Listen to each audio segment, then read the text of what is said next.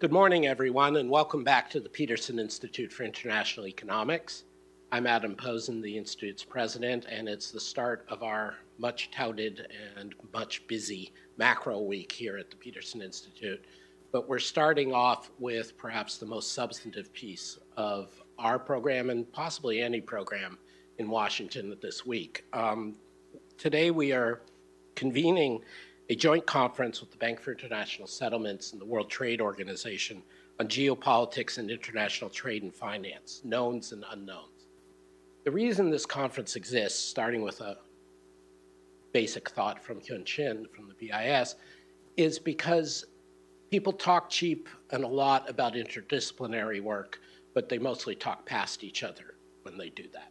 And we've got three issues coming together right now, because fragmentation, driven part by geopolitics, is not something that always joins well with economics, or at least in conversation.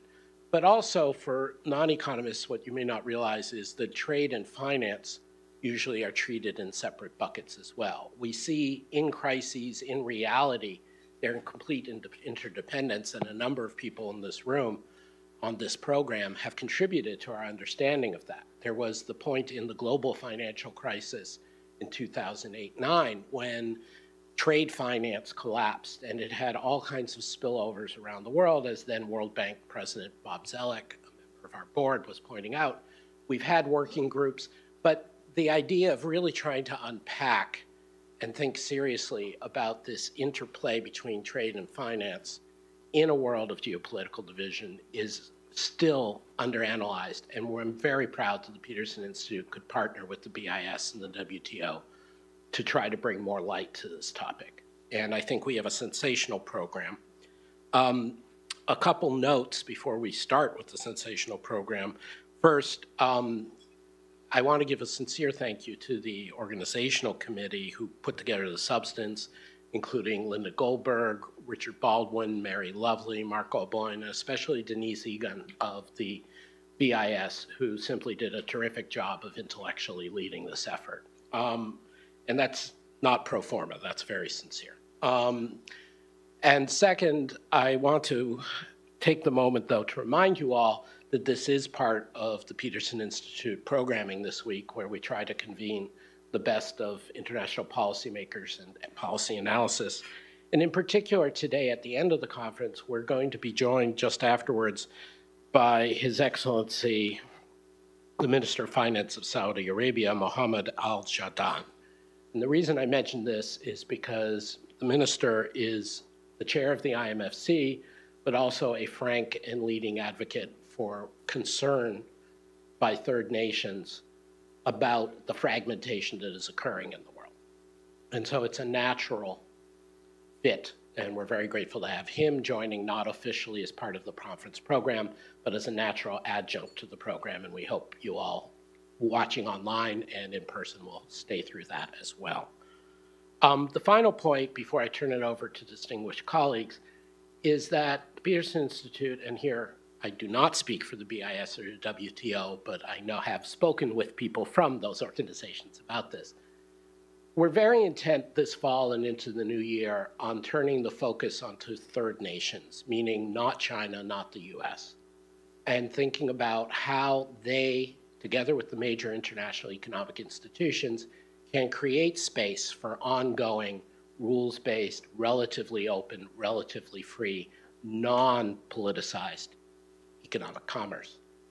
And we've done a lot of work on what this election might mean, but whatever happens in the US election, the rest of the world is going to have to take for granted, I think unfortunately, that China-US tensions will remain, and that both China and the US are not behaving in as constructive way towards the rest of the world economy as they could and should be. And so our agenda, part for this long-term thinking conference and part of the number of central bankers we're having from third nations this week, as well as the minister from Saudi, is, and right through our year-end conference in Singapore, the Next Step Solution to Economic Problems conference, is to try to think together with the leadership of like-minded countries and organizations on what the positive agenda for the rest of the world can be As I said at the WTO Public Forum in Geneva a few weeks ago, for the US and China, and I would add India, lead, follow, or get out of the way.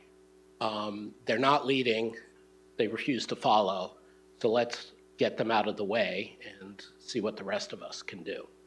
And that's the agenda I hope that today's very intensive and deep thinking will help propel. With that, let me call up in order first Ralph Ossa, the chief economist of the World Trade Organization, who we've been proud to work with, and Hyun-Song Shin, the BIS economic advisor, who of course has been a huge intellectual presence across the international scene for some years. But Ralph, please, over to you.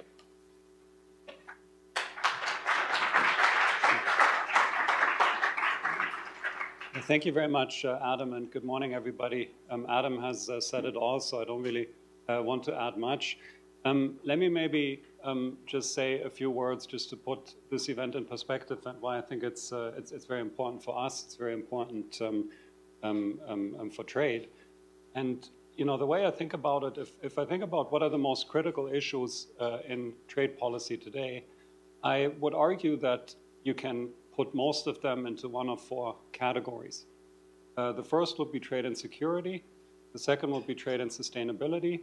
The third would be trade and inclusiveness. And the fourth would be trade and digitalization.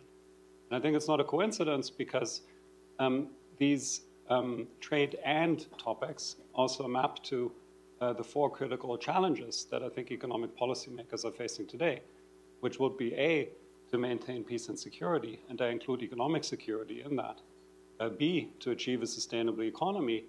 C, to reduce poverty and inequality. And D, to manage the digital revolution.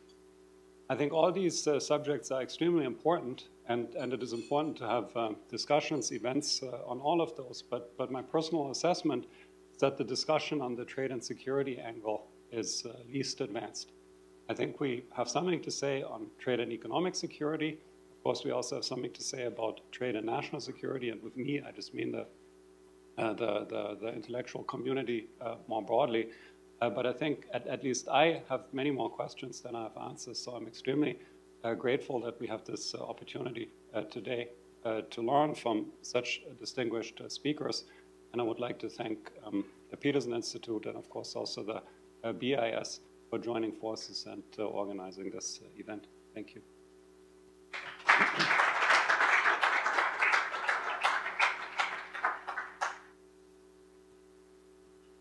Good morning, everyone. I'm Hyun-Song Shin from the BIS, and let me add my welcome to those from Adam and from Ralph for this very exciting event. This has been in the works for some time now. We have been, Ralph and Adam and I have been discussing these issues off and on at various gatherings, and Ralph is just down the road from us in Geneva. And what we realized was that there are so many important but underexplored issues at the intersection of the mandates and the expertise of our three organizations. You heard both Adam and Ralph lay out some of their priorities. From the BIS perspective, you know, we're very much the vehicle for central bank cooperation, but that means that we're also extremely keenly focused on the relationship between trade and finance, for example, as Adam laid out. And what's becoming clear is that it's not simply during crisis times where the interconnections between finance and trade are really highlighted. And as Ralph also mentioned, digitalization is a very, very key theme for the BIS. And we're very excited about this conference, and I'm sure we're going to be learning many important lessons. And Adam, I think this you know, would be the start of something sort of continuing, actually, and Ralph and I also discussed this yesterday. So let me not stand in the way of the first panel, and let me give way to Ralph, I think, who is going to be chairing the first session.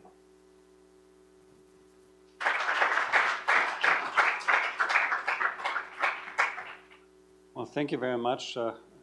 It's me again, but this time not to welcome you to the conference, but to welcome you to the first session, which is on the impact of geopolitics on international trade. And before I hand over to the panelists, let me just share a few thoughts on this issue. So when I think about the impact of geopolitics on international trade, I typically think of a cascade with three steps, if you will. The top one is, thinking about the narrative. How has the narrative changed in this area? The second step is, well, what has the change in the narrative done to trade policies or economic policies more broadly? And then the third one, what have these changing trade policies done to trade flows and economic outcomes more broadly? And I think if you think it through that way, what you'll see is that there's been a fundamental shift in the narrative that has had some I think substantial effects also in terms of on trade policies already, and we're beginning to see also the effects on the real economy. So if you start thinking about the narrative, I think it's really clear that this has changed fundamentally. If you think back to the vision that has guided the post World War II international economic order, it was all about economic interdependence. And interestingly, about economic interdependence, particularly between countries that were not geopolitically aligned. If you think about economic integration in Europe, for example, the whole point, Germany and France were supposed to trade with each other, is because they didn't get along. And of course, today, that has completely changed. Today, the policymakers pay much more attention or are much more focused on achieving economic independence, or if they want, if they accept economic interdependence, then only among politically aligned countries. So I think the narrative has changed completely. Now the question, what has this done to trade policy outcomes? Here the elephant in the room are, of course, the trade tensions between the United States and China, which the Peterson Institute, among many others, has of course documented in detail. But it's more than that. We have a resurgence of industrial policy, for example. This is something I could mention. But also at the WTO, we see a lot of discussions surrounding economic security issues. So, for example, in the TBT and SPS committee, we have specific trade concerns now appearing more frequently that have some sort of security dimension to it. And then the third layer, what has this done to trade flows? So I think when we look at trade between the United States and China, we can see it quite clearly. So one thing that we have documented in the data is that since the first wave of tariffs between the United States and China, the bilateral trade between those two countries has been growing about 30% more slowly than the trade between either of these countries and third parties. So it's not that trade hasn't grown anymore, but it's just that the trade shares have moved away from this bilateral relationship. Interestingly, more and more to what we call connector countries, countries like Vietnam, Mexico, and so on. But it's not just the US and China. We've also done some analysis where we, just for the, to kind of get a first look at the data, we've separated the world into two hypothetical geopolitical blocks based on voting behavior at the United Nations General Assembly. So who tends to vote with the United States, who tends to vote with China. And obviously, very crude measure, but still quite interesting, because what you see is that since the beginning of the war in Ukraine, trade between these quote-unquote blocks is growing significantly less quickly than trade within these blocks. So you see some broader move towards friendshoring. So that's the cascade I was talking about. So now the question is, well, what do we make of this? And of course, you can put on your economist hat, and you can now start calculating what the costs are of geoeconomic fragmentation and so on. And we did do that, and I think Eddie will probably talk about this. So one of the simulations that we have done, for example, indicates that the real income costs of fragmentation along geopolitical lines in the first case scenario could be on average something like 5% of real income, with the costs being significantly higher for some other for some economies, particularly developing economies. But as important as that is, I think in a way it doesn't really get at the core of the issue, and it doesn't really get at the core of why we have a globalization crisis more broadly. Because if you ask me, why we have a globalization crisis, it's not because people don't believe anymore that there's economic gains from trade. It's because people increasingly believe that trade is part of the problem when it comes to addressing these key challenges that I mentioned in my opening remarks, and particularly maintaining peace and security, in particular achieving a sustainable economy, in particular reducing poverty and inequality. So I think what we really need to try to understand is what international trade, how it intersects with peace and security, both in the economic security sense and in the national security sense. And I think in the economic security sense, we have a pretty good sense. I mean, the example that people always give, and I think it's a very good example, is the pandemic. Of course, we saw supply chain disruptions, and of course, it makes sense to try to seek to avoid those disruptions in the future. But at the end of the day, I think it's pretty clear that international trade itself was very resilient, but most importantly, was a source of resilience, because that's where we got the medical goods that we all needed. That's where we got the home office equipment that we needed to work from home, and so on and so forth. And I think it stands to reason that economic security, in a world that's increasingly subject to shocks, that's increasingly subject to supply chain disruptions or supply shocks, perhaps more broadly, it makes sense to have to have diversified trade, to have deep trade, instead of only relying on yourself or only relying on a small set of countries. I think the national security angle is much more difficult, and I'm looking forward to hearing also today about that. So you didn't come here to listen to me, but to listen to our distinguished speakers. So let me hand over the floor to them. Just to briefly introduce them, we have Ana Aguilar from the BIS, we have Eddie Beckers from the WTO, we have in principle Richard Baldwin, but he's maybe not here yet, and then we have Arvind Subramanian, both with PIIE affiliations, and maybe he is here. So let me thank them for contributing their expertise, and let me thank you again for being here. And with that, let me hand over the floor to Ana. Just very quickly say that we have, so the first two speakers, Ana and Eddie, will have 20 minutes, and then the second speakers 15 minutes, and then we have discussion and Q&A at the end. Of course, the quicker you all are, the more we can discuss at the end. Thank you.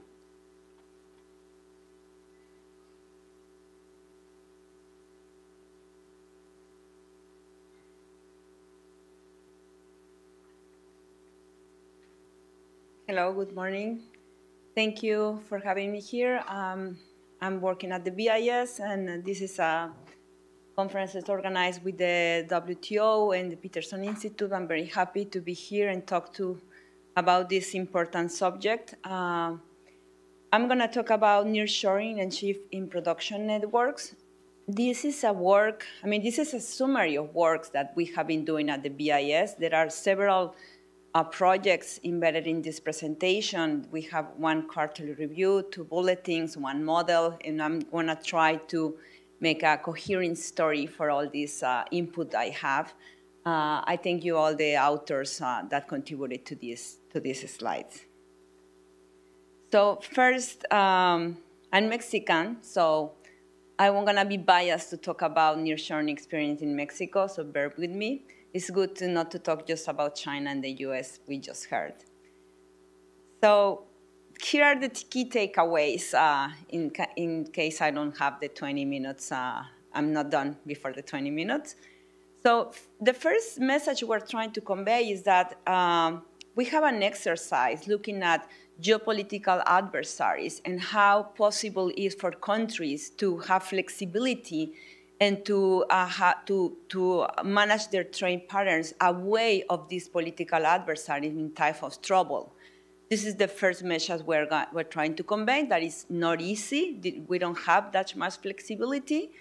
And the other, we're going to focus on this increased trade and geopolitical tensions and we're going to focus specifically on the U.S. import tariff imposed to China. We are going to look at how this impacted Americas and Asia.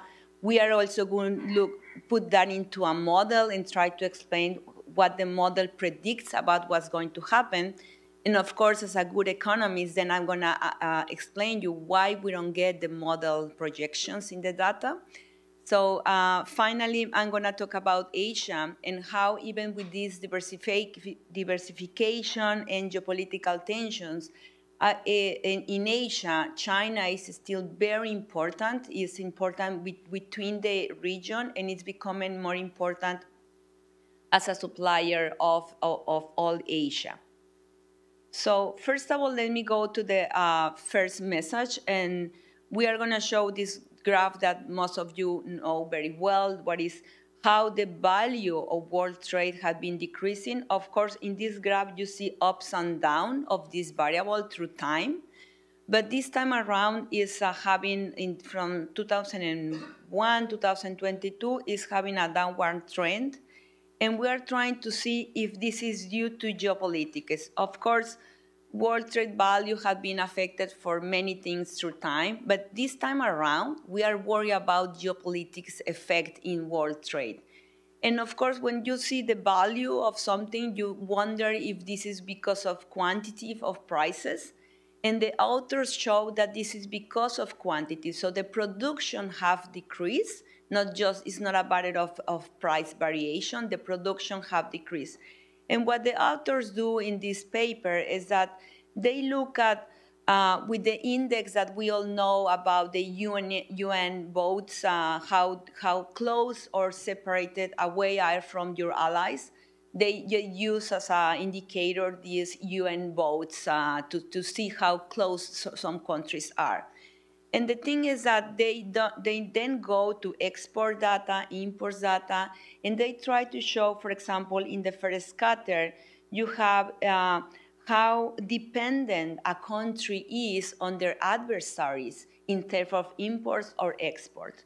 So the blue dots are European countries, so those countries are very close together and they are not that much, they don't rely that much on adversaries. Not in export, not in imports. But if you look at other countries like Mexico and China, they rely more on adversaries. So that's the first in the horizontal axis. And then in the vertical axis is how easy can you get with alternative countries. So if you have been trading for a country for many years and then you realize you are not allies in a political arena and you want to substitute and you want to get to another country that is more aligned with you, then they found that it's not that easy. One that trade pattern is set is they don't have the flexibility to go away from that closeness in trade, even if they are not close in politics. So this is a reflection of how difficult it is at the end, even if there is political trouble, that flexibility in trade is not there. So you're going to have to stay with those countries, even though you want to alternate with other countries and have trade with other countries. It's not that easy. So we won't see that flexibility in trade, even if politically we would like to have that flexibility. And then the following slides is going to talk about what we saw in the imposition of U.S. in tariffs. So first, we saw that different indices like this U.S. and China tension index that have a sharp increase in 2018 when the tariffs were imposed. And then we have the trade policy uncertainty index that has been also very high because of the war and because of the, before the war and because of the imposition of tariffs, that the perception that these tariffs were going to increase, it was higher. And in the panel in the middle, you can see that the import restrictions around the world have been increasing. And in 2024, we don't have a high bar simply because we don't have the whole year yet. So these FDI descriptions are smaller, but import restrictions are there. And we are going to focus in the import restriction of US into China. And in the third graph, we have the data. This is no model. This is the result of the import tariff. And we are seeing that US imports have shifted away from China. So now in the blue line that you have China exports to the US, we have around 20 percentage points, and now we are around 13, 12, 14, so a drop in 6, 7 percentage points. And the countries that had benefited from this, we know that is Vietnam, that is the purple line, and also we look at Mexico. Mexico has a small increase in percentage in the sense that it has a very high base. When you compare with Vietnam, that is coming with a low base, the increase has been higher. But if you look at this graph, the trading partner that is the most important with the US is Mexico, and the trade linkages between those economies are very tight. So next we are going to see if we produce a counterfactual. Let me go back to this line. Imagine that you have this blue line in the 2018 before the tariff, and you continue having this share of export of China to the US constant. So what will happen? Then you have this counterfactual, and then you can see what's going on right now versus the counterfactual. And then we have the first panel when it compares how much of gain imports you may have gained, for example, Vietnam at the bottom, if you compare it with the counterfactual, if we didn't have any tariff on China. So, of course, the country that have benefited the most in comparison with that counterfactual is Vietnam. And then you have other countries in Asia and Latin America, like Singapore, Costa Rica, Thailandia. And then you have Mexico also, for example, with a small share. But this is because of the low base comparison effect. So you can say, okay, why some countries benefited most and why others didn't? And one cool thing in the third panel that is because of the trade agreement. So it will be easier for US to increase imports from the countries that already have a trade agreement. But this is not the case, because in the panel on the right, you see in the second the second blue figure that no free agreement countries benefited the most. So maybe it's more related to other things. For example, where do you have more space to grow? You have more space to grow in Vietnam, for example. But also in the panel in the middle, you see that countries that are that have integration in global value chains are going to benefit the most from this trade rearrangement. And you can see that in countries like red, the Americas, blue, the Asia, and other economies. So this is not like the final word of this, because this is going to take time. Some countries are going to have to work their way to have more integration in the global value chains. But at the beginning, in the first year of this, the countries that are already there integrated in the global value chains are the ones that benefited the most. Now, when the nearshoring idea started to flow, and many people think that, well, Mexico, they already have a trade agreement with the US. Mexico has a steep cheap labor. Mexico had all the benefits because it's just next door with the US. But if you are going to show, we are going to show you that we didn't see that clear or evidence of nearshoring in Mexico. So you have to look to indirect data. The first one is like, the first panel is like the sentiment. Everybody's talking about nearshoring in Mexico. We look at surveys from Banco de Mexico asking firms, especially in the north of the country, if they have investment or if they have credit flowing related to nearshoring, and the most of them say yes. We have how much they mention nearshoring in the earning calls, and they do a lot. So the first panel is showing the sentiment that's going on that is very high. Now, the middle panel is very important to say this data. 90% of exports in Mexico go to the US, 80%, sorry. And from that 80%, 90% is manufacturing. So if you want to know what's going on in Mexico related to nearshoring, you have to look to manufacturing data. In Mexico and the US, the integration, the cyclical integration, is not through GDP. It is through industrial production, because what is really integrated is the trade and the production. I mean, to have a final good, that good and intermediate goods cross the frontier several times to make one product. So the integration is, they take advantage of the closeness. So if you look at the panel in the middle and you look the blue line, which is manufacturing in Mexico, it decoupled from US manufacturing. So for many people in Mexico, this is a clear evidence of nearshoring, because if you sell 90% of your manufacturing export to the US, how come they have been growing at a higher pace than the US? So it seems that it's gaining space from other countries. That's why it's increasing more than the US. And the other indicator is the private investment that had been increasing.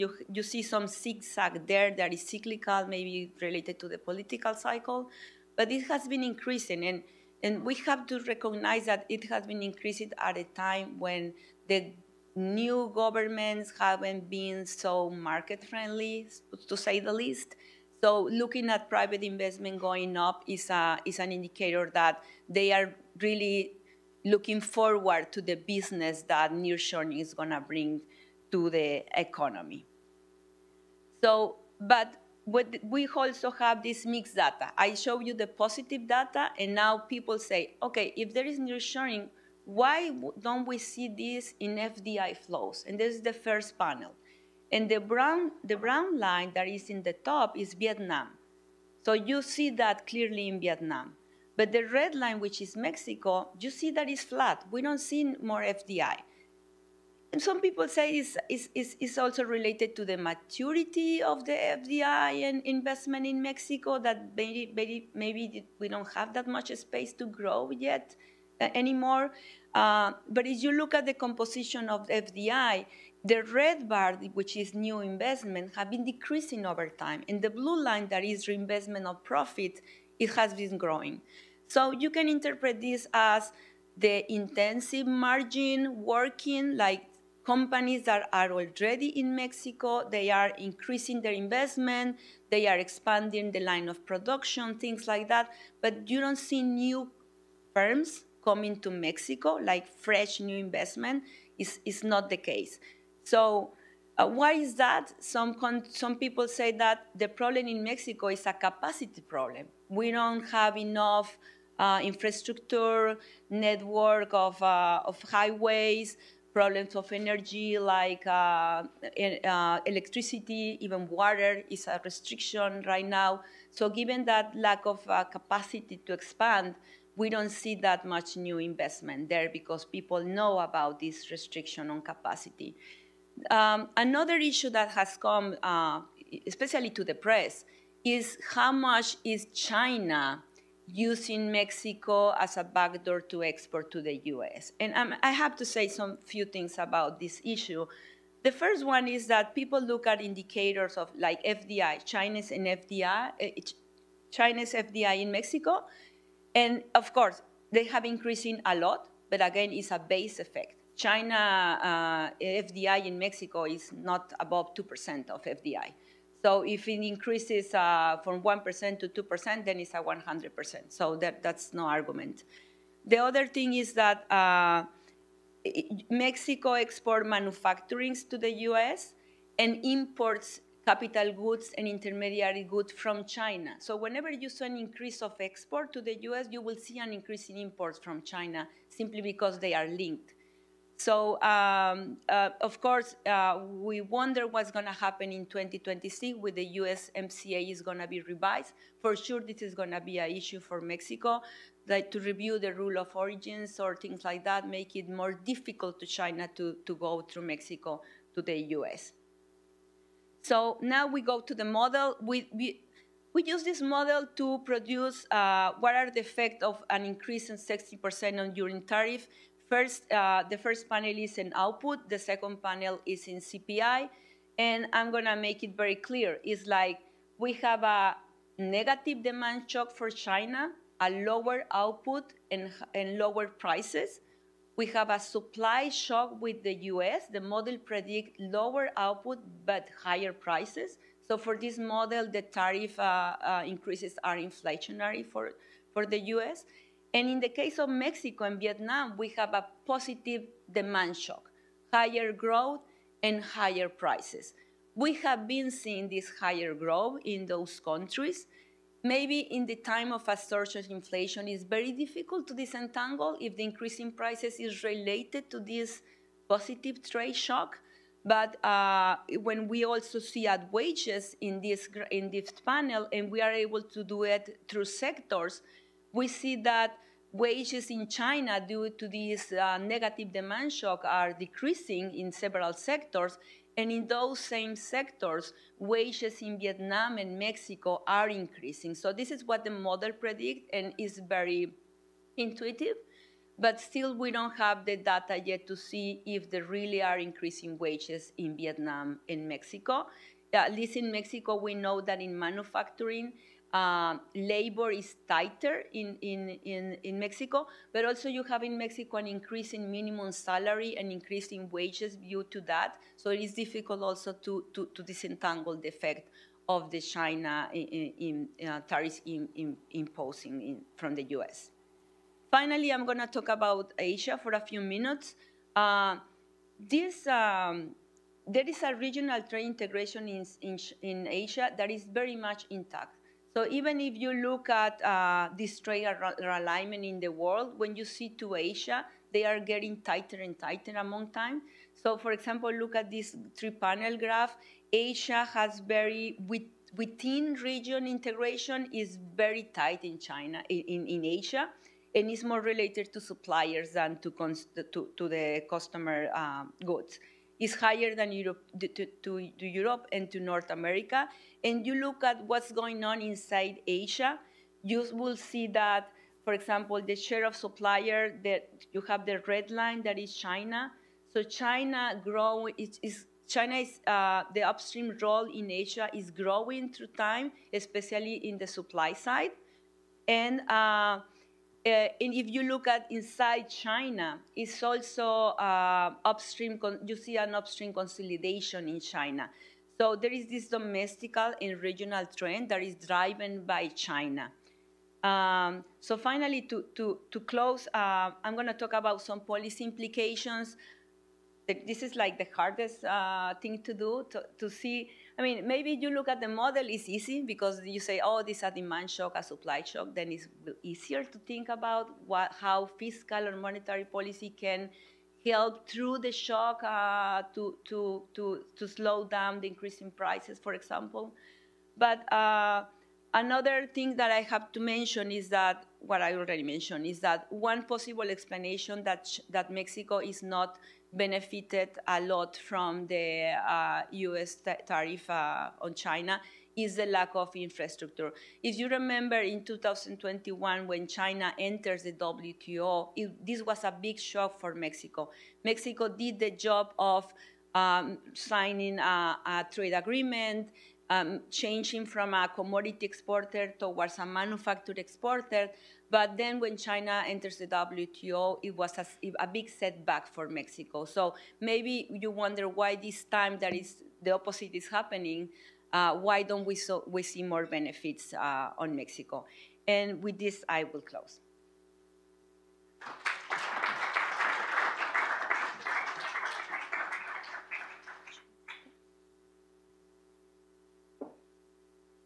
Thank you very much, Anna. So Eddie is our next.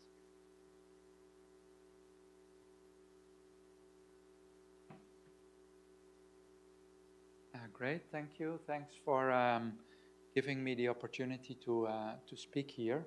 So I will speak about the same topic, impact of geopolitics on international trade. I would like to start with some background, as I think we all know, but I would like to bring some evidence that we collected. The trade is increasingly affected by security considerations. This is from the World Trade Report 2023. If we look at the number of specific trade concerns related to national security, we see that they have been clearly on the rise. And so that is one indication that national security has become a more important topic. Then some other pieces of evidence that we've collected. We see, for example, rising export restrictions on critical raw materials. We see that different countries introduce new type of policies, for example, the EU anti-coercion instrument. And then finally, we also see that in the realm of regional trade cooperation, or I should say regional cooperation on trade, we see kind of a shift from traditional free trade agreements towards agreements that are more focused on trade and security. So for example, the US-EU Trade and Technology Council or the Indo-Pacific Economic Framework. So the question is, what should we take away from this? And so I would like to first speak about or present some evidence on the impact of geopolitics on trade so far.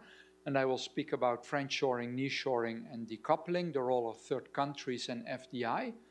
Secondly, I will look at what that could imply, what the potential impact could be of this of geoeconomic fragmentation, and I will talk about projections that we have done on generic fragmentation and afterwards also fragmentation related to data policies.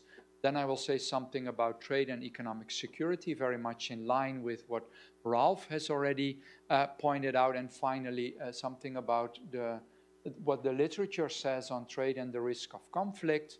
And then third, I will discuss some implications for policy discussion and the fact that the discourse is changing for economists, in particular trade economists, and so that we need to adapt in that sense. So let me start with the evidence and with the data. So this is work that is done by colleagues Stella and Michael. They've already published a working paper on this, but I present here the latest insights. What we see here is trade basically within Eastern and Western Bloc relative to trade between an Eastern and Western Bloc, in line with what other people have already mentioned, using this UN voting patterns. And what we see is if we put a cutoff point in January 2022, so at the start of the Ukraine, the war in the Ukraine, we tend to see that the trade between the Eastern and the Western Bloc has grown more slowly than trade within blocs.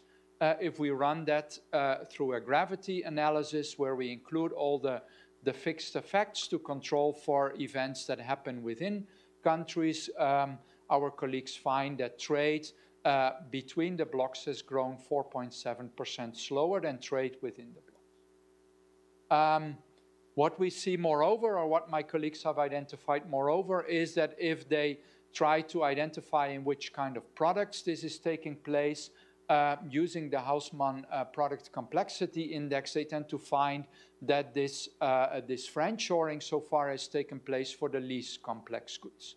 The interpretation you could give to this is that reorganizing value chains is not easy, and apparently the global reorganization, so between Eastern and Western blocs, has been concentrated more in the least complex goods. Then if we look at nearshoring, colleagues also, this is also, again, the work by Michael and Stella. They've also tried to figure out whether trade has become more regionalized. They use as regions continents, so the Americas or Africa or Europe or Asia. And if we use that configuration, we do not find evidence for nearshoring. So the fact that trade would be more concentrated regionally. Then thirdly, we could look at what you could call decoupling, so focusing on the USA and China. And I think the previous speaker has also mentioned that, Ralph has also emphasized this. There we do see that trade between the US and China relative to trade between the US and the rest of the world and China and the rest of the world, those are the two lines we see in this figure, tend to have, or that trade between the US and China has fallen. And so we have two cutoff points that our colleagues took. First of all, between the US and China has grown 26% less. So this is total trade. This is not focused on the goods that were hit by the tariffs. They simply take all the trade. It has grown 26% less since the US and China introduced tariff increases via each other, and then since the Ukraine war, January 2022, there is another reduction by 19%. And so interestingly here, if you look at the composition of goods, you see a somewhat different pattern. So they find this decoupling for all the products, but then they find, moreover, that the decoupling is stronger for the most complex goods as of January 2022. Yeah, so not as of January, as of 2018, but actually as of January 2022. This happens for all products, but it happens more strongly for the more complex goods. So there, between the US and China, we tend to see that actually this reorganization in value chains in the more technologically sensitive goods is actually taking place. Okay, then we also see a role for third countries. So here what we depict is again in red trade between the US and China, but then for the trade between the US and other countries, the colleagues made a distinction in blue between the US and the rest of the world, and China and the rest of the world, and in green the trade with US and China that went through Vietnam and Mexico.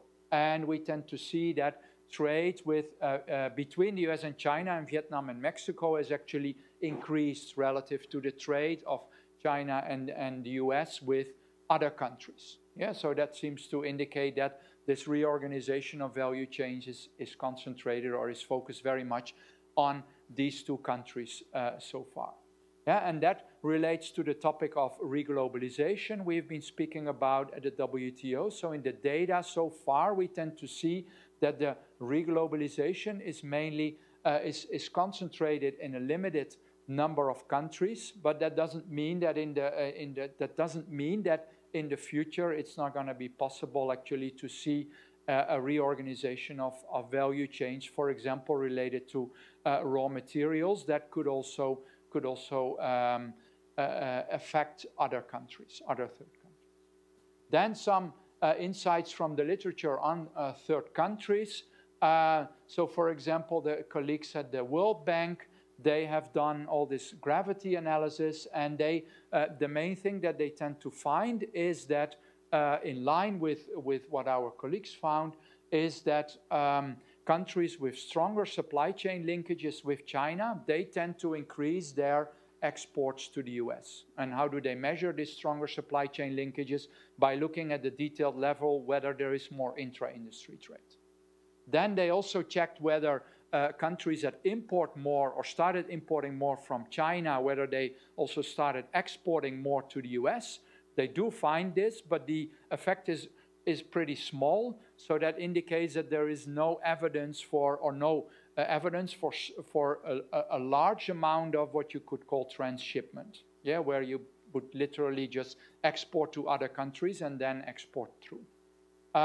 Then in line with what we also found earlier, work by Alfaro and Chor also found that basically more trade is now going through Vietnam and Mexico. Okay, so then also if we look further at the data, so we have found evidence for friendshoring and decoupling, but especially when it comes to, especially when it comes to friendshoring, that there hasn't been a lot of friendshoring. So the question is, could we see that in other indicators, in particular in FDI? And here again, drawing from the literature, the IMF found that they found that the impact of FDI, the impact of geopolitical distance on FDI has increased in the last 10 years. But then there is a recent paper also by IMF colleagues, which I think argues that the geoeconomic fragmentation in FDI flows has been concentrated in specific strategic sectors, such as computer manufacturing and information and communications. Okay, so then summarizing that raises the question, okay, so far we do see that geopolitics starts to impact, or they are impacting trade flows. But so far, by far, we do not see a complete breakup of value chains into geopolitical blocks. And the question is, how costly would such a breakup be? And that brings me to research that we have done as well at the WTO. So we looked at the cost of a potential fragmentation, geoeconomic fragmentation, where we make a distinction between what we called full rivalry and partial rivalry. Full rivalry, that would be basically increasing trade costs between two blocks of countries, a Western bloc and an Eastern bloc, whereas under partial rivalry, there would be a large set of non-aligned countries that wouldn't see increases in trade costs vis-a-vis the Eastern and the Western bloc. And so interestingly, as Ralph already mentioned, we found that the global effects are more than 5%. What we use here is a model with diffusion of ideas being a byproduct of international trade. What is interesting, I depicted, well, we ran the simulations for 25 regions, but I depicted here the results for Southeast Asia, because here you see very clearly this large difference between full rivalry and partial rivalry. Under a full rivalry, they would incur losses of up to 11%. So this is the average for Southeast Asia, whereas under partial rivalry, they would actually gain by about 6%. Yeah, and so that, of course, aligns with what introductory remarks were mentioning. What is crucial is what is going to happen with the third countries now that we see this geopolitical rivalry. Okay, so then we also have forthcoming work. This hasn't been released yet, where we looked at data policies and fragmentation in data policies. This is joint work with the OECD, where we first run gravity estimates using the Digital Services Trade Restrictiveness Index, and we try to, basically we develop a scenario where we say, okay, what would happen if countries would introduce restrictive data policies vis-a-vis countries in a different geopolitical bloc. And again, here we have a scenario, you could say the more realistic scenario, where third countries do not increase, the non-aligned countries do not increase the trade costs. And what we find is that there would be actually a sizable, you can say, okay, this is only 1%, but it's again 1% of global GDP loss if we would all introduce these restrictive data policies. Yeah, and you see, moreover, that countries in the Eastern Bloc are projected to lose the most, because the Western Bloc countries, they conduct most of their trade within the Western Bloc. You would have this kind of fragmentation. Of course, there are more estimates out there, but let me go to the next topic, trade and economic security. I think Ralph already mentioned what the main finding is. On the one hand, you could say trade can expose countries more to foreign shocks and can be actually a source of shocks, like the Suez Canal blockage. But on the other hand, trade also helps countries to better prepare for shocks, and actually also better to cope better with shocks.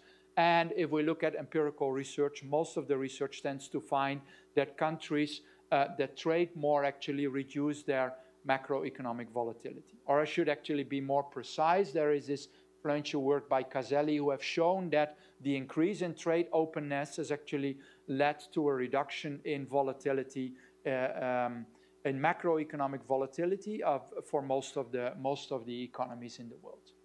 Yeah, and we also know that there is a crucial role for diversification. Yeah, I'm looking at the time, so I'm speeding up a bit. I think what is more interesting is the literature on trade and conflict.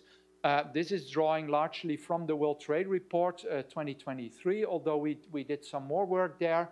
And so I just listed some of the main arguments that we have in the international relations literature. On the one hand, you have the arguments where people say trade could actually raise the probability of conflict, for example, because it generates economic dependencies, and that is exposing economies to the effect of changes in policies in other countries. And I think this aligns very much with what we have just heard about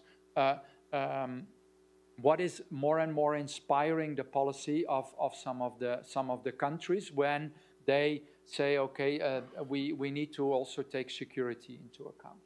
Yeah, for example, also people have been arguing trade relations can be a source of conflict. I think that's relatively clear because sometimes countries could actually fight about things that are related to international trade. Then finally, also there's an argument where people say that trade could raise economic output and therefore the resources for conflict. On the other hand, there are many arguments by which you can say that trade is reducing the probability of conflict. The classical reason that we know is that trade, if you trade a lot, is going to raise the opportunity cost of conflict. Yeah, but actually there are also other arguments, so that goes back to Montesquieu, actually the second one, where people have been arguing trade promotes open attitudes and mutual understanding.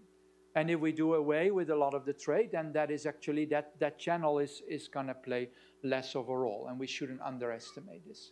Then thirdly, also you can say that trade is shifting resources within economies to interest groups that have a lot of stake actually in doing international trade. So then if you will see pressure to actually limit the amount of international trade, you will see that these interest groups, they're going to give pushback. Yeah, and that, of course, is also important. Then finally, there is an influential argument in the literature where people say that if you trade a lot, it enables country to disseminate signals before you would actually go to military conflict. Yeah, and so these are all reasons why trade could reduce the probability of conflict. Then the empirical literature, it seems to be divided, but actually I think we looked carefully at the literature, and most of the literature actually would argue that overall trade, that there is a support for a conflict-reducing effect of international trade. Then I have 2 minutes, I think, so I think I will not be able to completely finish this. But I was asked to talk about evidence, so this is more like policy implications. So security implications of trade policies. When it comes to economic security, I've been pointing out that diversified trade patterns limit volatility. So I think there, as economists, we have a good story, as Ralph mentioned. In national security, it's more complicated, the story. Of course, we can refer to the conflict-reducing effect of trade that we tend to find, or for which we tend to find empirical evidence. But we also see that the discourse, especially of security experts, is different. Yeah, because they would see trade more as a zero-sum game, which is focused on trying to limit dependencies and actually trying to generate leverage over other countries. Yeah, and that leads to a discussion about what are essential goods, what are strategic goods. Yeah, and obviously there is also a prisoner's dilemma situation where you can say collectively interdependence is good, but the question is what do you do as an individual country? Yeah, and so here I put out economists should engage with this conversation. Of course, the people, yesterday I spoke with Emily Blanchard, the people who are doing the actual trade policy making, they are already very much involved in these conversations. But I think that the academia are maybe a little bit behind there. And so I think this is a call that we need much more research in this area. So then finally, if I get 1 more minute, and the question is then, is there an approach to realize objectives emerging from this security approach that we see now, while you actually minimize economic costs? And then we get to this approach where you say, okay, let's actually follow this lead that you basically get guided more by security considerations, but you try to keep this contained. And I listed 3 areas of containment. First of all, you can say you want to limit the policy areas in which you actually have, where security considerations have play a more important role. Then you could say, okay, the industries and products where this plays a role. And thirdly, also the countries that are involved. Yeah, you could say, okay, let's try to limit these restrictive policies as much as possible and not involve third countries. Obviously, there are limits to this, or here I mention it as threats, because if we have these policy areas, of course, there is going to be pressure to use security objectives for economic reasons. Yeah, and with industries, there is the risk that you get tit for tat kind of policies. So one country starts in certain industries and then actually you continue to other industries. Yeah, and that implies, that is my concluding remark, that implies that it's really necessary to have serious conversations about security exemptions. And I'm not a lawyer and I'm a WTO economist, so I'm not going to say anything about this except from the fact also that I'm out of time. Thank you.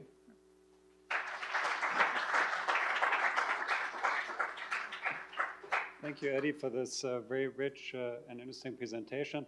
So I figured out why Richard is not here. It's because he's joining us virtually. What I haven't figured out is how to make sure he keeps to his 15 minutes. But Richard, you're very no, it's all you're set. very used to this, so please just do that yourself. Thank you.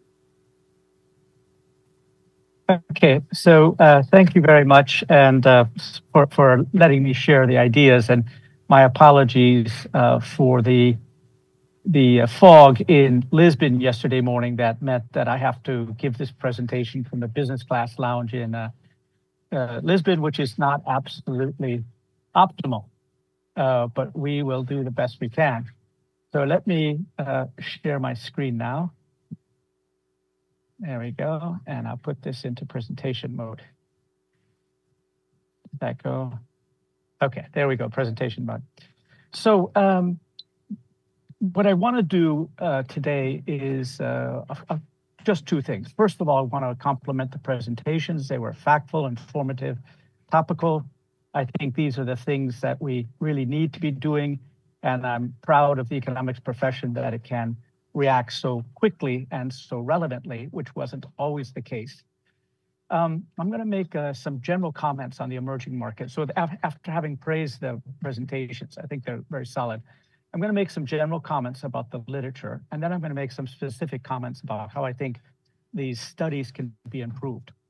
So the general comment is that it's good and important literature, but so far it has been very vague. And it's, if you can sort of say it, it's like there's this general tensions in the world, somehow or another, geopolitical tensions have risen. And then there are allies, and that the general shock hits different countries differently, and you get different effects of that. And I think that's radically too unnuanced. It's too bold. It would be like the Great Recession comes, and then you see what happens. So I think what we need to do going forward is make the literature a little bit more nuanced, and I'm going to be very specific about it. So first of all, the 3 points I'm going to make is geopolitical tensions as a concept is not sufficiently nuanced. It's too vague. It's trade and investment are too vague, and the geopolitics impact are confounded with long-term trends, potentially in these studies. I'm sure that people have done a lot of econometrics, but I think it may be very difficult to sort it out, especially when you're showing the charts, that some of the charts we saw, which are more or less unconditional movements over time. Okay, so let me start with geopolitics is too vague. So here's my potted view of what is going on. 3 points. China's rapid economic rise, especially in manufacturing and industrial supply chains. US feels threatened and reacts in its usual way, as it did when Germany rose in the 60s and when Japan rose in the 80s, by turning to protectionism of various types. The second is that the emerging economy growth diminished the G7's economic clout, which changed the political situation overall. And third, the US mishandles its tech and technology shocks, tech and trade shocks, creating domestic backlash that leads the US to abandon global economic leadership. So what we have now is a situation where the US is still a military and financial market hegemon, which gives it lots of ability to enforce its will. But no one is steering the global economic governance. The US has stepped back, the other G7 countries aren't big enough, China's not interested, et cetera, et cetera. So the takeaway from this lightning run through what is going, or why we are where we are, is first of all, geopolitics is mostly about manufacturing. And that's a lot of the nuance that I would have liked to see in more of these studies, is to separate very clearly between manufacturing and other things. Moreover, it's mostly about the US and China in terms of a systematic thing. So So if you look at the actual big impact US-China geopolitical policies, like in semiconductors, they tend to cover a small amount of world trade. So I wonder if it's not too vague to be talking about geopolitic shocks and stress overall, when in fact a lot of it's more narrow. Now, of course, I understand you want to figure out what happens if it goes more broadly, but keeping in mind that so far these shocks are very specific. Also, kind of a corollary of the first 3 points is that the US step back created a vacuum that allowed newly big regional powers to fill: Russia, Saudi, Iran, Turkey, for example. And the impact of those regional shocks on trade are very different because of the possibility of echoing into a global trade war that really has the kind of fragmentation effects that Eddie was simulating, where the whole world separates into two blocks. If it's just a regional conflict led by a new regional leader, I don't think it's going to spread like that. So that's another subtlety. I think you should distinguish between US-China kind of conflicts and regional conflicts. Now, let me turn to this geopolitical distance measure, which we heard several times and is used quite widely. I have some very big questions about it, so I think it's way too vague. So this I've taken from a recent BIS paper in the quarterly bulletin, and they've actually put up there who's allies and who's adversaries. And I think there's some really strange things in this graph. So first of all, most of the allies are in the EU, are EU members, but not all the EU pairs are allies, despite having common external trade policy and being in the single market. And that matters because if there's some sort of general geopolitical shock hitting things, it's going to be very difficult for individual EU countries to conduct different trade policies because they're in the single market. So I think it's kind of odd not to ignore the extent of the integration of the EU when you're coming to who's allies and who's not allies.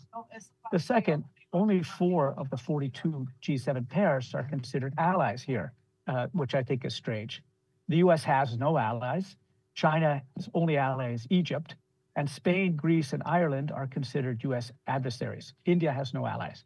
So I think all of that sort of indicates that these general things which sounded good in the beginning are really not nuanced enough to pick up some of the way that geostrategic tensions and shocks are affecting trade.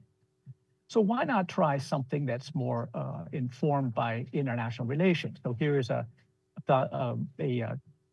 categorization that Martin Wolf put up. It's based on the Center for Strategic International Studies, where they have 5 blocks: China and allies, China leaning, non-aligned, US leaning, and US and allies. I wonder if we did some of these regressions and whatnot with these more nuanced indicators of allies and enemies, we might get different results. And I think that's particularly important because anytime you look at a block in which China is going to be dominating that block. So you look here, this is the size of the shares of world GDP in these different blocks. And if you look at US and allies, it's about 55% of world GDP is there, whereas China and allies is different. So I think it's worthwhile keeping in mind the dimension of these allies, the fact that anything that China is in is probably going to be dominated by China. Okay, move on to the next point. Trade is too vague. Most service exports are not affected, so why not find which ones are, like TikTok and Google, and determine the share of trade which is affected? Probably going to be small, but special case services for sure. Commodities are quite different. Food and fuels, they have different players and different payoff functions versus manufacturing in the geopolitical games. So I think whenever we look at these charts, we should be distinguishing between manufacturing and others. The next point is only some manufacturings are sensitive to geopolitical tensions. Sports equipment is not part of it, but semiconductors are. So why not focus on these sensitive sectors? We could use news mentioned search to identify which sectors are really at the heart of geopolitics. You could also use the White House documents, which identified sensitive sectors. Or here's another idea. Some of the geopolitical policies we see are de novo, like say Trump's tariffs, and some are retaliation.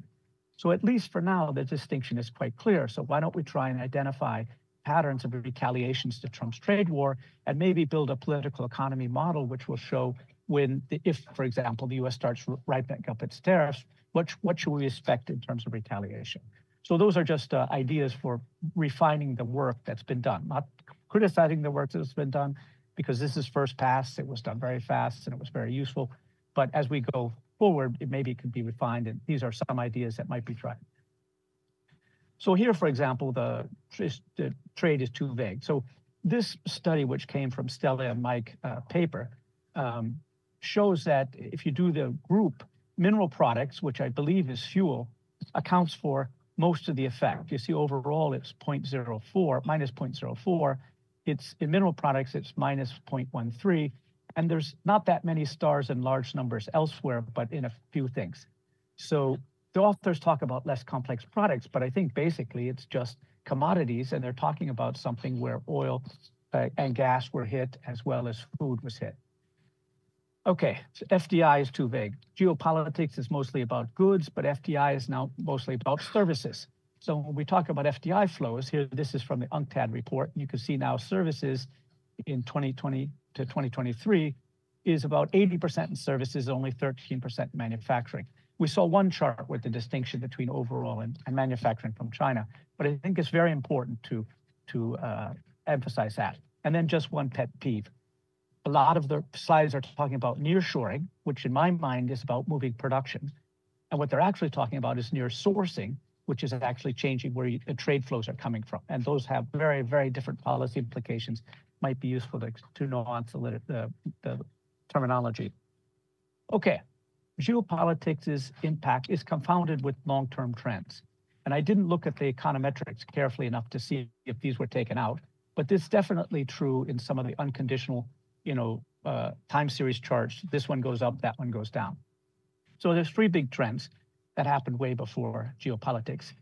Defragmentation of manufacturing since 2012, localization of supply chains since 2004, and offshoring of manufacturing shifts load since 2014. And crossing or intersecting with all this is China is incredibly important in every single one of these and incredibly different. So if you're thinking about something that's driven a lot by China, or at least China on one side of the US-China, I think you need to special case it a lot more than has been done. Okay, so here's the charts. Manufacturing supply chains have been defragmented since 2012. What this shows is the manufacturing intermediate production over total production in manufacturing. So it's in essence a cost share of intermediates. And as you can see, it rose very rapidly during the second unbundling or the offshoring boom. But since 2012, it's been declining, and now it's down quite a bit for the world as a whole.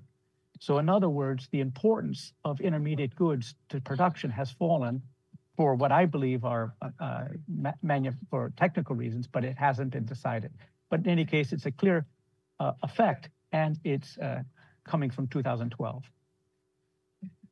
The supply chains have also been localizing since 2004. If you look at manufacturing intermediate inputs over total intermediate use for the whole world, it's been declining, is now back to almost where it was in 1995. So it's a massive relocation of manufacturing that had started way before geopolitics. Now, the key point is China is important in all these. So if you look at the left chart, you see manufacturing intermediate production, the defragmentation of the world as a whole is much less important than it is for China. And if you look at this, so here I've taken China out of both the numerator and the denominator. And if you look at the manufacturing intermediate imports, you see for the world as a whole, it's increasingly opening, but China is increasingly closing. So the last trend is the share shift from G7 to 6 emerging economies in manufacturing has slowed, and that was since 2014. So here, this blue line is the loss of the G7 global share of manufacturing, which started around the late 1990s, and it sort of flattened out from 2014 or so. Almost all of that share loss went to 6 countries listed here: China, India, Korea, Indonesia, Thailand, and Brazil, with China having the lion's share of that. So this slowdown of the shift will also affect who's selling to who, at least in unconditional terms. And again, China has a huge amount of it. All right, so I'm going to end there, I think exactly on time. Just wanted to make one more note, is that if you're looking for economics of this whole thing. A U.S.-China tariff war is like a reverse FTA, and it leads to reverse trade diversion to all the other countries. And we saw this when people are talking about connecting countries, connector countries and all of that, which is super important and a good way of putting it. But basically, you have two countries who've decided to raise the tariffs against each other, and that has effect in third, as you would expect in a free trade agreement. So I will stop there, and again, apologize for the poor video and the lack of my smiling face in the room, because I would really like to have met you all, talk to the authors, to get all those important extemporaneous exchanges, but I'll stay here online. Thank you.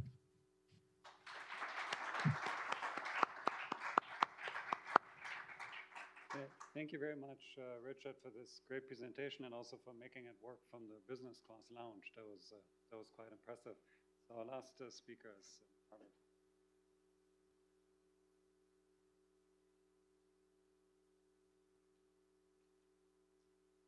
First of all, thanks for inviting me to take part in this really fantastic conference. And as you can see already, the presentations have been really insightful and relevant and rigorous, and has certainly taught me a lot, which I didn't know before. I'm sort of going to do a reverse Richard Baldwin and go maybe reductive, simplistic, and kind of a little bit more big picture. Because I want to just emphasize, recall that the topic of this session is geopolitics and trade, knowns and unknowns. And I want to speak about both. So the knowns are, of course, what has happened, and of course, why does it matter? And the unknowns are what might happen going forward. So I guess the key message, I just have one message from this, is that I think what has happened, and for some of the reasons that Richard rightly emphasized, we're perhaps overly concerned about what has happened and not concerned enough about what might happen. And I think, therefore, wonderful as the presentations and the analysis have been, I think the analytics of the past might be a bit of an imperfect guide for the future. And towards the end, let me explain why that might be the case. So I don't want to summarize, basically, I think what we've learned, among many, many useful things, is that US-China trade has declined. Friendshoring via trade and FDI has increased. Vietnam, Mexico have been big beneficiaries. So we've learned a lot about, I think, some of the disaggregated effects, regionally, product-wise, et cetera, which have been, I think, extremely useful. But of course, the reason why, and this is something that Brad Setzer and Michael Pettis emphasize a lot, which is that, despite all of this, China seems to be unrestrainable, and this is China's global manufacturing export share, which has been rising steadily. So Brad calls this not so much deglobalization as kind of signification of what's happening.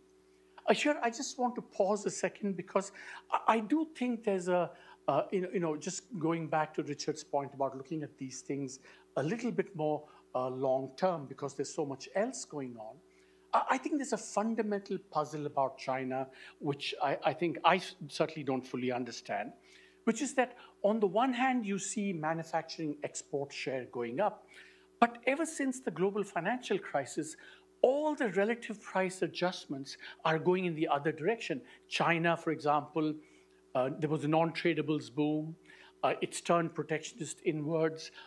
Its current account balance have come down. The exchange rate is, less undervalued than it used to be. And, outsiders have taken trade action against it. All of these should hurt export competitiveness of China. And yet we see this stubborn, uncontainable, unrestrainable China. I think this is a puzzle that I think trade economists, you can see, imports to GDP have come down, the current account balance has come down, the exchange rate is much less, competitive, and yet this goes on. So there's something about this which certainly I don't fully understand, which I think we need to spend a bit more time on. So a lot of the discussion has been about the disaggregated effects, but let's just focus a little bit more on the aggregate effects, which are going to be, what I'm going to say, highly reductive, highly simplistic, not just because so many other things are going on.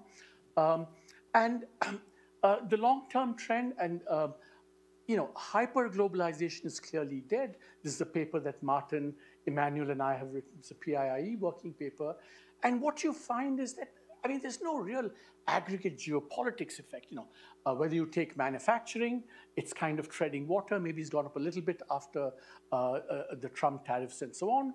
And services continues to kind of grow steadily. So there's no discernible deglobalization in services. And manufacturing, if anything, is on, kind of been treading water for a long time. So there's no clear aggregate geopolitics effect. FDI, maybe a little bit more because of the stampede of capital away from China. But again, it's not something that kind of jumps out at you in terms of a clear geopolitics effect. And if you look at world growth, again, it's kind of come down a little bit after the global financial crisis. But again, there's no clear geopolitical effect. And I'm going to speak about why there's no clear aggregate effect at the end. So this is kind of what has happened, and it seems like the aggregate effects are pretty small so far, or at least they're not big enough to be detected in the data, or have been overwhelmed by other things that have been going on in any case. So bottom line is what has happened. There are aggregate effects. The disaggregated effects have been pretty nuanced, clear, but you don't see any big blip in the aggregate data. So what might happen? And I just want to spend a few minutes on this before I conclude. This is from a piece that Paul Krugman wrote a few days ago, or maybe a week ago, which is an estimation of Trump's proposed tariff rate hike. You can see that it's going to be, it's possible that it might surpass what we saw in the infamous dark 1930s. And here I want to, and this is something that I think I want to build on something Richard said at the end. So there's a sense in which we think that what's happening is historically unprecedented, but the question is how? So let's just look at some historical parallels. In the 1930s, what we had were, tariffs going up across the board in terms of products, and basically on all partners. Many countries, at least the most important countries, were raising tariffs on an MFN basis across the board. There were large increases. And of course, in addition, we had these contractionary monetary and exchange rate policies, beggar thy neighbor exchange rate policies. That's what gave rise to these massive effects in the 1930s, what Keynes called, these things, the politics of militarism and nationalism playing serpents to the paradise of globalization, as he famously said. Today, and this is exactly right what Richard said at the end, I think we have to be a little bit careful because what we're seeing are bilateral import tariffs. Bilateral. So we're not seeing protectionism. I would call it as discriminatory protectionism. What we're seeing as bilateral import tariffs being raised by one country against China, US against China. Of course, these are still both large trading partners. In addition, you have industrial policies being practiced by both. And of course, the US also has imposed selective export restrictions on goods and technology and people against China. And all this has happened without a macroeconomic environment that's not obviously malign. It's not anything close to what happened in the 1930s. So it is because of this, I think, that you don't see too many aggregate effects in the data. Remember, here we have bilateral protectionism or discriminatory protectionism, which is much worse than across the board tariff policy increases. And from tariff policy to tariff to trade outcomes, you also have, all kinds of things going on. There's a famous Krugman rule, 20% trade outcomes are 20% policy and 80% technology. And so that's why if you work through that sequence, you see why, in effect, there's not too many aggregate impacts from what's happened so far.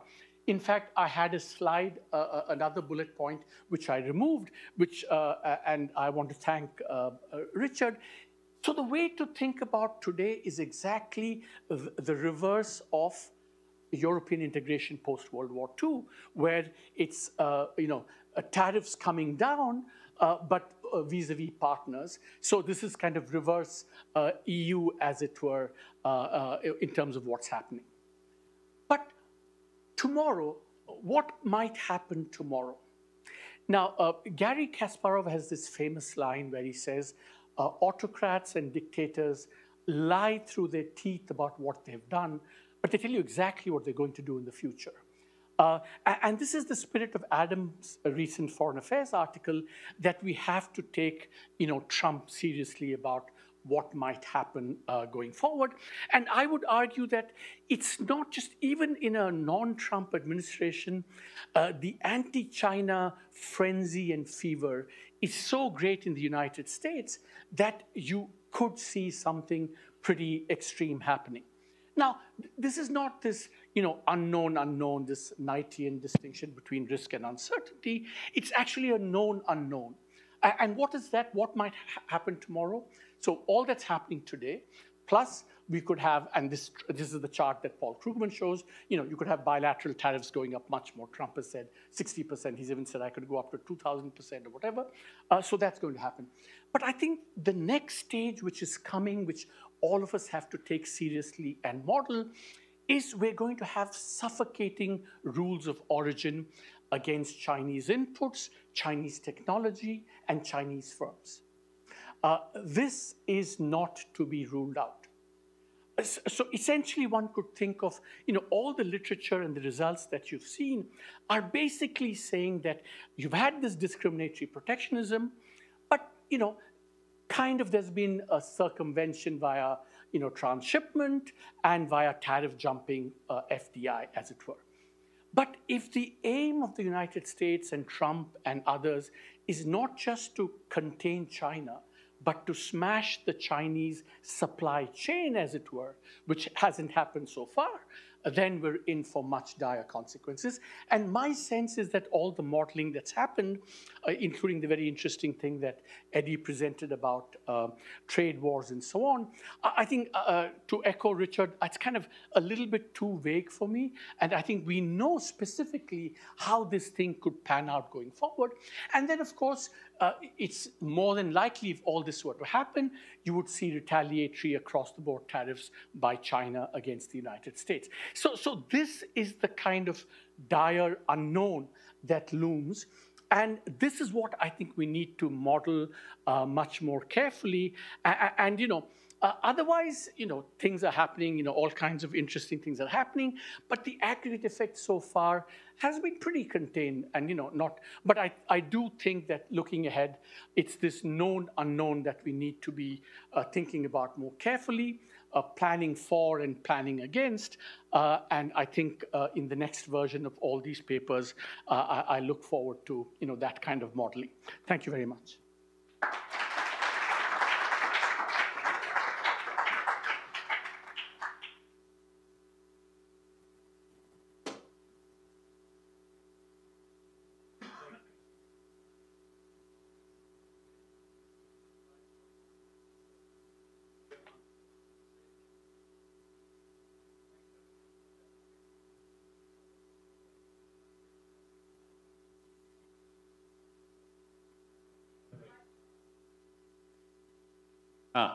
This is better. I was just saying thank you, not just for the great presentations, but also for the great time management. And so we have 15 minutes for a bit of a panel discussion and also Q&A, of course. So what I would suggest is that we, if we want to perhaps quickly react to what we have heard from the other presenters, but then, pretty quickly also open the floor. I mean, I have a lot of things I could and would like to react to, but just because it's fresh on my mind, maybe very briefly on Arvind's point at the very end, which is that international trade has been extremely resilient, and Chinese exports have also been extremely resilient, and that perhaps that's the reason, or one reason for the resilience of international trade and why we haven't seen so much effect on the global economy is because a lot of the tensions seem to be bilateral. And of course that's true, but one thing just from a WTO perspective I would worry about is that, of course, one way in which bilateral trade tensions could multilateralize is if they undermine the rules-based trading system in some way. So I do think it's very important to make sure that the rules-based trading system doesn't become the collateral damage of trade tensions. Because one thing that we have calculated is that more than 75% of world trade today is still conducted directly under the MFN tariffs of the WTO. So to the extent that that system comes under pressure, of course, I think the effects could be more severe.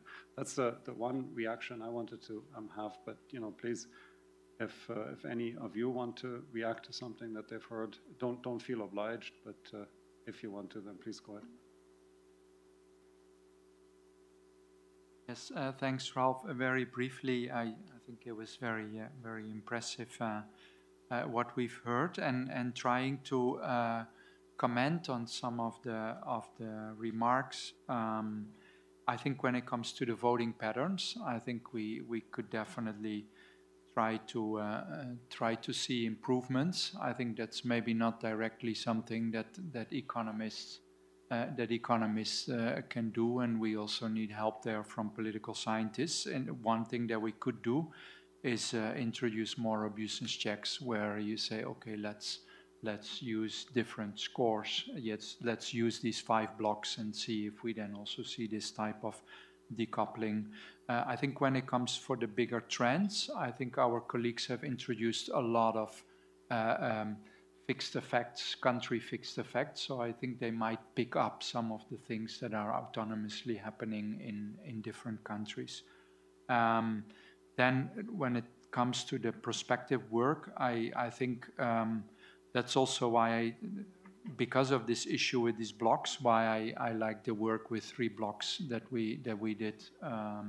I think it's much more realistic, and it's also telling what could happen.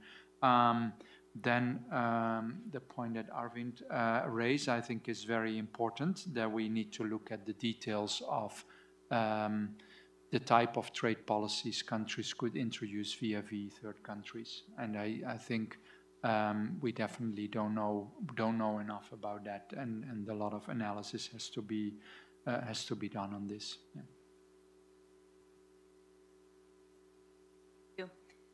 Thank you for your comments. I will just like to reply to some of the comments. Of course, we need a better way to have an indicator for political closeness or adversaries. So maybe the one that they use with the UN votes is maybe the one that is more clean, in the sense that it's not arbitrary grouping of countries. But for sure, we would like to make sure that if you use different strategies to measure closeness, the analysis holds. Talking about geopolitical tensions, and that is a vague concept. Maybe it is, but the wars are there, and the increase in tariff those are very specific actions. So we can look at the effect of these shocks on other variables. I understand that it's difficult to really try to isolate the effect of a shock regarding a trend that is coming from before. But I think this is a problem with macroeconomics face all the time. And finally, regarding FDI, that is more on services now, I mean, maybe the flow right now is more on services, but if you look at the stock of investment in each countries, I think it's still very biased towards manufacturing, and that's one of the reasons it will be very difficult to see any nearshoring because of the fixed investment you already have in many countries. It's not easy to reverse that in the short term.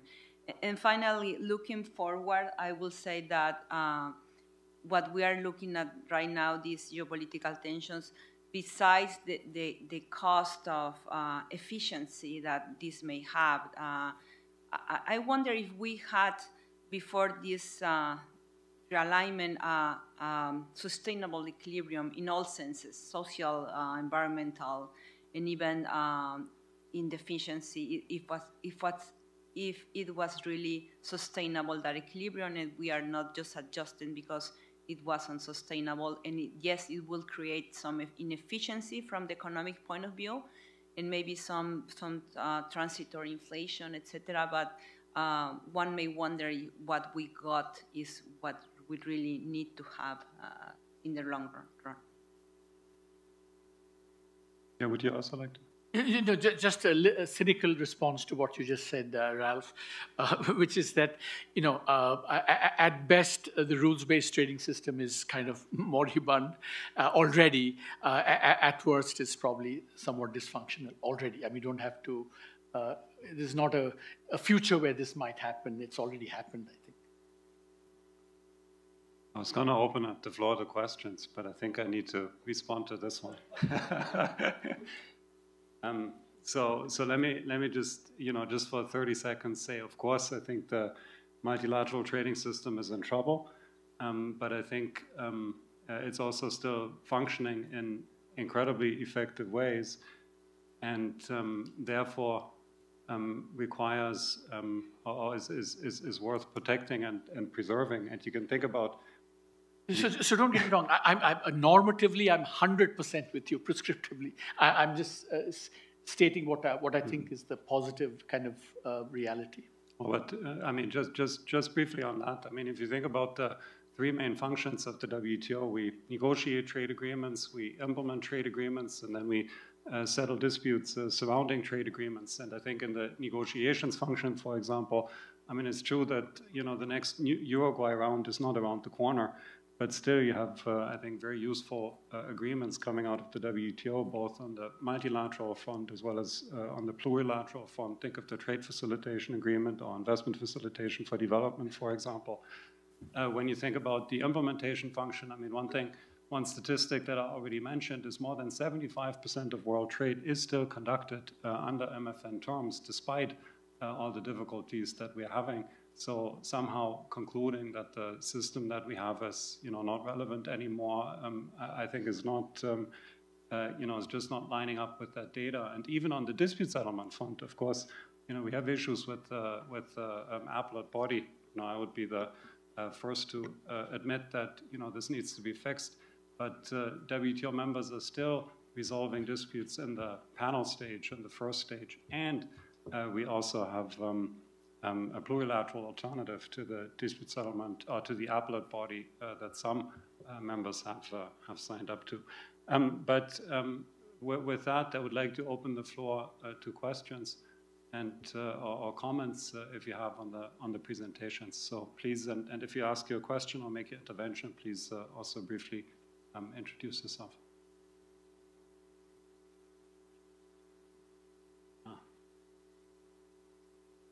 Yes, please. Or you decide, yeah.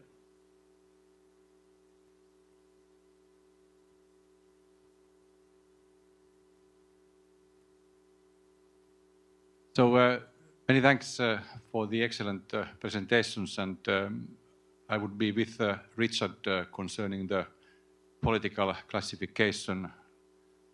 Being an IPE major, that's perhaps natural, but I think political scientists can also provide some commonsensical and real-worldly assessment of different country groupings.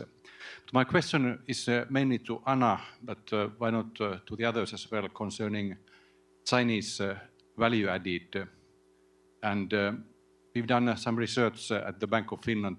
I'm already from Bank of Finland, and our Institute of Emerging Economies, BOFIT, has recently analyzed the Chinese value added in trade between US and China, EU and China. And I think it's quite interesting that while direct trade has been reduced, and there are connector countries like Mexico and Vietnam, but Chinese value added, according to OECD statistics, has actually not been reduced. And this may have some implication. It's been stable with the US, actually increased with Europe between 2018 and 23. So my question is, have you looked at this Chinese value added dimension, and are you concerned about this in Mexico if Donald Trump finds out this and slashes 60% tariffs because of rules of origin? Thank you. I would suggest we don't have that much time, so let's maybe collect a few questions and then we can just respond. Thank you. I am Dong He from the IMF. My question is that to figure out what Arvind said, what might happen. A key consideration is that bilateral frictions between the US and China, how might that affect global trade? So would other countries opt for very high tariffs? One consideration, of course, is that emerging markets have been major beneficiaries in the past 2 decades of a more connected world, right? So in the scenario of self-imposed very high tariffs in the US, how would the other emerging markets react to such a big shock? So I would like to hear the panelists' views. Thank you. Hi, good morning. Laila Afas from Toyota. Thank you for the excellent discussion. As coming from the private industry, I would say one of the reasons why you haven't seen the effects as much is because there was perhaps a bit of optimism that with a change of administration, there might be a change in approach to tariffs. And we've seen not only the continuation of the tariffs, particularly on Chinese imports that were imposed under President Donald Trump, continued under President Biden. They were also expanded and increased. But I think in addition to that, what we're seeing is actual prohibitions on imports into the United States, whether that's the Uyghur Forced Labor Prevention Act or these impending rules on connected vehicles, which again are a ban on imports. And so that will really force companies to comply, because as much as we don't like tariffs, they can at least be paid, whereas you can't get around a prohibition. However, those products that are not able to enter the US market will not evaporate at the border. So where will they go, and what will be the impacts on that, especially as the US tries to encourage its friends, allies, to impose similar sorts of restrictions? I'd love your thoughts on that. Thank you. Yeah, let's take one last question. Hello, Cullen Hendricks here at the Institute. I'm a political scientist by training. I think that the indicators for UNGA kind of preference accordance, they have their uses. The United States has 19 non-NATO major allies that vote in the UNGA, and all of them except 2 vote or have ideal points that are closer to China's than the United States. As an alternative or as a supplement, I would suggest looking at arms transfers data. Who you trust is probably, or an indicator of who you trust is probably who you'll share the Joint Strike Fighter with, for instance, coming from a US perspective. Thank you. I'd just like to build on the comment from Toyota and mention that the technology constraints, the local content constraints, the other kinds of constraints that the US is using increasingly with China, Europe is also moving in that direction. Europe is also moving in that direction, certainly on sectors. If you look at EVs, if you look at semiconductors, if you look at the desire of the US and Europe to be the lead in quantum computing and what they're going to do as a consequence of that in trade, I just want to bring Europe into this and underscore the importance that non-tariff barriers going forward may be much more important. Thank you very much. I was so proud of our time management, but now we're already out of time. So I would suggest everyone quickly react. And I forgot Richard before. So why don't you start, Richard? If everyone takes like 2 minutes, and then we wrap up and we can continue the conversation in the break. Yeah. Thank you very much. I'll be try and be quick. And in fact, I just took notes on the questions, and I wish I was there to have follow-up conversations. But what I want to do is share this slide about the China paradox. How can it be closing and still dominating trade? And the red line there is what Arvind showed, is that China is now coming to an openness ratio that's as low as the United States or Japan, other mega economies. And you look on the right, what you see is the green is China's share of global production of manufacturing is now up to 35% and growing very fast. That's what's dominating. Its share of exports is not growing as fast since its internal market for its own output is rising faster than it is for the external. So believe it or not, China does not have export-led growth in manufacturing. Its output is growing much faster than its manufacturing. So that's the resolution of the paradox. The thing is most of us don't see the green line on production, but all of us see the orange line on exports. And so it seems somewhat contradictory to compare the orange line and the blue line. I'll just stop there. So maybe Arvind and Eddie then. Yeah, I'll respond to two questions. Other countries' response.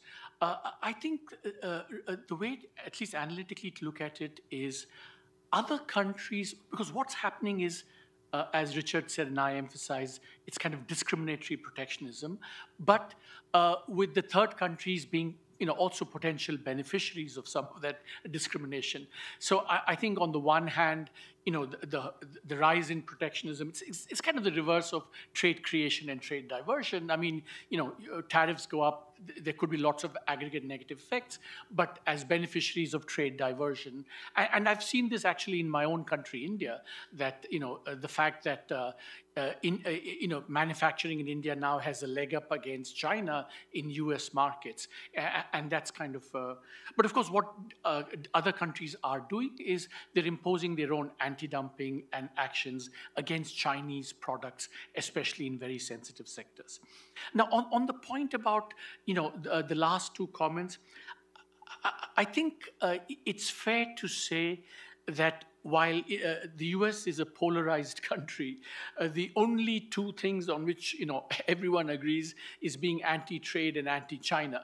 And so in that sense, that's why I worry going forward, and the examples that you gave are very good illustrations of that this is only intensifying because the anti-China frenzy and the anti-trade mega frenzy, or whichever the other thing, are going to combine to make this, and that's why I think we need to focus a lot more on the known unknowns that are looming ahead.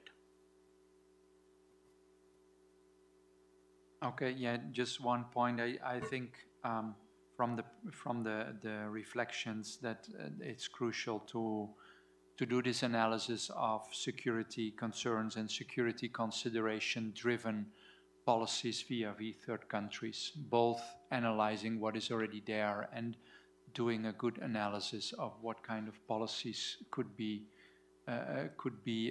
awaiting us, because I think that's going to be crucial for where this geopolitics and trade is going.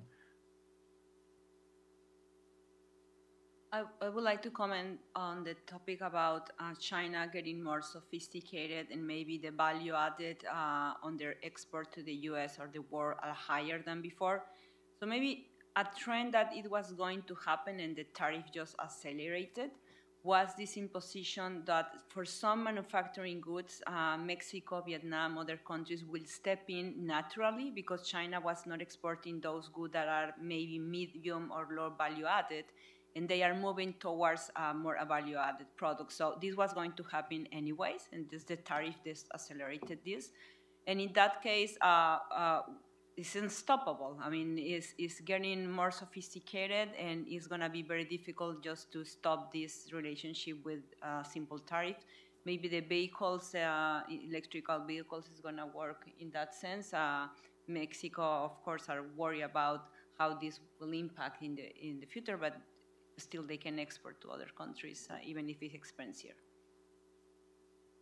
Excellent. So with that, our session here comes to an end. So let me thank our panelists again, our presenters. Let me thank all of you for being here, and we'll continue the conversation in the break.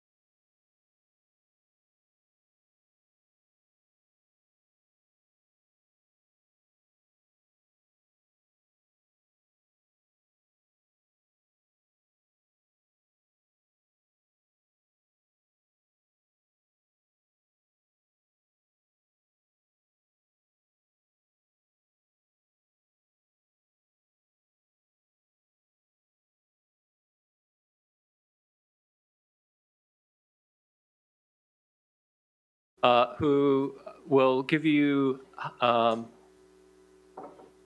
very good sense of how the recent trends have panned out.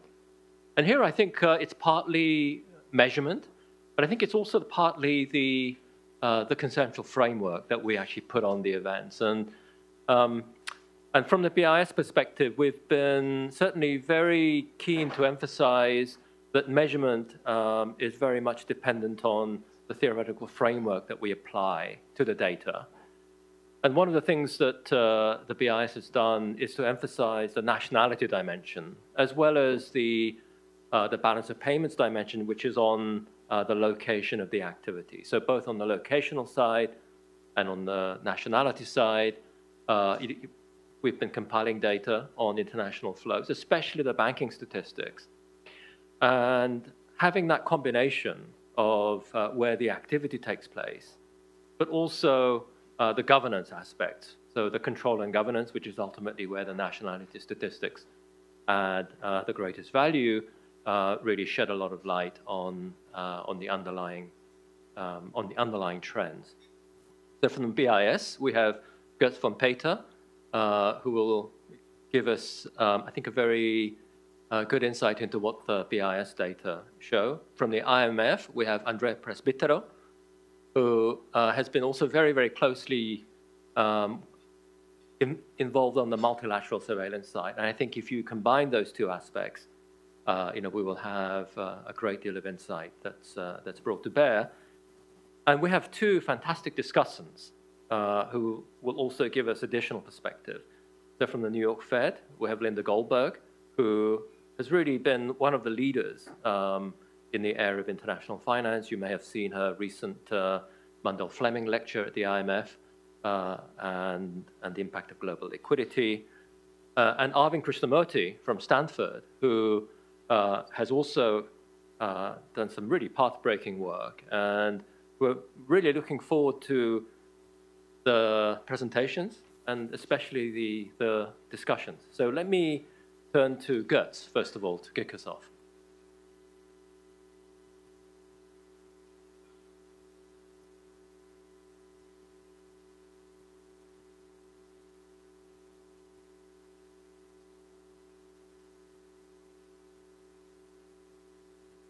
Not showing.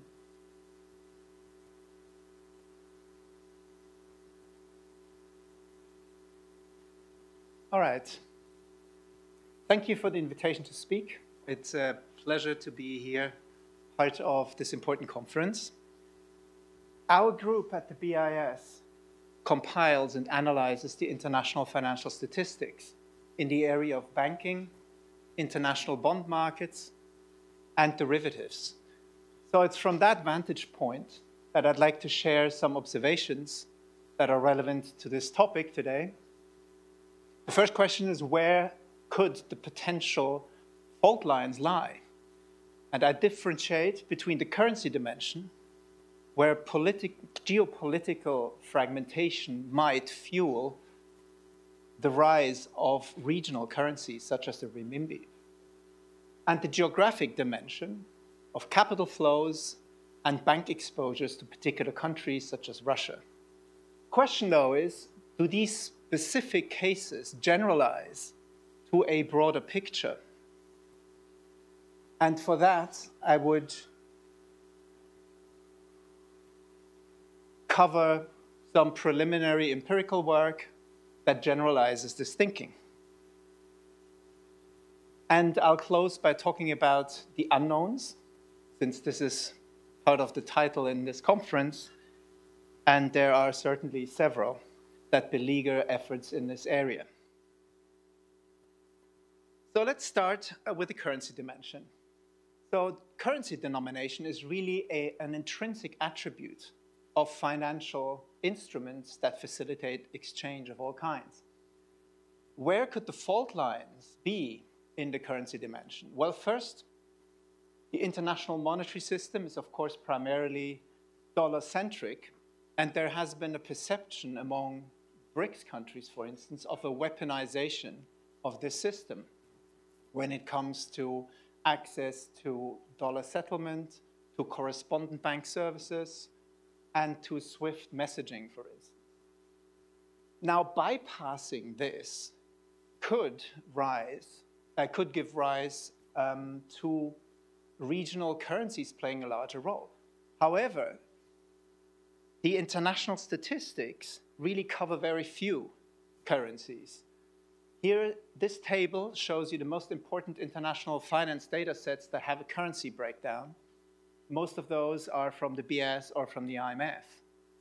And you see that typically they have they itemize 3 to 8 currencies, all of which, with the exception of the renminbi, would be associated with countries, issuing countries that are associated with the West. With the exception of the renminbi, of course. Even the 18 currencies that CLS settles contain only 2 currencies that are not associated particularly with countries in the West. So perhaps there's really just few alternatives. And when you look at the data, it is quite obvious that the dollar remains the dominant currency. In this graph, you see currency shares in international activities as bars and in offshore activity as crosses. And with offshore, I mean where both parties of a transaction are outside the currency area. For instance, the US, both parties being outside the US. And when you look across markets, you can see that the shares of the dollar in green and the euro in blue exceed their respective shares in GDP and trade. And that is true across the markets. So whether you look at trade invoicing, FX reserve, external debt, international banking, international bonds, interest rate derivatives, FX derivatives, etc., SWIFT international payments, it's always the same. Few currencies dominate. And when you look at the renminbi in gray, the share of the renminbi presently falls short of its size, of its weight in the global economy. So the renminbi has certainly made rapid gains in recent years, but from a very low base. As an example, take international bonds. That's a market worth about 30 trillion in bonds outstanding. And the combined share of the US dollar and the euro account for more than 80% of issuance and of outstanding. All the remaining 18% or so are shared between other currencies, including the renminbi, which now comes in at about 2.5–3% of global issuance. Now that's issuance, that's a flow. So when you look at the stocks of outstanding bonds, because most of those are pretty long-term, the renminbi accounts for only less than 1% of outstandings. So certainly the renminbi has made gains, but from a low base and as well in a limited geographic scope. And you can see that, for instance, by breaking down the renminbi issuance by the nationality of the issuer. And as you can see here with the red areas, most renminbi international bonds are issued by Chinese firms. And when it comes to other countries that could conceivably be associated, with a geopolitical stance close to China and Russia, it is really only this yellow sliver here of firms headquartered in those countries that are issuing very few bonds in renminbi. So that's really a very limited scope. Another take on the renminbi comes from looking at bilateral data sets where you can see both the lender and the borrower, for instance, in international banking. And there, you can see that the renminbi has made substantial gains, as you can see here, from about 600 to 800 billion in outstanding, but that has been mostly in China's orbit. That is, the bulk of these positions have been booked by banks in China on borrowers outside China.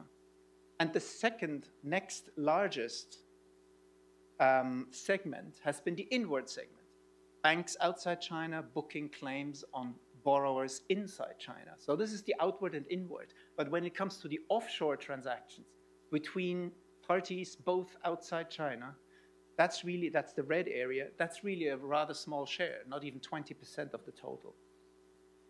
And that's really the offshore transactions. That's really the hallmark of an international currency. And you can see that by comparison with the dollar, where more than 50% of the international use of the dollar is in the way of offshore transactions between parties that are both outside the United States.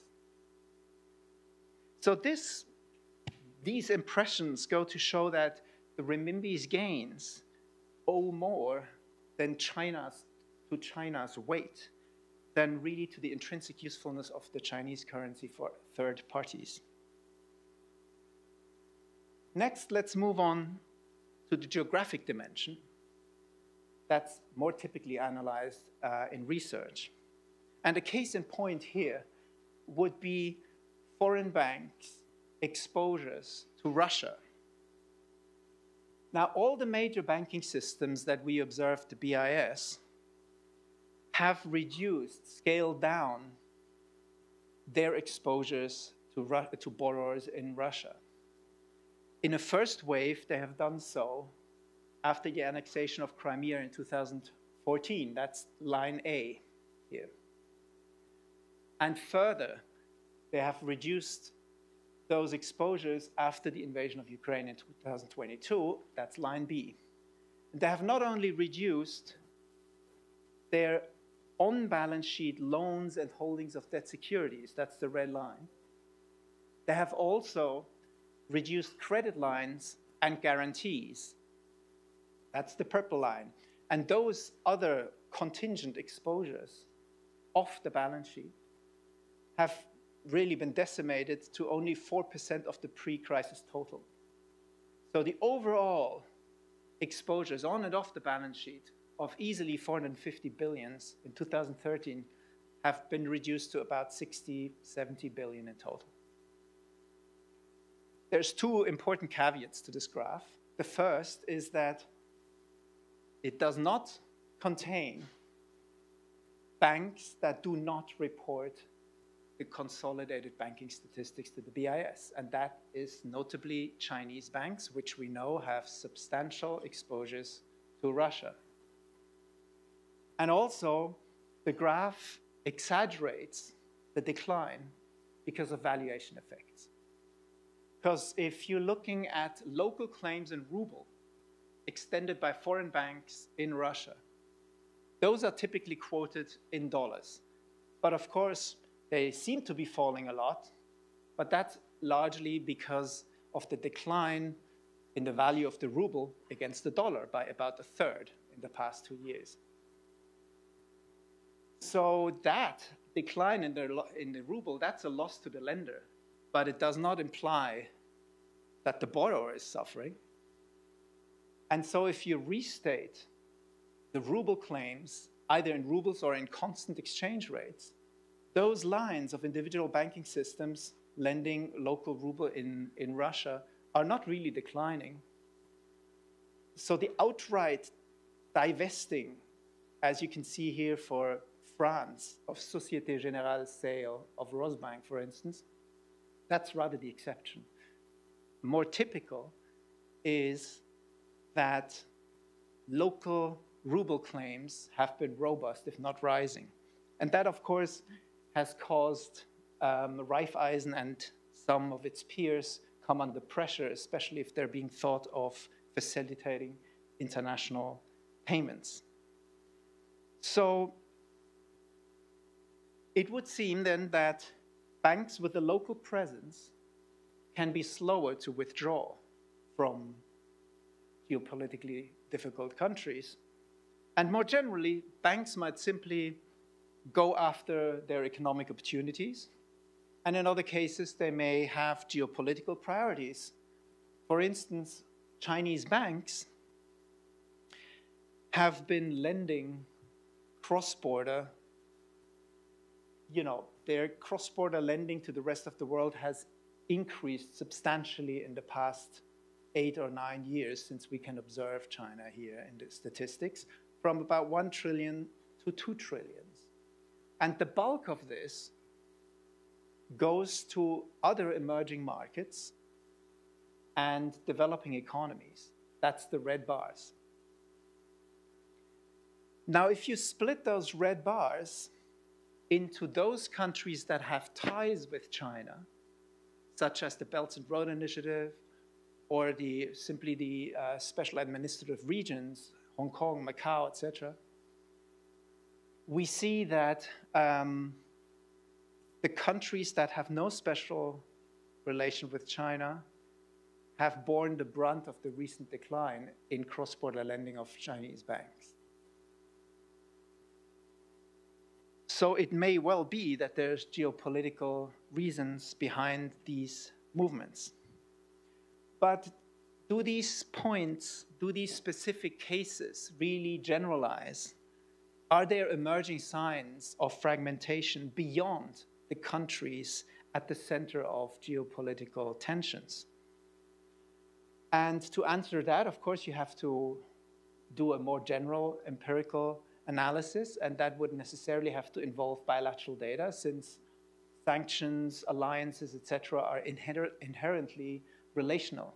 And so among the bilateral data sets, there's a few data sets that the IMF publishes and some that the BIS publishes, for instance, the International Banking Statistics, and I'll draw on that.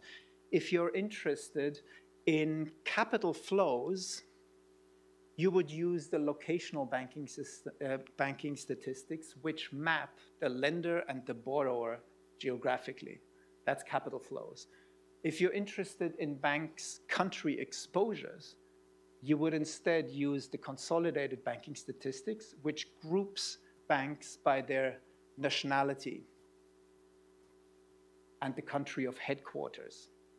So both of these perspectives are valid. They capture different things, and they have different gaps and distortions associated with them, which I may come back later on.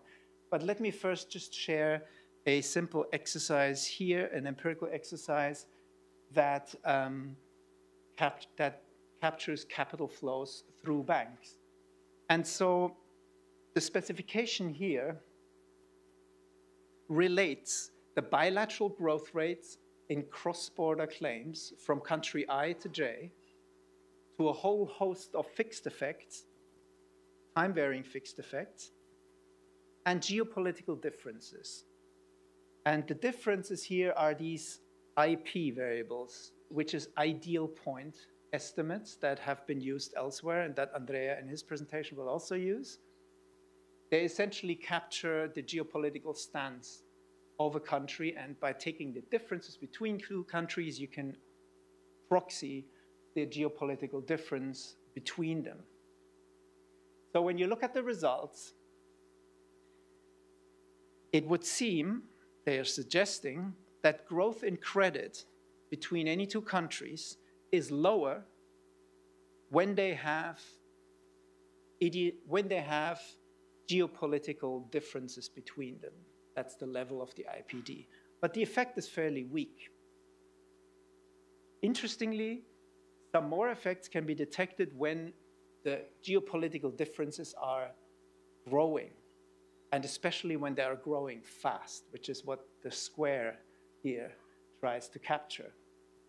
Now, when you split the sample, that's those two columns, into pairs of countries that are converging geopolitically, that's supportive for credit growth between them. When you look at countries that are diverging, that's the red column here, that really reduces growth, especially when they are diverging fast. So that is currently fairly weak evidence. I mean, this is not very general. And, but it is suggestive that geopolitical factors might start to play a role more generally in shaping capital flows, well beyond the very few countries that are always the usual focus, because these geopolitical differences are defined over all country pairs that are voting in the UN General Assembly. Now let me close with unknowns, and since that's the title of the conference, and I'd like to highlight, to my mind, they come in 3 types, and there's probably 2 types more that I can't think of. And the first type is that there is a large blind spot in the geographic coverage of what we see in banking data, and probably also in other data sets such as the CPIS, CDIS, and so forth. And in particular, we have a full view of what reporting countries do with other reporting countries. And in the case of the BIS, these are 48. We also have a partial view of what reporting countries are doing with the rest of the world, every single jurisdiction, including offshore centers, etc. And because we have a liability side as well, we have that partial view as well in the other direction. But what we do not see is what happens in the non-reporting blocks. That is the countries where neither side reports. And that is geopolitically relevant because that would be Central Asia, Iran, North Korea, et cetera, many countries that are relevant in this particular context. Second, unknown, is the coverage of non-banks. We have comprehensive data on banks and what they do with non-banks around the world, but the regulation and supervision of non-banks, it's much less developed and more fragmented. And even after the second data gaps initiatives, we really don't have a good grasp of the international activity of non-banks and NBFIs in particular. So the best bet at the global level currently is still with the CPIS portfolio investment, CDIS direct investment of the IMF that Andrea will talk about, and the BIS banking statistics. And I think increasingly we should look at granular commercial databases such as D-Logic for additional information. And the third, and let me close with this, the third unknown, to my mind, is how we measure geopolitical factors. Richard Baldwin has made this point before. What is popular and mostly used these days, and also when Andrea presents, you'll see, is the ideal point estimates, and that's what I've used above. And that is the geopolitical stance of one country compared to that of another country. That's the IPD difference, and if that difference increases, they diverge. And as you can see in this graph, this is the US, this is China and Russia. It's got a reasonable shape. They're diverging, right? And you can form geopolitical blocks this way. However, the IPD really measures the alignment in all UN votes. And that's about 70 a year on all kinds of topics. And they're not necessarily specific to the geopolitical flashpoints. And so I've experimented a little bit with an alternative definition which examines countries' voting patterns specifically in the emergency sessions relating to Russia and Ukraine. And there were 6 such votes. And from that, you can also infer geopolitical blocks, and they're informative for capital flows, as you might see in slides that are in the annex to this presentation. And they give you a map that looks something like this. And importantly, this is not a BIS classification, so this is my own, and as such, it also involves some subjective choices about what how the voting is interpreted, but it is more specific and somewhat less arbitrary than some other approaches. And it is informative for capital flows in my preliminary work. And so all this to say that much remains to be explored, and I look forward to the discussions. Thank you.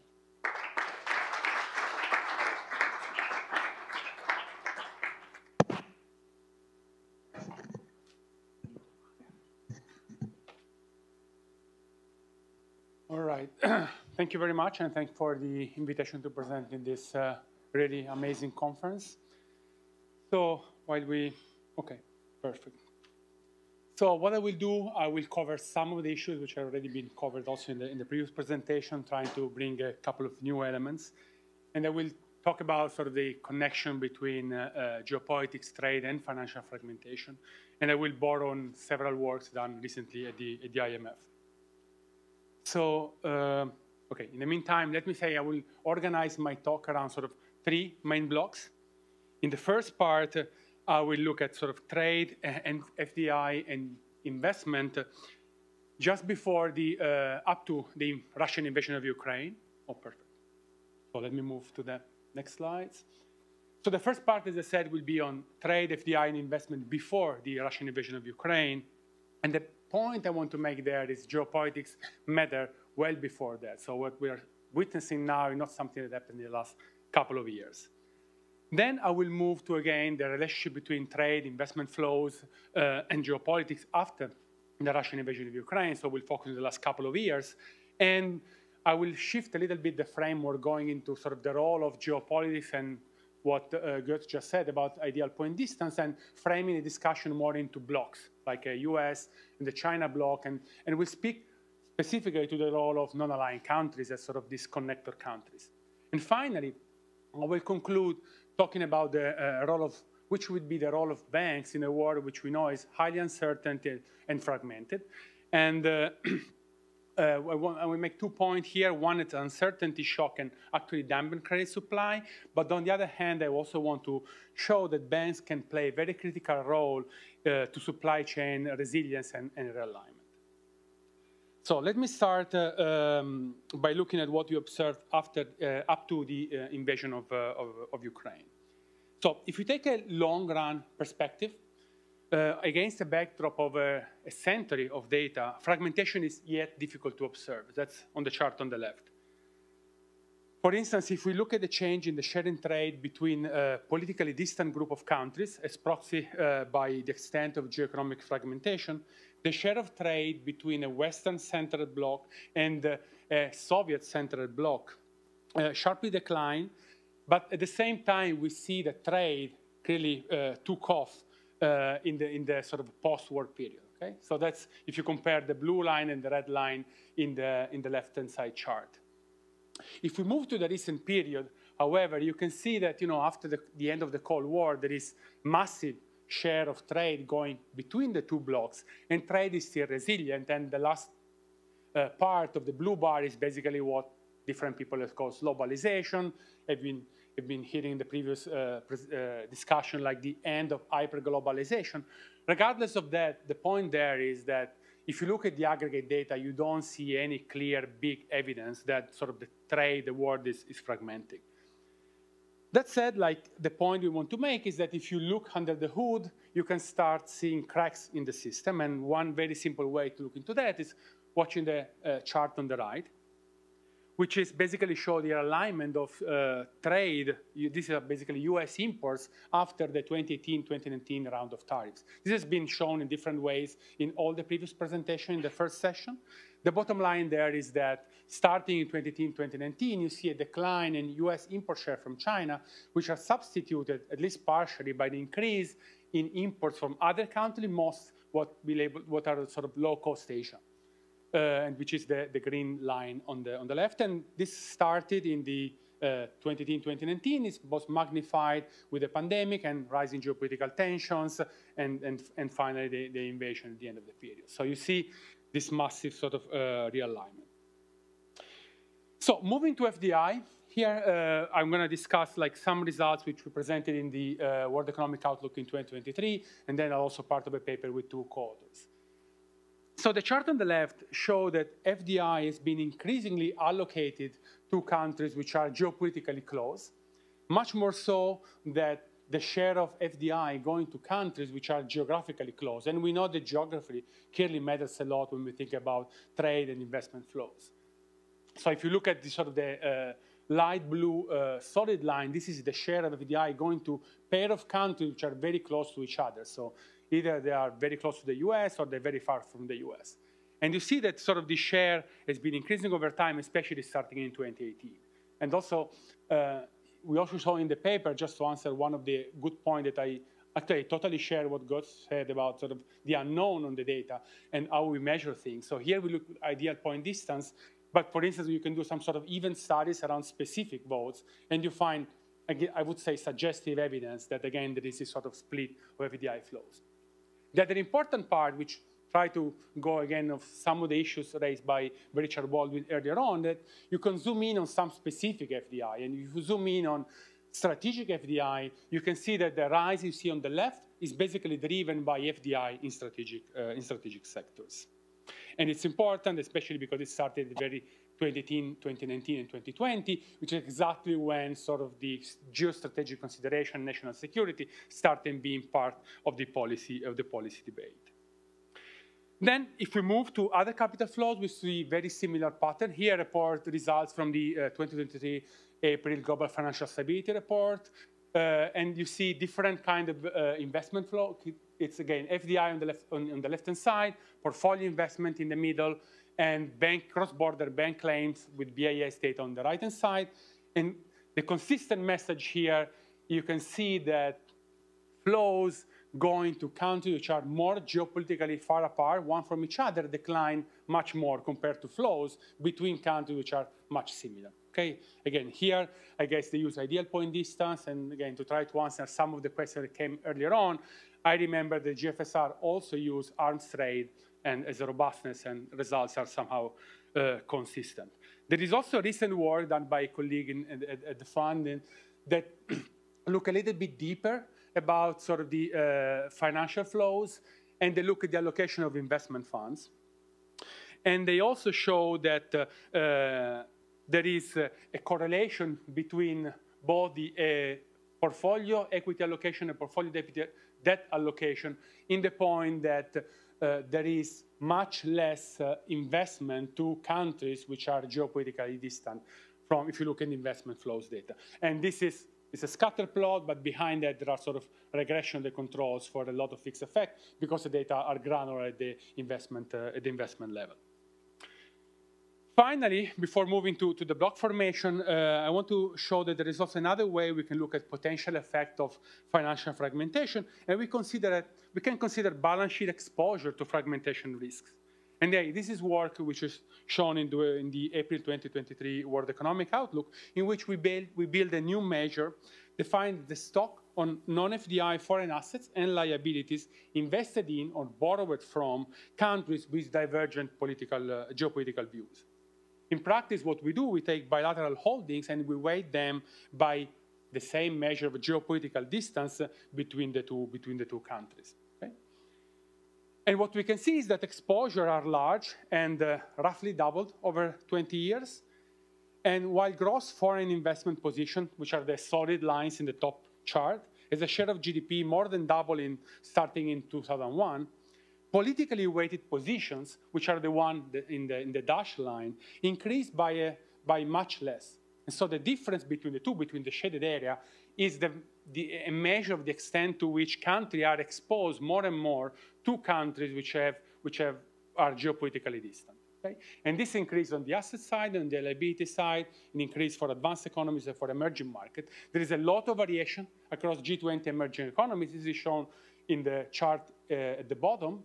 And one important consideration there is that generally advanced economies exposure are on the asset side, and emerging market exposure are more and more on the liability sides. And the same, the bottom line here is that many emerging markets are increasingly exposed on the liability side to countries which are geopolitically distant from them.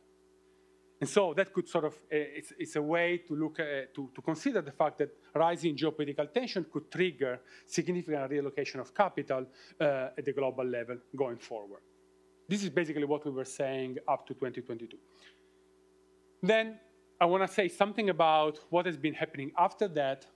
And this is basically, I'm going to present work done together with Gita Gopinath, Pierre-Olivier Gorinchas, and Petya Topalova. So before turning to results, let me say briefly how we define blocks. It's a very sensitive issue we do in different ways. Our approach is to define 3 blocks using the ideal point measure, which has been mentioned a number of times. I guess one key advantage there is that, especially because it's a very sensitive issue, we can try to do something which is, at least to some extent, data-driven. I think there is value in trying to use judgment and put the country into blocks, That's also very difficult from a sort of a political standpoint, especially in multilateral organization. But that said, like we have results which are robust to very different alternative way of defining blocks. So this is not, I think these are the, okay, sorry, it was the wrong slide. So we define 3 kind of blocks. So we have a US leaning bloc, which include countries in the top quartile of their political proximity to the US. Then we have a China leaning blocks, which instead include all the countries which are very close, so in the top quartile to their political proximity to China. And then all the other countries, in our case, are bucketed into a block of non-aligned economies. And then since we do comparison with the Cold War, we use a block definition very standard in the literature, probably a paper by Gochman in the JDE, which has the West and the Eastern bloc and then non-aligned economies. So I think these are, sorry, I think these are the old slide. I have prepared like originally some slides which are a little bit user-friendly, but let me navigate through the results here. So just focus on the sort of right 2 columns. And here we want to do an exercise in which we're going to compare trade and investment flows goes between block, within the same block, and then all the flows which involve non-aligned economies. The punchline here is that if we start looking at what has been happening in trade after the Russian invasion of Ukraine, we can see that trade between blocks has declined significantly compared to trade within blocks, which is the excluded category. At the same time, trade involving at least one non-aligned economist on one of the 2 sides has proved much more resilient. You can see that basically it didn't decline. This is not what happened during the Cold War, and that's the panel in the middle. If we do the same exercise with historical bilateral trade data and go back to the Cold War, we can see that both trade between blocks as well as trade involving non-aligned countries decline significantly compared to trade within the same block. And finally, we can turn to FDI and we come back to the recent period. And what we can see, we want to see if FDI flows mimic to some extent what we see in trade flows. And that's exactly what we find. If we look at bilateral trade data, what we see is that after the Russian invasion of Ukraine, there is a decline in investment between the 2 blocks, while there is a resilience of trade, of investment within the same block, and also of investment involving non-aligned economies. We also extend our analysis and we look at capital flows. We look at, in this case, PIIE data, and again, with all the limitation of the data. And we can see that if we look at portfolio flows, the behavior is exactly the same. After the invasion of Ukraine, portfolio flows between blocks decline. Instead, there is a resilience of investment, portfolio investment within the same block and involving non-aligned economies. This is entirely driven by debt flows. Nothing happened actually on equity flows.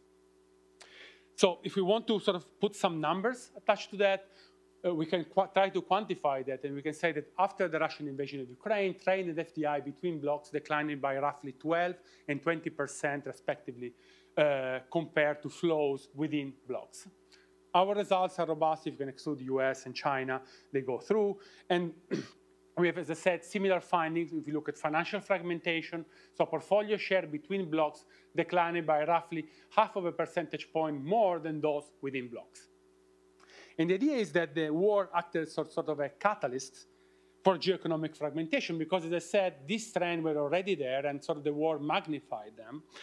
And in practice, what happened is that trade between blocks started falling partly because of the collapse of Russian trade with the euro area and to some extent also with the US. And on the other hand, there is an increase in trade between Russia and China that more than doubled after the invasion. Our results are all sort of, we try to use the much up-to-date data that we can. We go up to 2024 Q2, but still, it's backward looking. I guess the key question in everybody's mind, as Arvin said in the previous discussion, is that the question interesting is that how things are gonna go moving forward. And clearly, we can't predict the future, but the exercise we're going to do is we try to compare what you observe now with what you observed during the Cold War with a lot of caveats. We know the situation is very different. There's many, many differences in terms of geopolitics and in terms of economic structure. Yes. But so we do here, what we can see in the chart here, we can see how trade between blocks is behaving now which is the red line, compared to how trade between blocs was happening during the Cold War. Clearly, another caveat here is everything is sensitive to how you date the start of the current crisis and the Cold War. Here we date the Cold War in 1947, and the Russian invasion of Ukraine is clearly the starting point of what's happening now. The result there is that now situation is somehow similar, so it's not too different, but clearly what you're witnessing now is one order of magnitude lower than the total fall in trade between blocs that has happened during the Cold War, although it took much more time. So there is no room for complacency because things can go worse, and we have already heard discussion about people being not optimistic about what could happen. Trade with non-aligned is a difference between now and the Cold War. You can see in the Cold War, like trade involving non-aligned collapsed at the gate because there were very strong differences geopolitically between the two blocs. Now the difference is that trade with non-aligned is somehow resilient and is basically flat. So overall, the comparison with the Cold War suggests that the emergence of geopolitical cracks, while still shallow, are a source of concern, especially because the size of the treatment today is very different from the size of the treatment back then. Ideological and economical differences between the two blocs nowadays are somehow reminiscent of what you observed back in the days, but there are many large differences, and we are still not, and we hope they will not get sort of the Iron Curtain. On the other hand, if you look at the economic situation, there is a lot of differences. There is much more economic interdependence between the two blocs. Think about GVCs. That's something we not had in the past. And more generally, trade, also trade in services, is much more important than what we had in the past. So given these differences, that's why we had this sort of rise of connector countries. And so here we want to show exactly that one key difference between now and then is that the emergence of connector countries. The chart on the left shows the correlation between the change in Chinese export share between two periods, like 2013 and 17, and 2018, 2023. So around the imposition of the Trump tariffs. And on the y-axis, you have the change in US import share. So what you can see is that countries which are exporting countries which are receiving more Chinese export are also the countries that are exporting more to the US, okay? These are basically the idea of connectors in trade. What is interesting, it's not only a trade story. You can do a similar exercise looking at FDI, and you see very similar patterns. So this idea of connector is not just trade flows, but also investment flows. And the chart in the middle tells you that nothing clearly happened during the Cold War. It's the same exercise, and nothing happened at the time. It's not only a situation you can see if you can just compare a pair of countries. We can do that at the product level, different level of products, HS2, HS4, HS6. You can have a bunch of fixed effect here. You still find this idea that there is sort of connector countries and sort of trade going through third parties. So the bottom line here is that there is growing emergence that direct links between the US and China are simply replaced by indirect links. We can quantify that, but the key point here is that on one hand, the emergence of connectors underpins the strength of global trade. At the same time, it doesn't necessarily imply diversification. It doesn't necessarily imply that supply chain becomes stronger. And also, it doesn't necessarily imply that there is a reduction in strategic dependence, let's say, from the US vis-a-vis China. So let me conclude with a couple of things, two things about the role of banks in a world which is very uncertain and a world which is fragmented. Starting from uncertainty, I start from, this is the only piece of evidence which is not IMF work. It's actually work from Linda Goldberg and her co-author, Julian Di Giovanni, Camelia Minoyu, and Ricardo Correa. And here the interesting part is that you can think of the current situation, a situation of high uncertainty. So think about second moment. If that's the case, what they show, I think very convincingly, is that uncertainty, and in the specific case trade uncertainty, lead to a sharp decline in the supply of credit provided by banks to all their creditors. So they're kind of spillovers. Also, even firms which are not directly exposed to trade uncertainty are still affected through less provision of credit by banks because of this increased uncertainty. And they have a lot of evidence. This is a diff in diff on long growth. Interest rate goes up, and the paper do much more. But I think that's a key point I would like to flag. The second point I would like to flag is that if you think about the current environment, it's not necessarily thinking about second moment and uncertainty. It's also a situation in which we have fragmentation, and we have certainty about how things happen. And what we have seen at the very beginning of the presentation is there has been a very sharp realignment in supply chains, okay? So a lot of firms, a lot of importers stopped importing and using suppliers from China and had to find different suppliers in different countries. What we show in this paper, which is joint work with Laura Alfaro, Masha Brucevic, and again, Camelia Minoyu, it's that US importers clearly engage in a very strong realignment in their supply chain after the 2018-2019 round of tariffs. This realignment is associated with a very sharp increase in credit demand because finding a new supplier is costly. There are switching and search costs. And so there is higher demand for bank credit. So here the role of the bank is kind of filling the gap for an increase in credit demand. And what we show is that the bank financing channel matters. There are some banks, which we call specialized banks, banks which are particularly that works already in Asia, are actually banks that are better placed to fulfill the credit demand, provide credit and information to US importers, and they help them finding new supplier in countries in Asia out of China. And this is basically what we show in the chart here. If you focus on the bottom left, if you look at the time it takes for a US importer who loses the Chinese supplier to find a new supplier in Asia, firms which were borrowing from specialized lenders, so lenders which already had operation in Asia, find a new supplier faster compared to US importers which were borrowing for banks which are not specialized in Asia. So there is a key role here of banks to kind of make easier supply chain realignment. So let me conclude. I think I'm out of time. So to summarize, like decoupling still remains small compared to the Cold War, but it's still in the early stage. It could worsen significantly if geopolitical tension persists. Different from the time of the Cold War, we want to flag that there is a key role for non-aligned economies, which are gaining importance and serving as a bridge between the two blocks, but to some extent, they can also have some unintended consequences. And if we talk about banks, can mitigate trade disruption and strengthen supply chain resilience. Let me stop here. Thank you very much. I look forward to the discussion.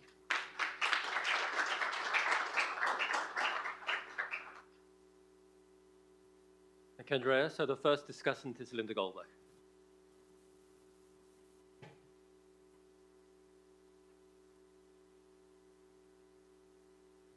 So while this is coming up, I want to thank the Peterson Institute for hosting this event and just really remark how important this topic is. It's a first-order issue.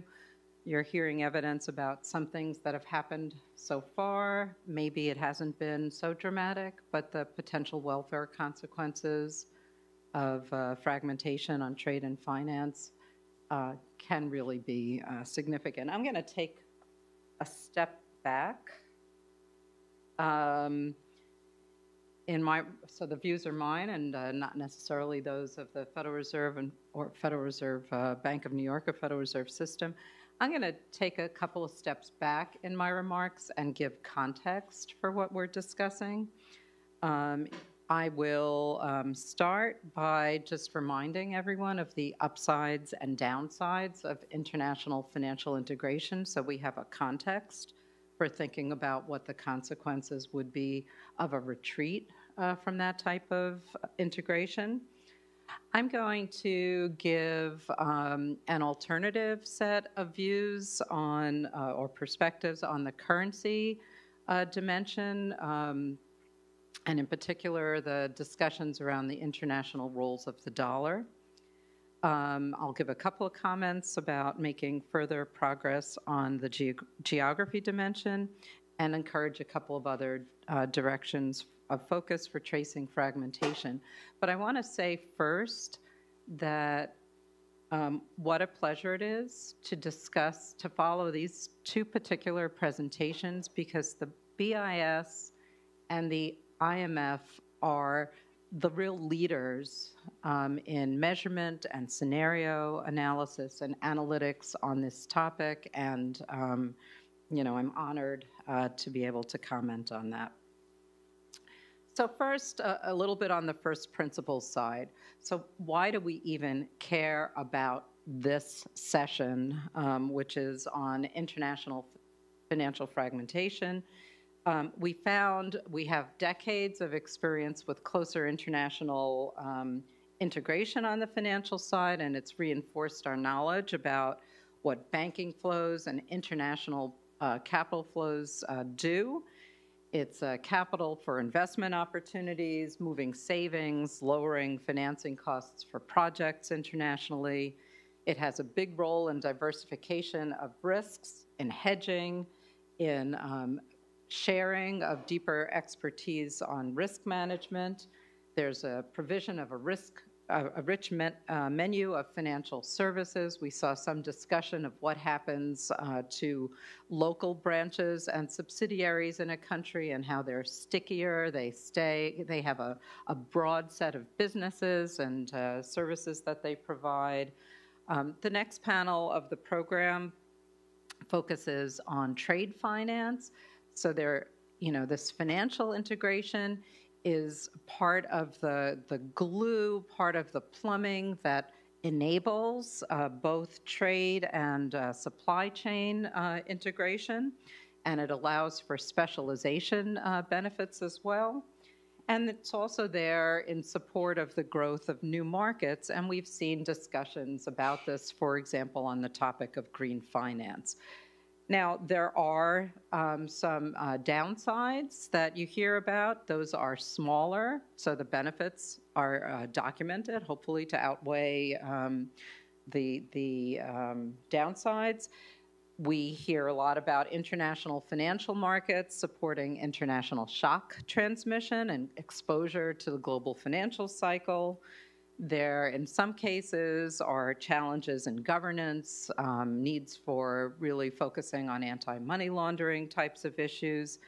And then when there are risk shocks, there are potentially asymmetric directional effects of risk shocks, where some countries get inflows of capital and other countries experience outflows when risk sentiment deteriorates. And there are some financial frictions that amplify the consequences of these kind of shocks. Now, on the negative side, if you're concerned about those downsides, it's also the case that the international financial community has been working hard since the global financial crisis on doing things that tip the balance even further in the direction of benefits. This goes in the direction of making financial institutions more resilient. That's both in the source countries where the capital is flowing from, like making those institutions stronger, and in the destination countries, and these play a role in financing flows. And also, when there are capital flows shifting between countries, to work to reduce some of the amplification factors. Central banks have invested in their foreign exchange reserve portfolio, making them larger, many of these central banks, and in some cases more diversified. There have been developments in foreign currency swap lines, the ability to provide foreign currency liquidity in the event of stress, and dollar swap lines with the Federal Reserve have been used to large degree. There are new repo facilities that the Federal Reserve has where countries are able to, in times of their own stress, liquefy their holdings of U.S. Treasuries instead of liquidating them. So again, reducing some of the amplification factors in international markets, and international financial organizations like the IMF have historically also been a huge player in these strains. And we see, and we'll hear more about that next session, frameworks for improving access to trade finance, export-import banks, multinational enterprises play a role, and some swap lines are discussed as trade finance support. Okay, so now let's go to some of the evidence as presented, and I want to give a little context on the discussion of international roles of the dollar and why its strong status, and then really take issue with some of the way that the discussion is cast. So what I think a lot of the work on the international roles of the dollar finds is that this is rooted in deep and liquid asset markets in U.S. Dollar assets. That reinforces the so-called safe haven status of the dollar. The strength of institutions and U.S. policy frameworks, relative economic activity have historically been found to matter here. I already mentioned official sector access to dollars in the event of liquidity disruptions. And then this is compounded by decades of real economic and financial synergies across dollar roles. So, you know, when we look at the dialogue around dollar use, there's a lot of loaded terms that are used, and I just want to flag that these are loaded terms. The dollar use, these are decisions that are made on the basis of what I just put on the previous slide, and so just that this is something to be careful about. Dollar dominance is a loaded terminology. It casts the use of dollars as negative and aggressive. Use of dollar strength as a risk proxy can mistake a positive feature of dollar assets, which is safe haven status, as having a negative association. Weaponization of the dollar, which has been used in discussions of financial sanctions, mistakenly associates financial sanctions with one currency and one country where they are internationally synchronized and not a U.S. or dollar-specific treatment. And even if, and central roles of the dollar in the multi-currency system is a positive attribute of the international monetary system from those vantage points that I talked about before, not a negative. In this case, you could have the rise of other currencies in a very positive way and a move towards a multi-currency system. We already have a multi-currency system there with very large roles for other currencies. And many countries in that system have currencies that have levels that use internationally that fall short of their GDP and trade weights. That's not a target for this in the sense of capturing benefits. So let's go on then to, so I'm not going to talk more about the dollar use in these flows, but I think we have to be very careful about how we interpret changes in a welfare perspective as opposed to a descriptive perspective. So I really like the kind of work that's being done on looking at the geography dimension of financial flows and fragmentation by both previous speakers. In terms of what Guts reported, you know, it is a general feature, not necessarily fragmentation, a general feature that we've learned about international banking, that local claims, the amount of credit provided by opening up to having branches and subsidiaries in your local markets is a more stable form of flows and also associated with broader provision of financial services than the more volatile cross-border flows, and those volatile flows are particularly responsive when you're talking about bank-to-bank lending. So that's a general feature of global banking, even absent a discussion of fragmentation. And in all of our time comparisons, and this goes back to also the post-war period versus the present, but even 20 years ago or 10 years ago versus now, the other thing to keep in mind is that there have been very big changes in the structure of international financial flows. Regulation and supervision in the aftermath of the global financial crisis has changed the sensitivity of banking flows to different kinds of shocks and changed the composition of flows so that now for a lot of emerging markets, for example, and when you're looking at non-bank flows to non-bank borrowers in those emerging markets, it's dominated by non-banks instead of by banks. So the majority is actually associated with non-bank flows. So we have to be careful about thinking of the reasons and what is associated with fragmentation versus not. But the methodology is there to make progress. Now, a lot of the speakers so far have talked about UN voting alignment. So countries, the extent to which countries vote in alignment with the US or not at the United Nations General Assembly. And this is an important measure. I've used it in my own work on understanding the portfolio composition of foreign exchange reserves across central banks. In my own work, the dollar share of portfolios of foreign exchange reserves can be sensitive to low voting alignment.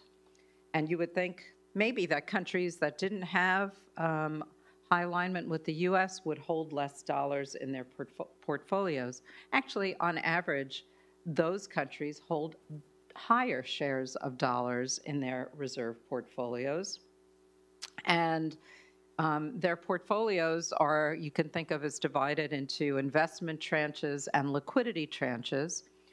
And the liquidity part, they need dollars. And so when do they start moving away from dollars, at least in terms of the evidence? It's when the reserve holdings are so high that their investment tranches can be more diversified. So again, thinking about what's behind and what we expect in this data, I think is interesting, and the UN voting alignment data is important here. But there's a limitation when we apply this to international financial flows. And one limitation of that is that in international financial flows, international financial centers, as the IMF and the BIS show repeatedly in their work, play a very large role. And in fact, with things like financial sanctions, they play an increasing role in these international financial flows. But many of these international financial centers are not captured in this in the UN voting data because they don't vote there. So all of those flows through international financial centers end up being dropped in some of the specifications that look at that. So that's a real note of caution, and there's a lot of active research on thinking about this remapping of financial flows, and I think we have to build that as well into this analytic. As a final set of points, when just a context from being at the Federal Reserve Bank of New York, I'm in the research area of the New York Fed, so I'm with the economists, and we have a markets group. And the economists often talk about volumes, where the people in markets, so quantities, the economists often talk about quantities, whereas the people in the markets group often talk about prices. I think for these questions of international financial integration and fragmentation, we can also start bringing prices into our discussions and think about what the patterns of co-movements are and what's kind of changing there. It might be a little bit more robust than some of the quantity data where we have nicely shown these big data gaps being present. Also, just to be aware that we would expect that there are tipping points and nonlinearities. We saw that with some of the changes that showed up in the data, but where might those occur? How do we find them in there, and which ones are potentially most damaging for countries' welfare? And then, again, so happy to have trade and finance here together today, because damage in one area will likely have negative synergies for the other. So thank you.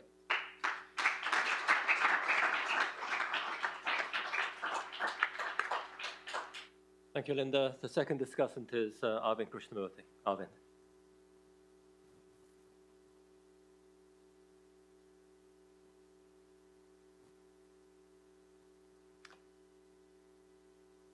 Okay, thank you for having me here.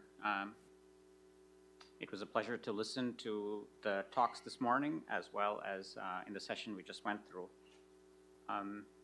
I take from the talks we saw this morning, and maybe the general theme of this conference is, I think what we're trying to get at is the elasticity of trade flows to geopolitical tensions. I think that's kind of what we're all after. We've increased tension so far, and so to a question that came up earlier, where could we go? If we had that elasticity, we'd be able to make some progress on where we're going to go. Okay, so the particular topic of the panel I'm on right now and the two papers that we saw earlier were about the financial dimension. So how does financial considerations shape that elasticity? So let me start there. You know, we've seen this data, trade reduction going through connector countries. I think one of the points that Andrea makes is that when we're stretching through connector countries, we're relying on trade finance. Effectively, trade finance is a cost for conducting trade. You know, we have pretty good estimates of the elasticity of trade to costs, like from work on tariffs. In a sense, financing costs can be translated in some equivalent way to thinking about like a tariff cost. So I view that as one of the things that is being delved into here. And so, you know, the charge that I was given was think about data gaps. Both Getz and Andrea talked us through quantities. Let me suggest that prices would be very useful. It would be very useful, and the most direct way is if we know that there's more reliance on finances, supply chains are lengthening, and I can tell you that the costs of finance are going up, say, 50 basis points, or this is the induced cost through this, that plus an elasticity of trade to costs will give me an idea as to how these geopolitical tensions are increasing financing costs and therefore reducing trade. So let me just make a call for adding cost measures, financing cost measures to what has been studied so far. Now, of course, the other aspect of financing costs, and both of the presentations highlighted this, is that there's essentially a retrenchment of financial flows. I'm unwilling, either for risk reasons or for sanction reasons, I'm unwilling to lend to another bloc. We see that in the quantity data. Again, I would suggest that a very useful addition to the quantity data would be financing cost price data. And here, I think it's even more important because, finance tends to be very elastic. It's going to flow around and find the cheapest way to get there. And if I tell you that country A was previously financing a firm in country B and stopped that direct financing, you would expect that the financing cost for a firm in country B would go up. But if country A's finance can go through some other connector country and get back to firm B, the financing cost won't go up as much. So financing costs are going to be a pretty good estimate as to how much elasticity there is in the system and how sort of capital is working its way around. So I feel like there's another good reason to do this estimate. And in some sense, I'm just telling you something that I think I've understood from corporate finance, which is that we're inducing a credit supply shock into the system induced by geopolitical tensions. So we can trace this out. It traces out through credit rationing terms. It traces out through financing cost effects through larger firms. Filling this out, I think, would be very useful. So, the question, I felt like one question that's being addressed here is, we'd like to know quantitatively how, as we expand, as we increase geopolitical tensions, will trade falls.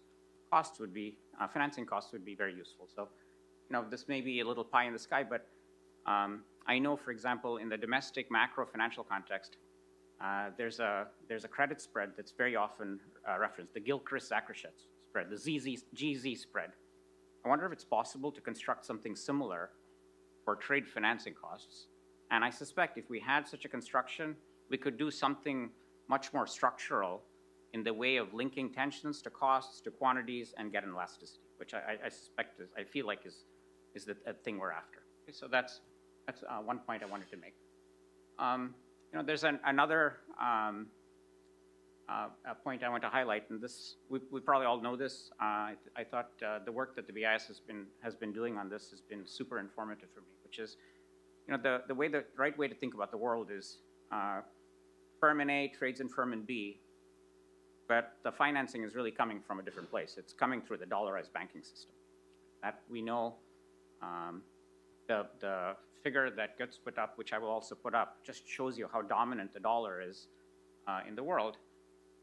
And then that triggers a set of other concerns, which is as patterns of trade shift, as patterns of financing shift, will the international monetary system change? Will, for example, the dominance of the dollar change? How will it change? And then to an extent, and we already know this, the role of the dollarized banking system in the world acts as potentially a threat to non-dollar bloc countries. So in my picture up there, if A is trading with B and D is the dollar system and D says I'm going to impose higher costs on either A or B, that's going to mean both A or B are going to look for an alternative, C, to look for a way to span finance. So that's the fragmentation point that arises. And so, I think an open question as we look into the future is, can the world stabilize around multiple blocks? At what cost will this happen? Okay, so let me try to answer these two questions, and I'm going to draw on really work that I have been doing on this topic, some of which is about the current dollar system, and some of it is about where the world has come to over the last couple hundred years. So the dollar system that we operate on, the world uses liquid financial claims, dollar claims. We move these claims around to facilitate payments. We move it to facilitate credit. I'm using the word tokens here. We get a token to get credit, to do repayment. We pay back a token. The tokens we're passing around to do all of these are really, at the end of the day, dollar financial claims. We do interest rate derivative payments. In the end, we're using the dollar financial system. We're using these tokens to do this. We're using these tokens to conduct foreign exchange derivative trade. So the dollar financial system is sort of plugged in a whole collection of financial transactions. Why? I'm going to just emphasize two aspects. One is liquidity, and the other is safety. The dollar system, the movement of tokens across the financial system is very easy. It's a very liquid market, and its liquidity is supported in a whole bunch of different ways. There's sort of a very direct fact, which is the treasury market is very liquid. But I can add on to that the fact that the US repo market is very well developed and allows for movements of collateral around. I'm going to layer onto that the banking system, which really builds off of this and creates an infrastructure in which one can move claims around, and then add on even further onto that SWIFT and correspondent banks. We have a dollar financial system that really allows a great deal of liquidity of movement of tokens around. I mentioned liquidity. The other aspect I should mention is safety. It is the case that if you're plugging into a set of tokens that you want to move around, you'd like those tokens to be safe. That is a feature of the dollar system that we have, in part because the banks involved are Western banks, which are largely safe, and in part because currently a part of the collateral in the background is the US government's liabilities, treasuries, bank reserves, which are safe in the world we're in right now. To some extent, I'm just rehashing a Kindleberger argument, which described the way to think about the US during Bretton Woods as the provider of liquid financial claims to the world. And I still see, for me, that picture fits the world very well today. Second point I want to make, and this I feel is very important to understand why we have dollar dominance. This business of liquidity and safety is an increasing returns technology business. That's the sort of the economic heart of this business. And I can say this in two different ways. Liquidity has strong coordination elements. You know, the more I trade asset A and the more people trade asset A, the more the liquidity of asset A will increase. The more the liquidity of these tokens will increase, and therefore, at the margin, another person will walk in and want to trade these assets. So the development of the dollar system is not an accident. The dominance of it is not an accident. It is organically going to happen because of increasing returns. That's clear from liquidity. It's also actually true for the safety of the financial claims. And I say this in two senses. One is the more that the world uses dollar financial claims, effectively there's a form of seigniorage that will flow to both the US banks, or the dollar banks, as well as the US government, that effectively enhances the safety of the financial claims or the tokens that the world relies on to make trade. So we live in this world in which the dollar system is dominant, and it's dominant for very good organic reasons. It's dominant for reasons having to do with increasing returns. This is just to pick up on a point that Linda emphasized. This wasn't forced on the world. This is a natural occurrence of increasing returns in the provision of liquid claims to the world. Okay, so I'll emphasize that. And so then looking forward to the question as to how the world might change as we go forward, as we readapt trade flows or financial flows. Let me also say something that Linda said. Asset price information is very useful here. So I have in my work measured things like convenience yields in US Treasuries. They are an indicator of the current value that the world attaches to liquid and safe dollar claims. You would expect that if that starts to deteriorate, then the world will shift away and those convenience yields will decrease. Another example, you know, we see this pattern on almost every financial crisis. There's sort of a flight to quality, flight to liquidity into the US system. The dollar appreciates, Treasury yields plummet. There's a negative beta attached to dollar assets. That's a metric also of how strong the dollar system is. You can imagine tracking that over time and asking, is that deteriorating? Are convenience yields falling, or are betas shrinking towards zero? Okay, so to go back to the trade question, and I'm going to make a statement that is maybe provocative. So the trade question is how, as we reshape trade flows, will, for example, the centrality of the dollar change? And I'm going to make a strong statement, a provocative statement, which is I don't think it matters. Trade is not the reason why the world centers on the dollar. And I'll make that point in a domestic context first, but I feel like the analogy carries over to the rest of the world. When we think about trade, we're moving goods around. Is the reason why the world centers on the dollar because the US is moving lots of goods around the world? No. Think about the domestic context.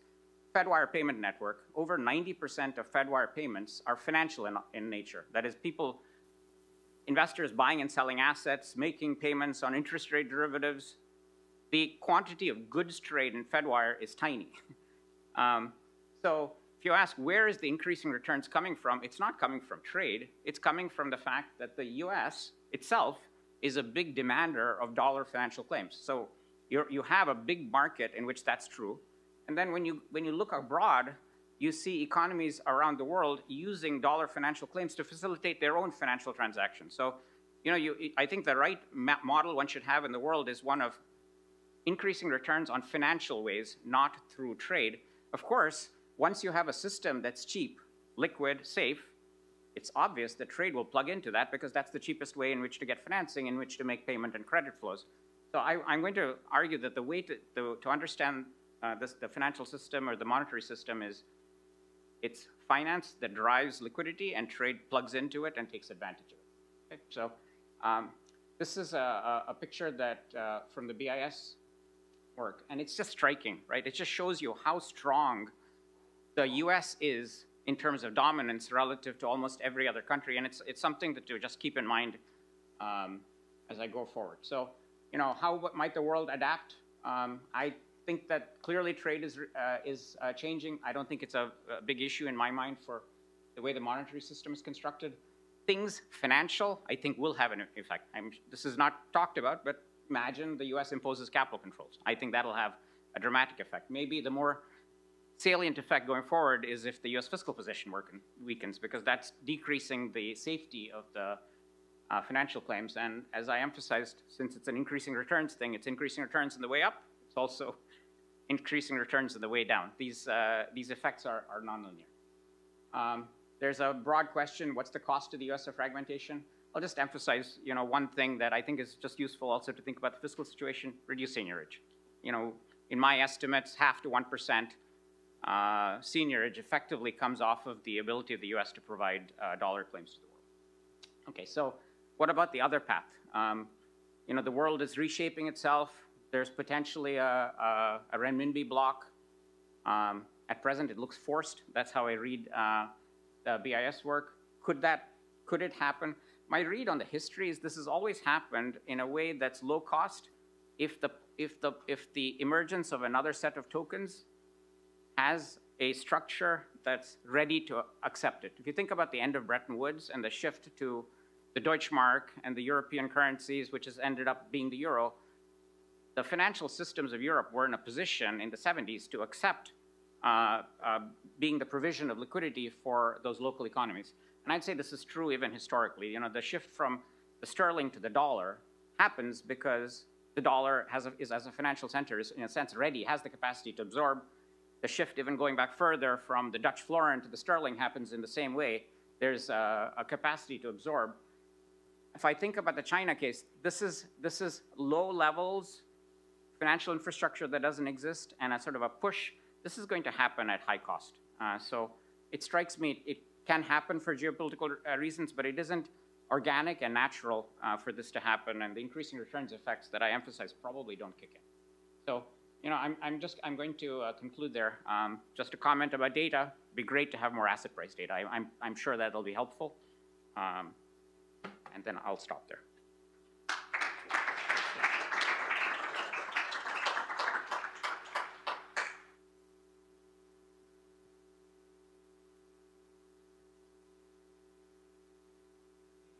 The panelists on the stage.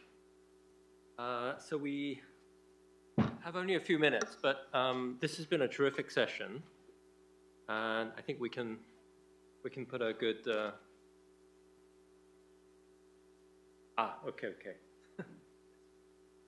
So what I will do is to invite Götz and Andrea to see if they have any very brief remarks on what the discussants said, and then I'll open it up to the audience. Thank you. So I'd say the discussants had many and much more interesting things to say, not limited to these presentations. Just a couple of points to pick out. Linda made the point that local claims and local currencies are always more stable, and that's true. It is just particularly striking to see in a context where everybody expects the banks to retreat that this is not fully happening. Now, of course, in the current situation, it also requires the consent of the president of Russia, and that doesn't help. But so that's an interesting observation. Then also about the role of non-banks, that's certainly to be monitored. I wish we had better and more data on that, and perhaps the IMF can speak to that a bit. And the third major point of both discussants was that prices would be useful to see how they behave, the financing cost measures and so on, and especially when trade or finance gets rerouted through hubs, it looks like it might be expanding, right? And so the prices will tell you what's really happening. On the other hand, when things get really bad and there is rationing, market making no longer functions and prices no longer get quoted, it's really in the quantities that you see the action. But again, this is not a point of one or the other, but I'm all in for looking at both simultaneously. Andrea? Thank you. And Arvin for the great discussion. Very briefly, I want to touch upon two issues. I think one that Linda made and about tipping point and nonlinearity surprised a little bit to me, it's not yet come out in a discussion about the way we think about blocks. Clearly, we know about limitations, about different measures. We can do all the robustness we want, but I guess the key question to me is we should move from splitting the world into blocks to think more carefully about block formation, endogenous block formation. And I guess, I know this, people working on that, geoeconomics, a big group in economics and political science is working on that, but that's clearly the direction where you should go. And that's clearly connected to this idea of tipping point, because I guess one key issue that emerged from our own analysis, but I guess it's the same from other institutions, is this role of connector countries, and trying to be non-aligned is a very difficult equilibrium. And to me, it's non-clear like where the tipping point will be reached and when the nonlinearity will start. And on Arvin's point, I think that the point on prices, Götz already mentioned, is extremely important. I mean, there is a BIS paper that actually, the recent one on fragmentation, look at least unit value, if I'm correct, and that's some interesting results. And I guess our own work, the one that I mentioned at the very end, we really try to say something about how much firms are paying more just because they have to change the kind of supplier and they have sort of a different supply chain.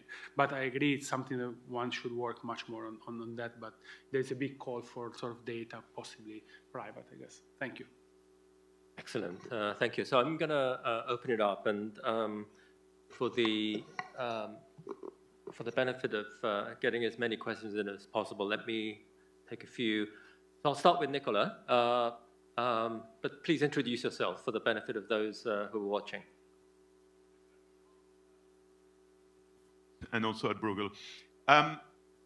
Nicolas Veron at the Institute. My question is to Götz.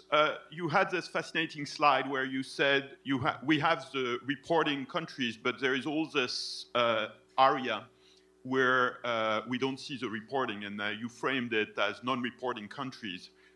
So there are 2 points here. One, I think it would be super useful to give an indication of relative size, because unlike what was in your chart, actually the reporting countries are a bigger part of the global financial system and global banking system than the non-reporting, but you rightly implied that there might be more juicy or interesting stuff happening in the non-reporting, and that's true.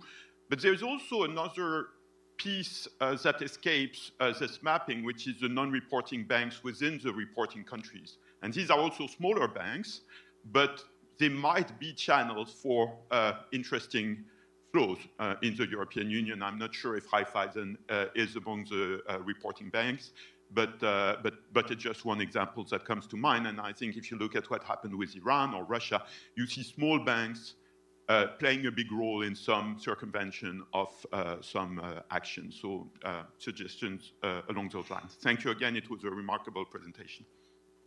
Thank you very much, Nicola. We have another question. Thank you. Hi, my name is Stephen Wyrick. I'm with the Export-Import Bank of the U.S., and I had a quick question for Andrea based on something you had mentioned at the end of your presentation. The specialized banks that you talked about that responded to the credit demand, I was just curious if you had any more information on kind of what those specialized banks look like, if they're more mid-cap lenders, regional banks, or kind of what those lenders are structured like. Thank you. Just looking. Yes, Andrea. Can you give the microphone? Thank you. Andrea Meschler from the BIS. I have two questions. One is a general question. Today we're talking about geopolitical tensions and the impact of trade. What is the role of this whole post-COVID resilience that firms had to face, right? Away from a pure efficiency perspective to resilience, which may also have had quite an impact on global supply chain. And the other question is specifically to Arvind. I loved your presentation. I loved all of them. But one thing the BIS and other countries have put forward is the deterioration in cross-border payments system more generally. How do you think of that, particularly in your thinking about, this advantage that the dollar has and relative to this convenience yield that the dollar transaction have currently? Thank you. Thank you very much. So let me turn to the panelists in order. I'll start with Götz. So you have a very specific question. Yes, on the structural reporting, it is true that the blocks of what we see between reporting banks, between them and with the rest of the world, accounts for at least 90% or possibly 95 or more of the global volume of positions. That's true. But of course, in the geopolitical realm, I guess the interesting parts are those that are in the, are partly in the non-observed block.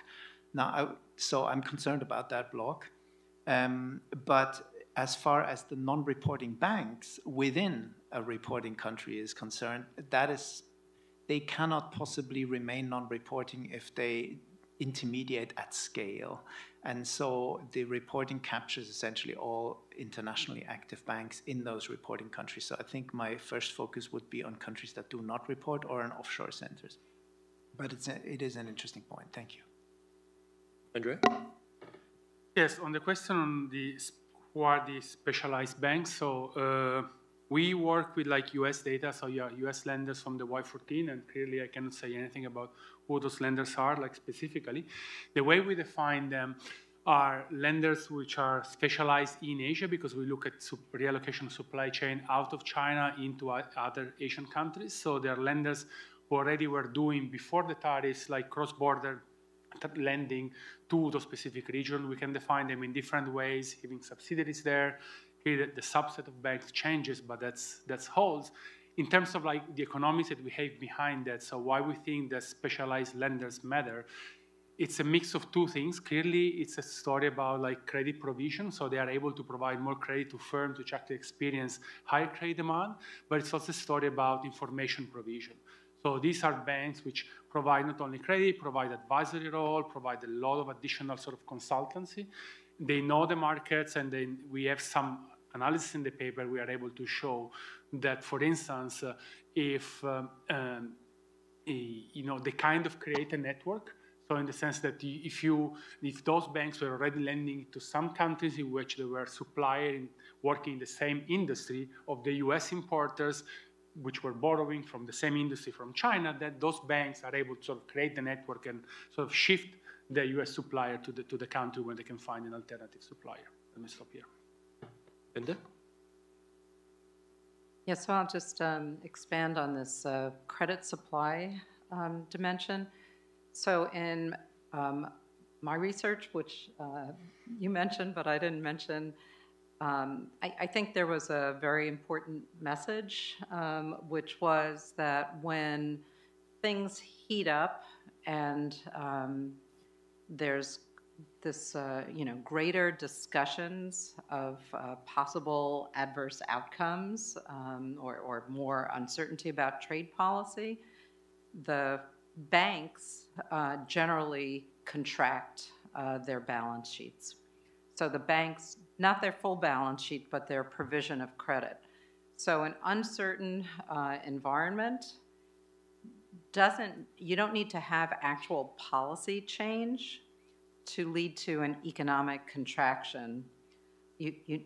All you need is kind of the threat of actions and an uncertain environment, and that leads to a pullback in the provision of credit, even to borrowers who you would think are not directly affected by the policy changes. So it's just a caution, another way that trade and trade policy ties in to economic activity and financing, but with more generalized consequences. Yeah, Andrea, I take your question as, it's notorious that the cross-border payment system is inefficient. So I'm taking your question as, how is it still the case that the dollar is an attractive medium for financing around the world? And I can sort of flip that around and say that what the dollar system provides is really a suite of services, not just payments. Ability to issue a bond, take a loan, do foreign exchange, do derivatives, etc. And it must be the case, and I'm just through real preference, that other things more outweigh the cost. And it's interesting, even within the domestic banking system, to me, when I look at the US and I look at the rest of the world, Brazil, India have leapfrogged the US in terms of payments. Sort of striking, right? How somehow the US can be behind but still be ahead in the larger dimension. Well, thank you very much. This has been another terrific session. So we'll break for lunch, but Adam has an announcement to make. Just again to say thank you to everyone, including this superb panel. Those of you who are with us in person, please be our guests and join us at lunch. Those of you around the world tuning in live, we will reconvene in 35 minutes at 1:15 p.m. Eastern Time. Thank you.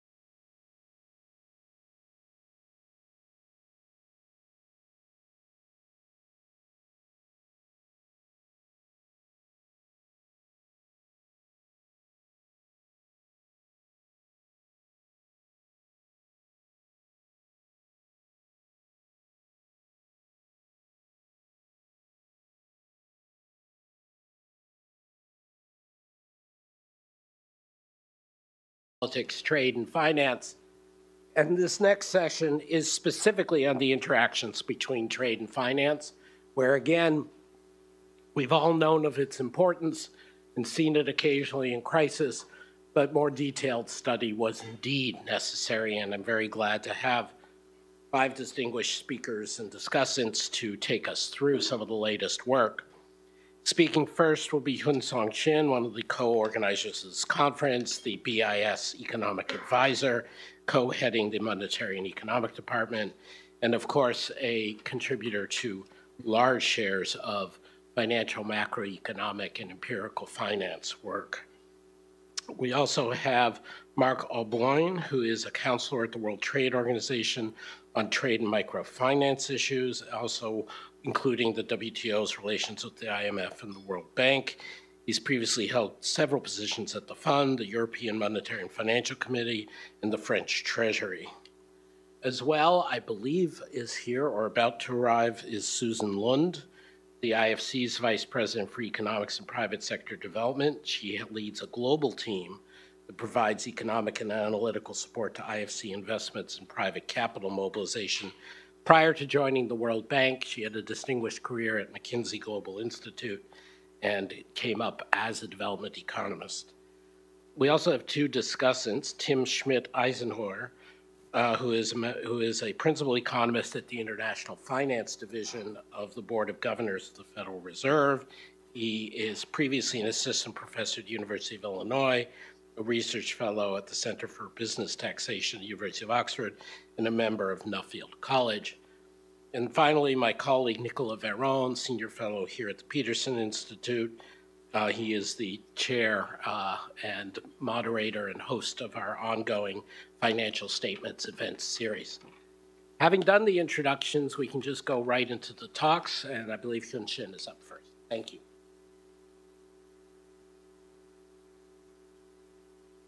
Well, thank you, Adam, for chairing this particular session.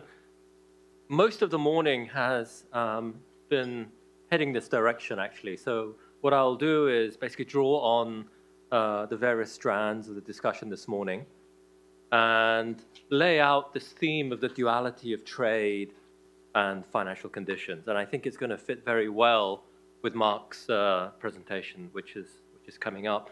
Let me begin with this quote. As an illustration of how finance-intensive trade is and has become. This is a quote from the CEO of the logistics company UPS, and it's from Tom Friedman's book, The World is Flat. So this is very much a product of the times. This is at the sort of height of globalization. And the UPS CEO is quoted as saying, he's explaining the nature of inventories. And he's saying, when our grandfathers owned shops, inventory was what was in the back room. Now it is a box 2 hours away on a package car, or it might be hundreds more crossing the country by rail or jet, and you have thousands more crossing the ocean. So inventory is not stationary, it's moving around. And what that means is the time gap between incurring costs and receiving cash flows has become that much longer as well. Let me just illustrate this with one small example, just to set ideas. Imagine that you're a car manufacturer. You have a plant in the US that manufactures engines, let's say. And then you take it to the next stage of production at date 2. And the car is constructed more. And then it's finished at date 3 at yet another plant. Now, what you could do is to offshore that middle stage. And let's say that this is a US manufacturer. You could have that middle stage taking place in Mexico. So you have, in the previous quote, in the sense of the previous quote, you have various inventories moving around. Now, if you look at one particular date, because production takes place, continuously, and in one particular date, you're holding 3 types of inventory. So there's the inventory that is just finished, that's the engine. And then there's the inventory of the semi-finished car. which is 2 periods old, and then you have the inventory of the finished car, which is 3 periods old and has 3 lots of value added. So you have a very valuable piece of inventory, an intermediate value inventory, and the lowest value inventory, all at the same time. If you think about how you would finance that, let's just compare that with a balance sheet next to it so that we have a good sense of how the financing works. So a 1 period old inventory is relatively low value because it only has 1 lots of value added, but you need to finance it nevertheless. And so on the right-hand side of the balance sheet, on the liability side, there is some short-term funding that is going to finance that inventory. What about the inventory that's 2 periods old? Well, it has 2 elements of value added, so it's more valuable. The market price would be that much higher, but you need more financing for that. And if it's 3 periods old, it is more valuable still. So you can see what's happening here. As you lengthen the supply chain, you are increasing the size of your balance sheet and the financing requirements in a non-linear way. So the first piece of inventory is V, next is 2V, and the third is 3V, and so on. If you added a 4th stage, that would be 4V. So what we have is a non-linear increase. In fact, it's the sum of the arithmetic sequence. So from your high school algebra or even sort of middle school algebra, it's half times n plus 1. So it's the rate of the square of the length. Now, this doesn't take account of trade across firms necessarily. What we've thought about is trade within a single integrated supply chain. But if it crosses the boundary of the firm, it would appear as accounts receivable rather than as inventory. But if we think about working capital as a whole, it really doesn't matter. The collection of firms within the supply chain will need all this financing. So there's some sort of further work that we've done. So in this joint paper with Sejit Kim, we lay out the theory in a fairly sort of exhaustive way. You can bring in all the labor sort of input and so on, but the fundamental conclusion is that there is this duality between finance and trade. At the margin, if financial conditions become more accommodative, it makes more sense to have a longer supply chain and accept the time delay in order that you can reap the benefits of the real economic advantages, perhaps higher productivity, perhaps lower cost. And that trade-off is at the margin of, well, how much additional financing cost do I need to take on in order to benefit from the real economy advantages of a longer supply chain? And note that this is not just a crisis story. Of course, during crises, financial conditions tighten very abruptly and trade will suffer. This is more at the margin that applies on a day-to-day basis, as well as during crisis times. And that's the subject of this paper. So let me illustrate this by giving you a sense of how financial conditions and working capital on the firm's balance sheet co-vary. The pink line is the median annual growth in the accounts receivable for a large number of manufacturing firms. It's a balanced panel of manufacturing firms that we took from Capital IQ. It's a global sample. And the bands around the red line, it's the 40th and 60th percentile of the annual growth rate. So it gives you a sense of how working capital is fluctuating at a business cycle frequency. And the blue bars here are the annual changes in the Goldman Sachs Financial Conditions Index. So the Goldman Sachs Financial Conditions Index, it's geared mainly towards predicting US GDP. And it has various components like what is the short-term rate, what is the long-term rate, what's happening to credit spreads, what's happening to the stock market, and importantly, what is the dollar doing? How this is the barometer for financial conditions that Linda mentioned. How tight are financial conditions from the strength of the dollar perspective? And what we see is this very striking negative relationship. So when financial conditions tighten, this is when we see a contraction in working capital. And we see that trade-off, if you like, that I described playing out over the whole sample period between just before the GFC until the recent period.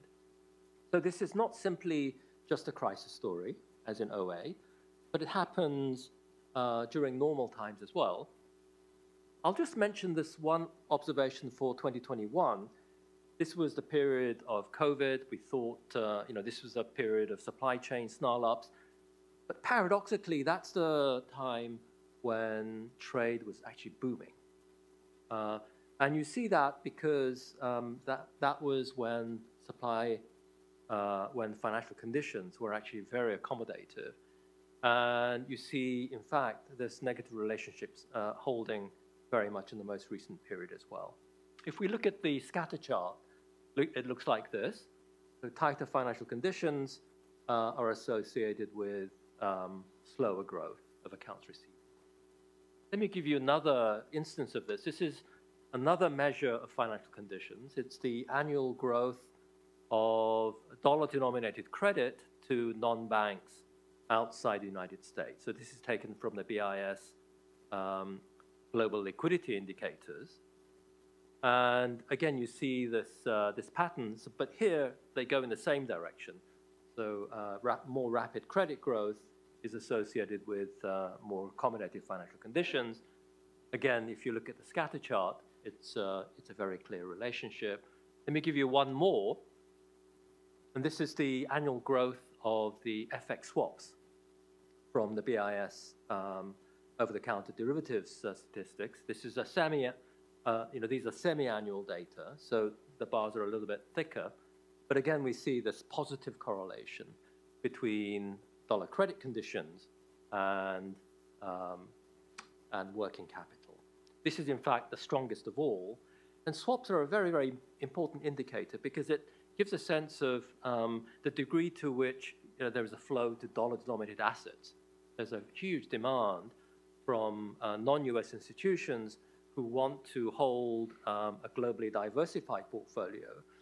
And that means that you have to hold a big chunk is dollar denominated, and therefore the swap demand is an indication of how much inflows there are to dollar denominated assets. Now, I said that the dollar itself is an important component of financial conditions, and you see that also playing out here, where the black line is the broad dollar index. And I'll just mention that I have a paper with Valentina Bruno, which is a micro study of just tracking the extent to which working capital can account for fluctuations in trade. And we use some data from Mexico. And the conclusion is very much that at the micro level, firms that are more reliant on banks that use a lot of wholesale funding tend to see a greater contraction.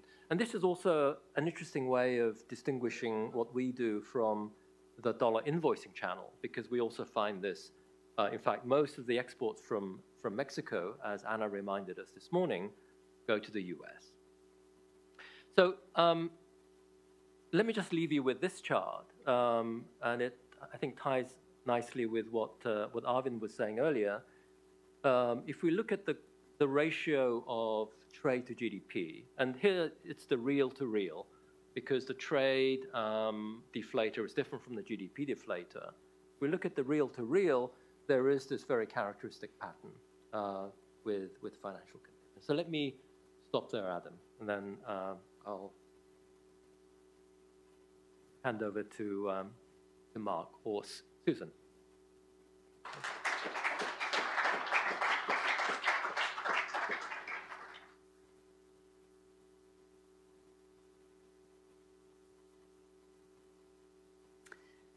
Thank you all, and it's great to be here today. If we can load up the next presentation, please. So I'm here to present with Marc Baldwin of the WTO some joint research that the International Finance Corporation has been doing with the WTO over the last several years. So we're looking at trade and trade finance patterns in emerging economies. And what we've done together is a series of studies. Our forthcoming one will be in Latin America later this year. And we're going to show you some evidence of what we're finding at the micro level in emerging markets in their access to trade finance and therefore their ability to export and import. So I don't have to tell a crowd at the Peterson Institute that trade finance is important, that trade is important, that it supports greater resilience during downturns and is very beneficial. But there is a broad literature, of course, that supports this. So for economic development, we see that the share of trade supported by trade finance is empirically associated with many positive institutional developments. For instance, greater financial market development, better rule of law, and greater partner country risk and distance effects. What we find in practice at IFC is, supporting integration into regional and global value chains is incredibly important. So when you look at Africa, for instance, the revenue that it earns every year from exports is 3 times as large as the combined total of official development assistance, foreign direct investment, and remittances. 3 times as large. So in some ways, this is perhaps a sort of free lunch, if there is one, for development, that helping grow trade finance and exports and imports is a relatively low-cost way of actually getting very large impact for countries that are in high levels of debt distress and facing numerous external shocks. Trade finance is a critical part of being able to participate in global integration and global and regional supply chains. We find that it's very important for inclusion of women-owned firms and younger entrepreneurs to be able to participate in broader markets than their own domestic markets.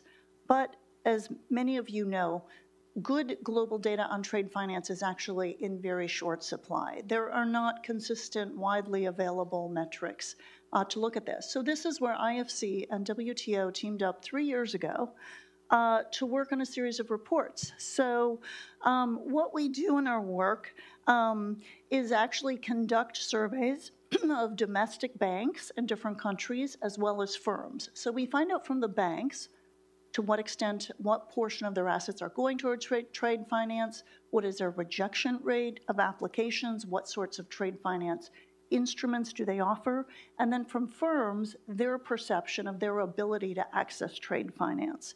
So our first report came out in 2022, and it focused on 4 countries in West Africa, Senegal, Cote d'Ivoire, Ghana, and Nigeria.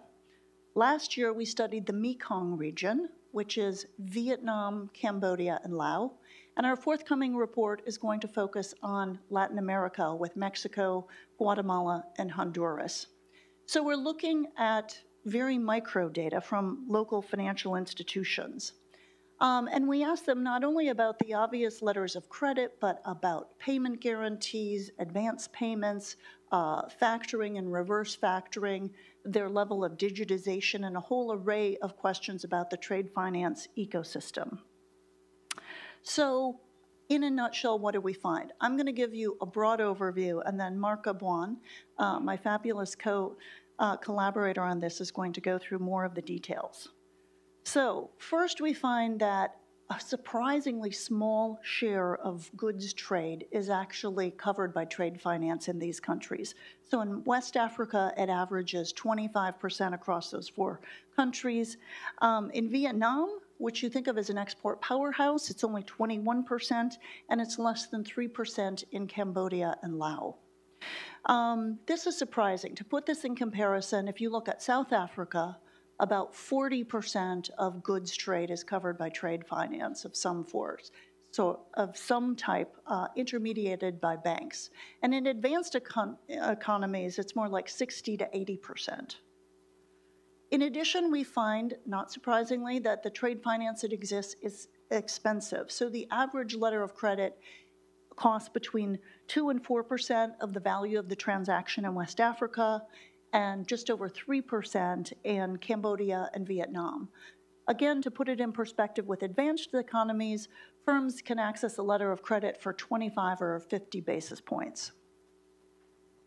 And then finally, the array of instruments available to support trade is very narrow and tends to be the very basic instruments like letters of credit. Supply chain finance, which is incredibly important, factoring and reverse factoring, is relatively unavailable.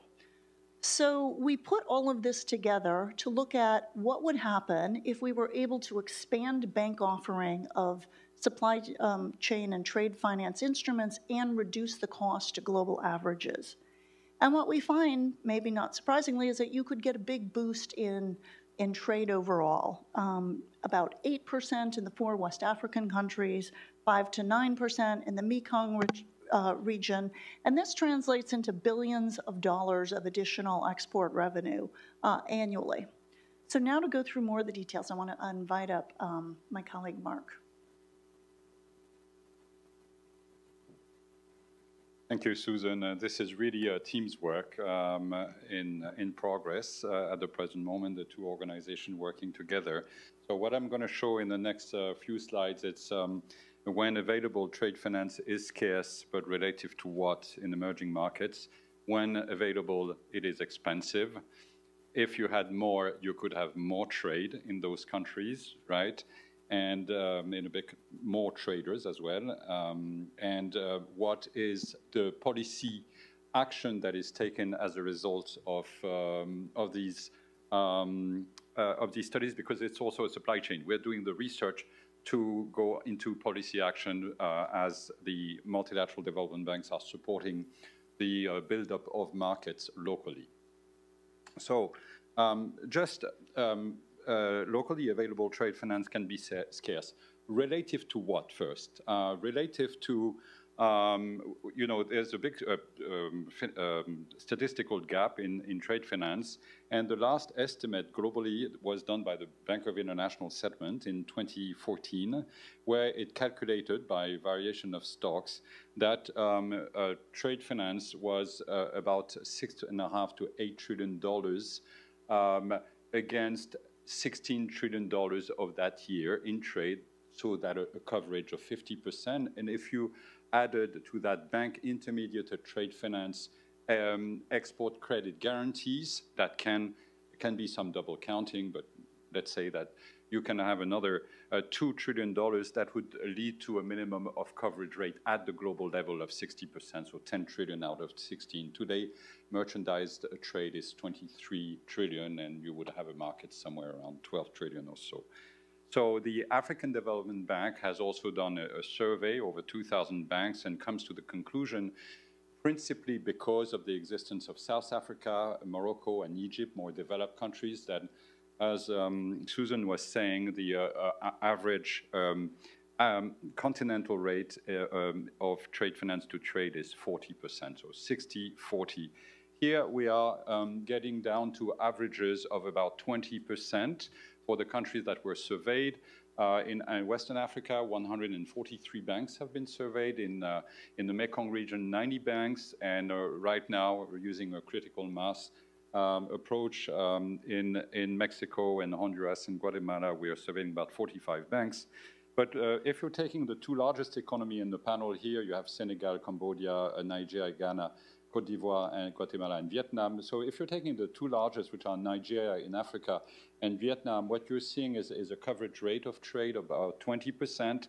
And yet, the effort by the banking sector to dedicate assets to trade is important. It's about also 20% of their assets. If you were to take China's effort right now, it would be about 6% of its total assets to do trade finance. So this is, in some cases, it can be quite significant of an effort. But again, when available. So let me just say one more thing also is why does the coverage of trade finance to trade matters? it's a better measure than what we call trade finance gap. You know, there is this number that comes up from the Asian Development Bank. There's this the $2.5 trillion trade finance gap. That measure only measures the rejection rates of banks. It doesn't tell you anything about the quantity that is supplied nor the quantity that is demanded. In our surveys, what we essentially do is we quantify the market out of the survey. And so we're able not only to say how much is rejected, but how much is the self-exclusion, you know, by what is demanded and what is supplied, how much is the self-exclusion from the market, and companies not even asking. And does it matter if financial institutions and banks support traders? Yes, it does, because on the import side, if you're not able to provide the guarantee, let's say a letter of guarantee, a letter of credit to your exporter, it's more likely that you will have to pay cash in advance your imports. And if you pay your imports cash in advance, then what happens is that you bear all the risk of the transaction. So you bear the risk of non-delivery by the exporter. You would have paid cash in advance, which means that you have also a financial risk that you would have used and cost. You would have used your own cash flow while not being sure to be delivered the merchandise. On the export side, if you do not have help, then you will you would deliver the merchandise and you will be paid later. If you're in the middle, somewhere in the supply chain, and you have to pay cash in advance your imports, so you use your own working capital and you'll be delivered later, and at the same time, you will have to deliver your goods, but you are paid later, you're even more strapped financially. That's why it's important, if we're thinking about the expansion of supply chains, to have locally generated trade finance, because you could be a firm in that situation and therefore be subject to higher exit rates. When available trade finance is expensive, as Suwilson was saying, it costs 0.25 to 50% on the value of the transaction to get a letter of credit. In Vietnam, it can be from 1% for the best customers to 5%. And if you were to ask on top of this guarantee of payment a loan to be able to pay the goods at the end of the day, that would be up to 9%. If you're looking on the right-hand side panel, the policy rates, that is the refinancing rates of banks, 3% in Cambodia, 5% in Guatemala, 4.5% in Vietnam, you would see that the average intermediation margin for the higher customer would be about 5%. So it's fairly expensive for a trader to pay that kind of cost when it actually is eligible and borrows the money. So this is what we saw this morning is if there is going to be more of Turkey, more of Vietnam, more of Mexico, more of Colombia also in world trade, then you start to think about trade finance being an important driver for these countries to support their trade, and hence the need to develop a better local financial industry for trade finance and a cheaper one. When we are asking the banks what are the main limitations for them to supply more trade finance, you have here the different countries that we surveyed. One thing that comes very strongly is on the left-hand side, the collateral requirements.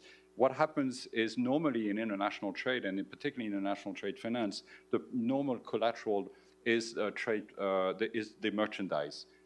If you have a default of payment, then you should be able to seize the merchandise. In many developing countries, actually the banks are asking for a second collateral, which would be either cash collateral or even land collateral, because they do not trust the legal system to give you the right to actually seize the merchandise and resell it. At international level, letter of credit default rate is about 0.5%. It's very, very safe. And in 60% of the case, the resale of the merchandise allows you to cover your default. Here in developing countries, because of that legal impediment, there is this systematic double collateral requirement. Access to low-cost funding in developing countries is also an issue, and therefore we've been doing some counterfactual calculation as what would happen if you increase the share of trade finance covering trade, what would happen if you reduce the cost, not to developed countries market, but to an efficient emerging market price. We have a few in Asia, for example, so we apply these in reducing the prices. And what happened if you combine the two scenarios, increase share of trade finance and reduced prices, you could increase your amount of trade by about 5 to 10% according to the countries. If you increase the share of your trade finance covering trade by up to 20%, it's not an unrealistic scenario when you think that that coverage is only 3% in Cambodia, and when you reduce the price to an internationally efficient level. So how do we use these studies in a sense? As you may know, multilateral development banks are operating programs that helps reduce the gap between the perception of risk and the actual level of risk, which is small in trade. International trade statistics, trade finance statistics on loss given default tell us that it is very safe, even in emerging markets, and therefore what really matters is this big difference between the perception of risk and the actual level of risk.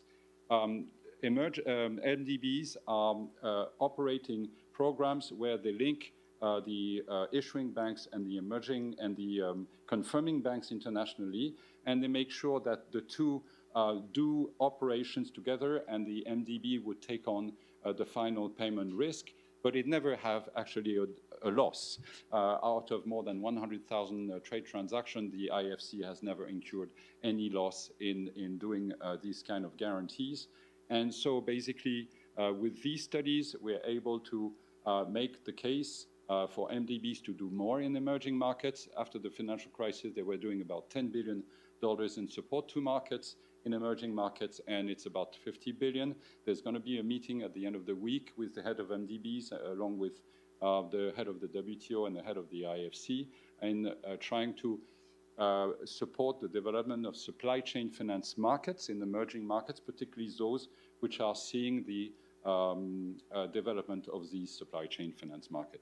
So with this, I thank you very much for your attention, and leave it to the discussion.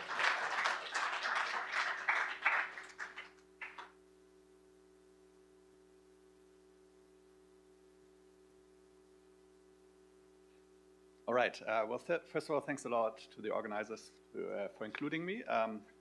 One fun fact to share is that both Ralph and I have something in common. When we wrote our PhD thesis about 15 years ago, nobody cared about either of our topics. He wrote about tariffs, I wrote about trade finance, and everybody was saying, like, why are you working on this topic? Like, okay, so it's really amazing to be at a conference that is like talking so much about the stuff that I cared about for a long time, but took a little bit of time to catch up, and I think Ralph even more, like, tariffs are back, I guess. Okay, so there's a lot of stuff, and I'm actually amazed because 2/3 of my research is on trade finance and 1/3 is on the dollar, so I'm actually going to be able to talk about all these things. So let's take a step back, just so everybody in the room knows what we're talking about. Trade finance is actually a pretty complicated thing. There are a lot of products out there, and I just want to walk you very briefly through them so we know what we're talking about. So this is actually from my job market paper. So this is the old style, I would say, trade finance. So you have cash in advance, you pay before you get the goods. You have trade credit or open account, you deliver the goods and get paid later. And then you have letter of credit where bank intermediates. So why are these letters of credits there? Well, if you pay in advance, as Mark was saying, well, you take a risk because you don't know if you're going to get the delivery. What's the alternative? You can do trade credit, you send the goods, but then you don't know if you're going to get paid. And so letter of credit comes in where the banks basically act as an intermediary, so they get a commitment by the buyer, they validate the delivery, and everything's fine, you get rid of the risk. So now the first question you may ask is, why is not everybody doing letters of credit? Well, it's a very labor-intensive process. There's a lot of formal stuff going on, and so that just creates a lot of friction, and so it's just very costly to do so. And there's still like some residual risk where in very high-risk countries this may be a problem. And the other point is, that you need what we call correspondent banks. So you have basically a bank in the issuing country and in the buyer and seller country, and they both have to cooperate as well. And as I'm going to show you later, that network is actually pretty sparse, and in fact, it has declined over time, and I'll talk about that in a second. As Yun was talking about, but also the first presentation, sorry, the second presentation, there is the new thing that's called supply chain financing. And again, I think there's a lot of stuff hidden in there, and I think we need to work more on like thinking about the different types of supply chain financing.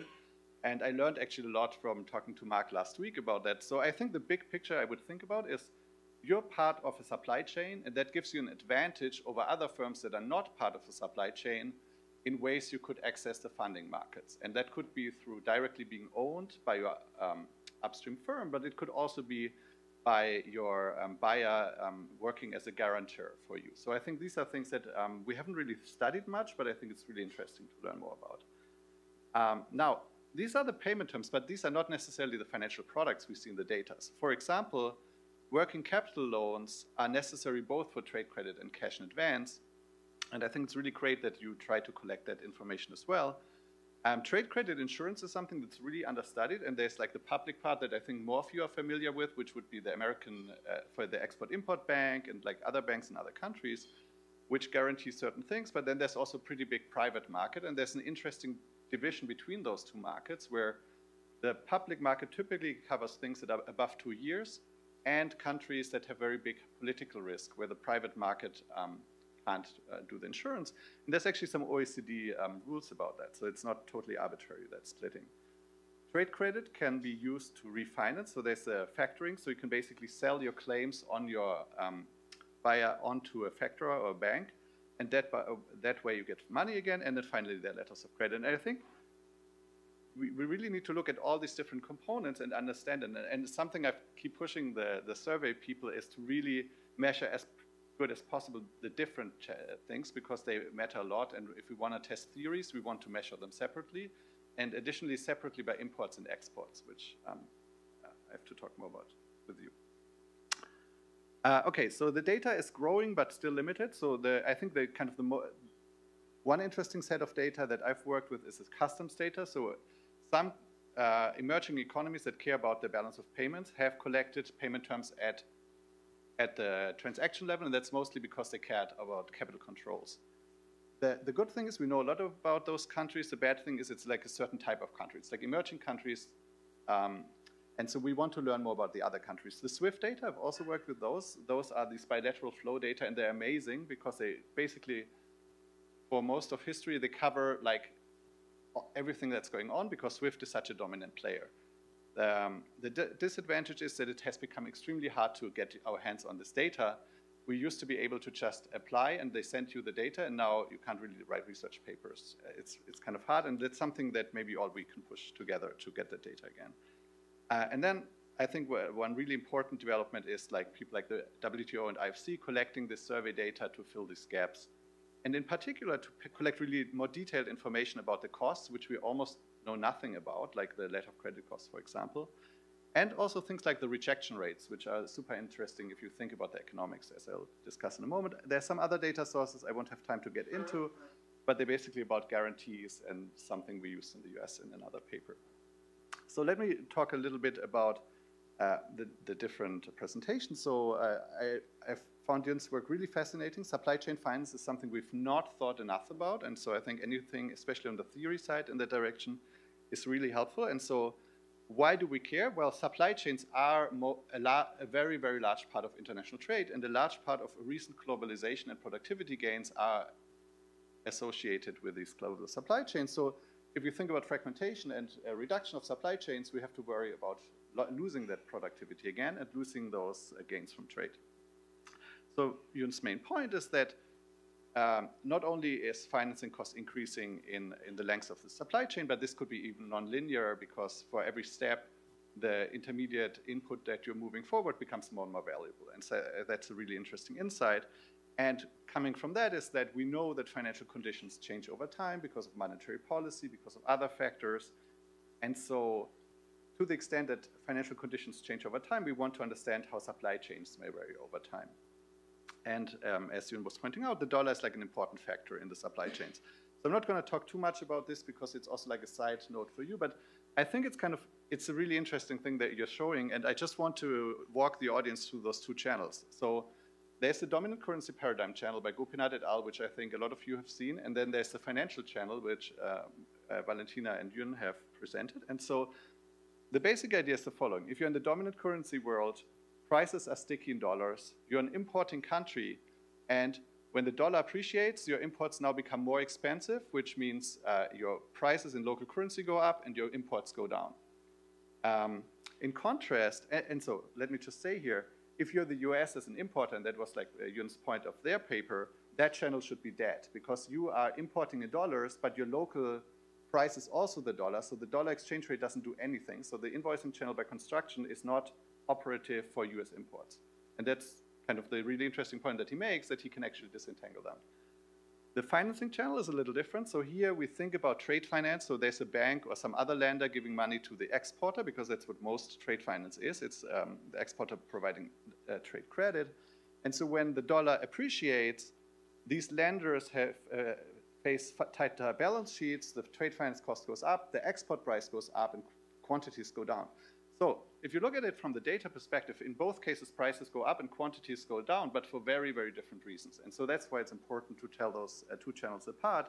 And just to mention very briefly, so I have inspired by Yun's work, I have a follow-up paper where we actually look at global data. So we look at all countries in the world, that basically the data set that Gopinath used. And we can basically disentangle the invoicing channel and the financing channel even further, because here we are basically measuring the exposure to the foreign, to the dollar channel, to the financing channel by using US dollar borrowing by foreign countries. And we find that this is an extremely strong channel that actually works better than the dominant invoicing channel. And so I think it's really interesting that this channel that I think has received less attention than maybe the dominant currency paradigm seems to be really, really important. And so I think it's worthwhile for all of us to look at this more carefully. And there's even like a third paper by Casas et al. From the IMF and the board that showed something for Colombia with very nice microdata. So the big takeaway from the presentation is we need to understand supply chain financing much, much more, because that's the new thing. It's the thing that's growing, and that's also the thing that may be most threatened by fragmentation. So measuring that is difficult, but not impossible, which kind of moves me to the second part. So yeah, so I think the presentation was pretty clear. That so far they've done 2 studies on West Africa and the Mekong region. The main takeaways is trade finance is expensive compared to like other countries where we have data, more advanced countries, and it's also less prevalent in the sense that the share of trade finance over total trade is much, much smaller, which suggests that there could be something like a trade finance gap. So what are the main reasons? And this is like one of the strengths of their analysis, is that they actually go to banks and ask them for the specific reasons why there's not enough trade, why they don't provide more trade finance. Number one reason was not the correspondent bank limits, which you can interpret in different ways, but that's certainly also related to risk. Then risk or not enough collateral, which means they think that extending that trade finance is very risky and risky, and so they don't want to do it, and then lack of low-cost funding. And so what they do then is they estimate the trade finance gaps and look at the effects of relaxing trade finance constraints. So first of all, this is amazing data because we have very little data at the micro level, so any collection in this direction is like super helpful. For example, when I wrote my papers, I always looked for letter of credit cost data. I never found it. So like getting these numbers is like extremely useful. And I hope you will continue and maybe try to collect this from more countries. I know this is hard, but hopefully it'll work. Keep working on this. And then additionally, you ask why trade finance is applied, which reminded me a little bit of this loan officer surveys we do in the US, where we also try to ask them why you're doing certain things, which are super useful. And so, okay, but once you see that data, it raises a lot of questions. And it's kind of interesting because the number one question that still is in my mind is what are the trade finance gap? Is this a market failure, or is this something fundamental to these countries that make it hard to provide trade finance? And just as a side story, like Mark and I were like in a review panel for the IFC program like 12 years ago or so, and we had the same discussion. We basically said, you can expand that provision, but is it actually market failure or are you subsidizing? And I think that's like a super difficult question to answer. For example, I think one thing that Mark also brought up is there's this ICC registry, which basically tells you there's no risk in letters of credit. Then you go to these banks in Africa and they tell you, oh, it's so risky, we don't want to do it. And there's like a little bit of a discrepancy here, but I think when we talked about this before, the discrepancy is certainly coming from selection effects. So whoever makes it into the ICC registry has been screened so often that by the time they're in the registry, they have no risk. But that doesn't necessarily mean that expanding is risk-free. And I think that trade-off is kind of interesting to explore. And I'm not saying you shouldn't expand, but I think it would be really interesting to collect more data that tells us about the riskiness of these marginal trade finance increases as opposed to kind of the super safe part that's already being done. And similarly, rejection rates are astonishingly high in that data. So it's like more than 20% of applications get rejected. And again, is this like the optimal level? Like, how can we think about 20% in that sense? And then depending on the answer to those questions, that has a strong effect on what is your optimal policy implication, right? So the IFC and other development banks have mostly done the first two things, I think. These are the things they can do, which is try to provide more capital, or typically instead of providing more capital, you underwrite letters of credit, which takes the risk off the bank balance sheet and in that sense kind of frees up capital. And the second one, which I think is interesting, is they're also trying to extend the corresponding banking network. And here's like another really interesting thing I remember from our debate back then. They said like, yeah, we want to like especially support like the second best banks in those countries. We're like, why would you ever do that? Why wouldn't you just give all your money to the best bank? But there's a lot of geographic heterogeneity in these countries. Like if you think about India or like big countries, some banks may be active in the capital, but you really want to reach the other regions. And so it's really important to expand these correspondent banking networks, not just from capital to capital, but also like into these regional areas, which again raises the question of an efficiency equity trade-off, right? So you can expand, but those banks are going to be worse. And so you have to kind of really interesting policy problems there. And again, of course, it comes back to the question, how much can you do without improving the underlying rule of law, the frictions that are in these countries? But I think, given that's what you guys can do, I think the first 2 points are the thing to push, but keeping in mind that there may be some institutional constraints. How am I on time? Okay, good. So let me just mention one thing, and I think this is really fascinating. So this is when we still had the SWIFT data. So the SWIFT data has bilateral trade, letter of credit, and documented collection flows. And what we did here is we calculated, first of all, a lot of countries don't have trade with each other. But here we're conditioning only on countries that have positive exports or imports. And we ask, how likely are they to have positive letter of credit flows? And turns out, even if you only look at countries that do trade, a lot of them don't have a single letter of credit between those two countries. And so look at sub-Saharan Africa all the way to the right. We're talking about 20% of country pairs they're trading with.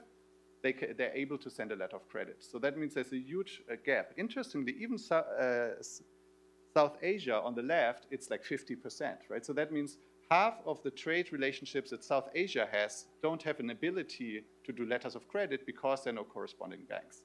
And I would assume if we got better data, new data, this is from 2010, that this has come down, because correspondent banks have declined over time. Okay, so let me go to the last points I want to make, and this is like coming back to our bigger topic of this meeting. How can geopolitics play a role in the things I was discussing? The first one is payment systems, and I think this was mentioned before. SWIFT plays a central role in trade finance, and obviously additional platforms would raise the cost because this is like a networking industry, and in particular, it's hard to conceive how the correspondent banking network would work across different payment systems. And so what I would expect is that it would be almost impossible to do letters of credit across these different platforms, or it would at least make it much more expensive. The other dimension, I think, is like that's key to trade finance is enforcement and risk. And so the questions here is how does geopolitics affect legal certainty, especially across political blocs? Like, does this mean that you're even less willing to take risk providing trade finance across these different blocks, and the supply chains often cross these blocks. So even if you don't have tariffs, that's like another factor that's going to make life difficult. Then one thing that hasn't been mentioned that much, but know your customer rules are pretty important in banking. And so a lot of this like reduction in correspondent banks has also been linked to the difficulty on verifying like who's the partner on the other side. And this could become much worse if, for example, banks are more reluctant to work with countries that are not friends because it may be harder to verify whether those counterparties are reliable, and not just the banks, but also the customers of those banks. So it's not about the bank, but it could be that the Chinese customers of the Chinese bank are something that's really hard to verify if this conflict gets worse. And then finally, the role of the dollar. I think the previous session already talked about that. So if other currencies' shares would rise, this could potentially change how the global financial cycle transmits to trade and finance, though, I mean, as the previous session also concluded, we're very far away from that scenario at this point, but I think it's something to keep thinking about how that would affect things as well. So thanks a lot for...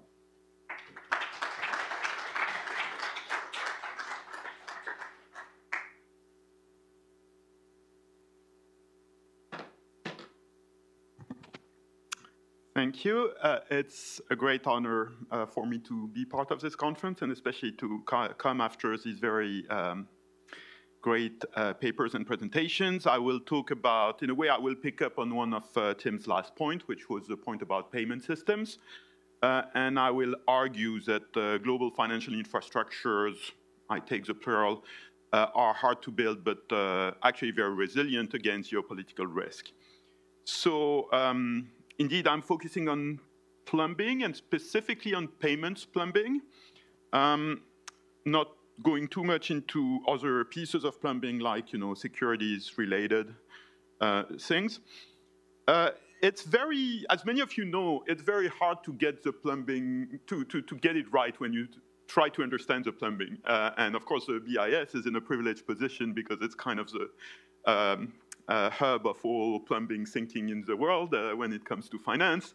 But from an outside perspective, which is many of the rest of us, it's incredibly hard to get it right. So I really look forward to the conversation after I finish this, that we get more insights from the participants and from the very diverse stakeholders we have in the room. As you can see from my title, in a way, the general tone of my presentation will kind of echo what Arvind Krishnamurti gave us on the role of the dollar. In a way, the current structure is not changing as easily as scurrilous journalism would make us think. I will add a further distinction, which often gets lost, especially when people talk about SWIFT, which is the distinction between the dominance, sorry, Linda, the centrality of the dollar in the system, on the one hand, and on the other hand, the financial infrastructure. If you think of SWIFT, SWIFT is very often presented as a dollar-centric infrastructure as part of what makes the dollar central. That's not true at all. SWIFT is not built that way. It actually has no structural privileged relationship with the dollar space. There's an extremely good explainer of SWIFT co-authored by Linda last year, which makes that point pretty clear. So finally, on this cover slide, my title may make it sound like I'm being complacent and I'm saying, nothing to worry. This is not the case at all, of course. I worry a lot about financial fragmentation. As many of you know, my formative experience has been the financial fragmentation of the Eurozone during the Euro financial crisis, so I tend to obsess about it. I'm just making the point here that it's not clear that the plumbing will drive financial fragmentation. And that doesn't mean, of course, there are not things to worry about in other spaces.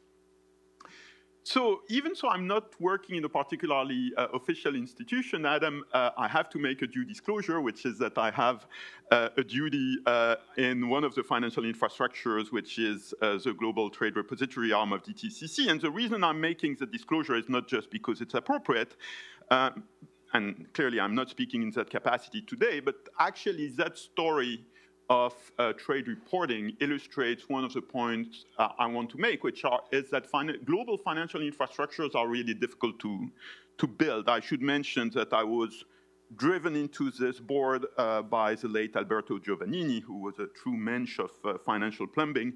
He left us too early. But when Giovannini contacted me for that, he said, we're building a seamlessly integrated global infrastructure for derivatives trade reporting. It will be one system for the entire world. Do you want to be part of it? I said, of course. But it turned out to be very different. And actually, there are fragmented bits and pieces of the infrastructure in different parts of the world. And the reason they're fragmented and that the promise of derivatives trade reporting, which was formulated by the G20 back in 2009, 2010 in the summits in London, Pittsburgh, and the like, has not been delivered upon so far, despite the good efforts of the BIS, is because of course, different jurisdictions having different views and not being able to agree on something, which is both a failure of coordination, but also, I think, a failure of institutions. So I think that's relevant in a way. When I talk about global financial infrastructures, obviously the vocabulary is very amorphous and in a way treacherous. So let me define it in a way that is not better than other ways, but distinguish between operational infrastructure, so that the systems or the organizations, the firms that support global financial payments and more generally financial flows. So SWIFT, of course, is one of them. CLS is a very important one. It was mentioned earlier today, but also some firms that provide the services that make the system tick. I mentioned here one of the big four audit firms, but could mention any other. So that's kind of at the operational level, but there is a parallel infrastructure at the institutional level that basically creates a framework for those infrastructures to work. And of course, the BIS comes very high on that list. Lots of acronyms here, the Financial Action Task Force and the Egmont Group of Financial Intelligence Units I mentioned because anti-money laundering is very much part of the story, as Tim reminded us. But the point I want to make here, and in a way you could expand the definition, you could say the dollar is a global financial infrastructure, so in a way that's a bit of a narrow definition, and again, focusing today mostly on payments. The point is that the two types of infrastructures are very interdependent. So if you think of CLS, for example, I think it's not an exaggeration to say that the G10 or so central banks, at the time in the Committee on Payments, Systems, and what was CPSS? Well, the predecessor of CPMI, CPSS, and the predecessor of CPSS, it was really those committees that made the banks build CLS, even so technically CLS is a creature of the banks, but with a lot of public sector input. Conversely, if you think of, for example, the IFRS Foundation, which sets accounting standards and now also international sustainability standards, this is very much originally a creation of the Big Four network. So you have this interplay between the firms and the institutions, the private sector, and the policy framework, which is one of the complexities, I think, in that space. Also, when you think of geopolitical risk and resilience against it. So let me come to that. Here's a fascinating quote by the CEO of SWIFT. At the time, it was Lázaro Campos, who was interviewed by scholars in 2012. And if you read the quote, I'm not going to read it, but basically what he was conveying, and there's no reason to doubt his sincerity at the time, 12 years ago, is that the geopolitical intervention into SWIFT, and especially the fact that SWIFT was used, as you remember, by the US terrorist finance tracking program, and that Iranian banks were removed forcibly from SWIFT in 2012, and that kind of thing, that would really kill SWIFT. That basically the proposition of a global payments infrastructure like SWIFT serving a useful purpose would become unviable in the new geopolitical context. And he was saying that in 2012.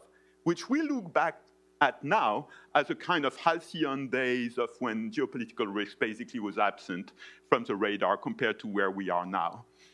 So I think it's very interesting to note that actually this quasi-prediction has not come true. That SWIFT is now as central, as dominant, whatever the right adjective is, as it was at the time, despite the very legitimate and very understandable worries that the main players within SWIFT were expressing at the time. And I think you could say that of a number of other organizations. I mentioned the ISB, I'm French. There were a lot of people in my country of origin who were very hostile to the ISB when it started becoming dominant as an accounting standard setter. This has almost entirely evaporated. At this point, you no longer have that hostility from one of the important constituencies that's kind of considered part of the West, but still with its idiosyncrasies. So I mention it, I guess, in this context. The same, of course, could be said of major global banks that straddle the divide between China and the US. I'm not saying it's easy for those banks to straddle the divide, but there were moments in the last decade, and some of us remember some, when it looked likely that they would no longer be able to straddle the way they used to. And again, this has not materialized. So the past is no guide for the future, of course. But I think it signals the fact that many of us have tended to overestimate maybe the inevitability of fragmentation when it comes to those financial infrastructures. And here I have a question mark because I really don't know. How does that compare with the trade space? As Adam said in his introduction, everybody knows that trade and finance are joined at the hip, but it tends to be different and parallel and separate conversations. And actually, despite having worked for 15 years at the Peterson Institute and having so many wonderful trade colleagues, I still am not sure about the answer to the question I'm raising here. When I spend less time in Geneva than Basel, but it seems that the mood in the WTO headquarters is a bit more depressed these days than the mood in the BIS headquarters. I may be wrong in that assessment. Now, does that matter? And does that have a read across in terms of what I refer to as the operational infrastructure of trade as opposed to the operational infrastructure of finance? I really don't know, and I hope it will come up in the discussion. Okay, so let me come to my, I think, final slide and try to explain what I have characterized as resilience. And this is purely an ex post explanation because I think these areas are so complex that I certainly shrink away from making forward-looking statements. I think the main point, of course, is the network effect. So it's what Arvind referred to as the increasing returns. Essentially, Kindleberger was right after all. You know that there was a literature like 10, 15 years ago, for example, Barry Eichengreen was questioning whether we should question the inevitability of having a dominant currency, and he was looking at the interwar period and looking forward to the future rise of the renminbi, and some of us in this room had also had similar thoughts, but it didn't materialize, right? The dollar is, again, very central, to use a neutral vocabulary. Network effects, of course, but also transition costs. It's difficult to move from one system to another. The transition is typically disorderly. It has been in the past. If you take, for example, the move from the Dutch florin to the British pound, that went through basically the bankruptcy of the Dutch Republic and of the Bank of Amsterdam. So it's not, there is a fear of financial instability, which plays a big role in the resilience of the system. One of my favorite stories of recent years has been the immobilized reserves of the Bank of Russia. It is remarkable that when you think of the level of hostility of the EU, which is the home of Euroclear, where most of these reserves are held, the hostility of the EU against Russia, its defense of Ukraine, the need for money in that context, the self-restraint that the EU has exercised by not confiscating those reserves is quite extraordinary. I think it's admirable, I think it's wise, I think it's the right way of doing things, but it's also surprising, and it has surprised a lot of observers. So I think part of it is actually the difficulty of transition costs between different regimes, or at least I will submit that as a working assumption. Now, we have a lot of press coverage, and I'll finish with this, of a number of systems, competing systems, and I think Linda in her paper also referred to them as competing systems to SWIFT, to take only that example. And one, of course, is China's CIPS, but, and I'm not even talking about the Russian equivalents, but another one is the digital euro, frankly, and the ECB is increasingly open about the fact that the digital euro has to be viewed as a backup system and a hedge against geopolitical risk. I'm not talking here about, the projects incubated by the BIS, Enbridge. There's a lot in the news these days, and I don't know enough about it. But I think if you think of SIPs in China as a digital euro in the Eurozone, they're not equivalent, but they are both can be thought of as backup systems. And the point I want to make here is that backup systems are not substitutes for the globally integrated system. They're a plan B. They're not a plan I. I don't think SIPs is a plan I, or at least we don't have any evidence at this point that it's a plan A for the Chinese authorities. And the reason for that, again, is linked to the complexity of transitions and the increasing returns of scale, which are best embedded in the most comprehensive coverage. So my concluding thought here is that, of course, nothing is forever, but maybe SWIFT comes close. I mean, some infrastructures have proven to be very durable in history. So it's true that, the Roman Empire is no longer with us, but the Chinese language is with us, the Catholic papacy is with us, the Japanese imperial family is with us. I mean, my point here, without being too casual, is to say there are things that are extremely durable and that have gone through a lot. And if I think of the discussion about dollar centrality, it's easy to see, and Adam has made that point, that we could come to an end of dollar centrality if the US wants to end it, and who knows what will happen in the future. But that doesn't mean the end of the kind of infrastructures we're talking about here. After all, the BIS is a good example of that. Let's remember the history of the BIS through and after World War II, which is a remarkable metaphor of survival, I guess. But also the point I was making at the beginning is that SWIFT is not in any structural way dependent on dollar centrality, and therefore there may be an even greater level of resilience here. Of course, if we come to a world, and this is really my last sentence, where fiscal dominance erodes central bank independence in a final way, I would say, then I think much of what I have hinted at here could be questioned, but that is a very tail risk. So thank you very much, and I look forward to the discussion.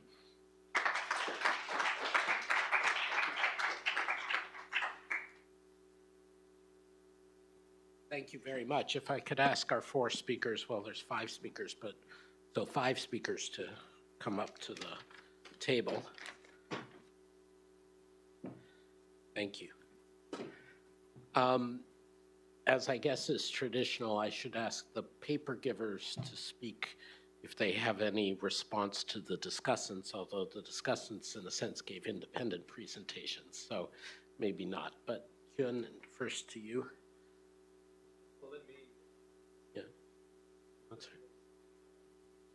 If I can be heard. Yes. Excellent. Let me thank Tim and Nicola for those really good discussions. Let me just perhaps touch on one point that both discussants raised, which is the interplay with the payment system and how that might actually interact with trade financing. I think it's very, very important to bear in mind that banks are very central to both, and for good reason.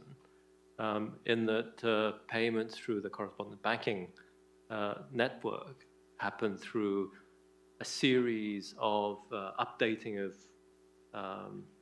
basically balance sheets. It's a sequence of, no money actually physically is sent, but rather, we just have a sequence of updates of the bank balance sheets. And through that process, a payment is quite often bundled with credit. So, if I only have $100 in my account, but want to send a payment worth $200, the bank would often oblige by giving the additional $100 as an overdraft. And so the fact that banks are involved in both, I think, is absolutely key. And this is why, actually, in one of our projects, Project Agora, which is very much the sort of vision for the next generation correspondent banking. We designed a whole system around tokenized deposits, rather than through stable coins, which are essentially just cash in advance systems. I would also like to thank Nicholas and Tim. And Tim, you've raised very good questions that we can still debate and struggle with about, is the lack of trade finance in developing countries a rational market outcome? Is it a market failure?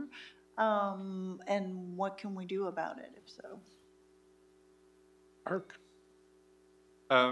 Yes, I mean, it's a good point to say that maybe our perspective that trade finance is very safe is based on international statistics that do not entirely reflect the risk. So I agree to some extent that if you extended the market in those countries, then you may see more risk. Actually, we lack that data, and so this is one thing where we should be doing more work. I still consider that although the transactional risk of doing this in developing countries is not much higher than in developed countries because traders pay their trade for various reasons that we don't have to go into. Very often the country risk is conflated with the transactional risk or the counterparty risk, and that explains that gap, that is explain some of the market failure and justified the intervention by multilateral development banks as much as the correspondent banking issues. I mean, you noted very well that MDBs help create new correspondent banking relationship between countries which do trade now, and particularly most of the operations that are done are South-South trade operations where MDBs are providing their guarantees, and we see how difficult the financial system actually is moving in that direction in creating a more stable and permanent banking relationship between themselves, while clearly the ones that were coming from the developed countries were disappearing. And last thing, supply chain finance is the big kill in town. This is supply chain trade is 49% of world trade today. Thanks to your presentation, we know more about it. There's a lot of working capital that are locked up in those supply chain, and it can make or break in terms of being able to unlock that working capital and being able to move up the value chains. Those who are able to unlock have the means to invest and therefore move up the value chains. Those who do not unlock, and we've seen that in Cambodia, are stuck at downstream level of the value chains. Very interesting. Before I turn to the audience, and all of you should prepare your questions, there will be a mic up front and there's a standing mic up back. I'm going to throw out a somewhat left field question for the group, for the panel, but it is in the spirit of where we started this conference. So if you went to any other think tank around here, you would find a lot of discussion of this book came out a couple of years ago by political scientists, Underground Empire, by Farrell and Newman, that the US has accumulated this enormously powerful underground empire through the financial system that allows them, the US government, to do all kinds of things. And that this potentially could scare off or scare into compliance the Chinas and others who otherwise would be trading with Russia. We've gone through your presentations and discussions, and without oversimplifying too much, there was no tone of that. If I look at Hyun's correlations over time, there's no break point at which the empire divides the world. If we look at the things that Susan and Mark were talking about, these are long-term issues, and competition between US and China isn't somehow creating new financing opportunities, and so on. So is this we economists are not talking enough to the political scientists, or is this the political scientists, and more importantly, the US government is engaging in fantasies? Or you can answer it slightly differently if you prefer. There are other options. Thank you, Adam. Let me address that question in the following way. I think one thing that Tim mentioned was the distinction between the invoicing channel and the financial channel. But actually, deep down, actually, they're very, very closely related in that if you have invoicing, then the working capital is going to be in the invoicing currency, so in this case, the dollar. And if that's the case, then the cash flows are much more, it's going to be much safer to actually have the invoicing because if you're going to be borrowing for that working capital, you had better borrow in dollars because then you don't have the additional currency mismatch. And then if you're a resources producer, then again, you would rather issue bonds in the same currency that your output is priced. And so there's going to be a preponderance of assets. So it's debt from the point of view of the borrower, but it's an asset from the point of view of the lender. There's a preponderance of dollar assets. In which case, if you're a euro area insurance company or a Japanese insurance company, you need to hedge.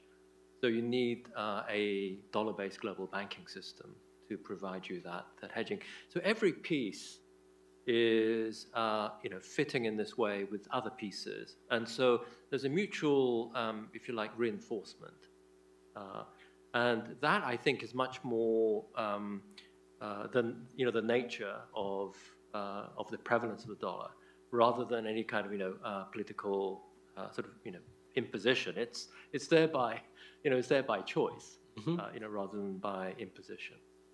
Nicola, you raised your hand. I'll go to Susan.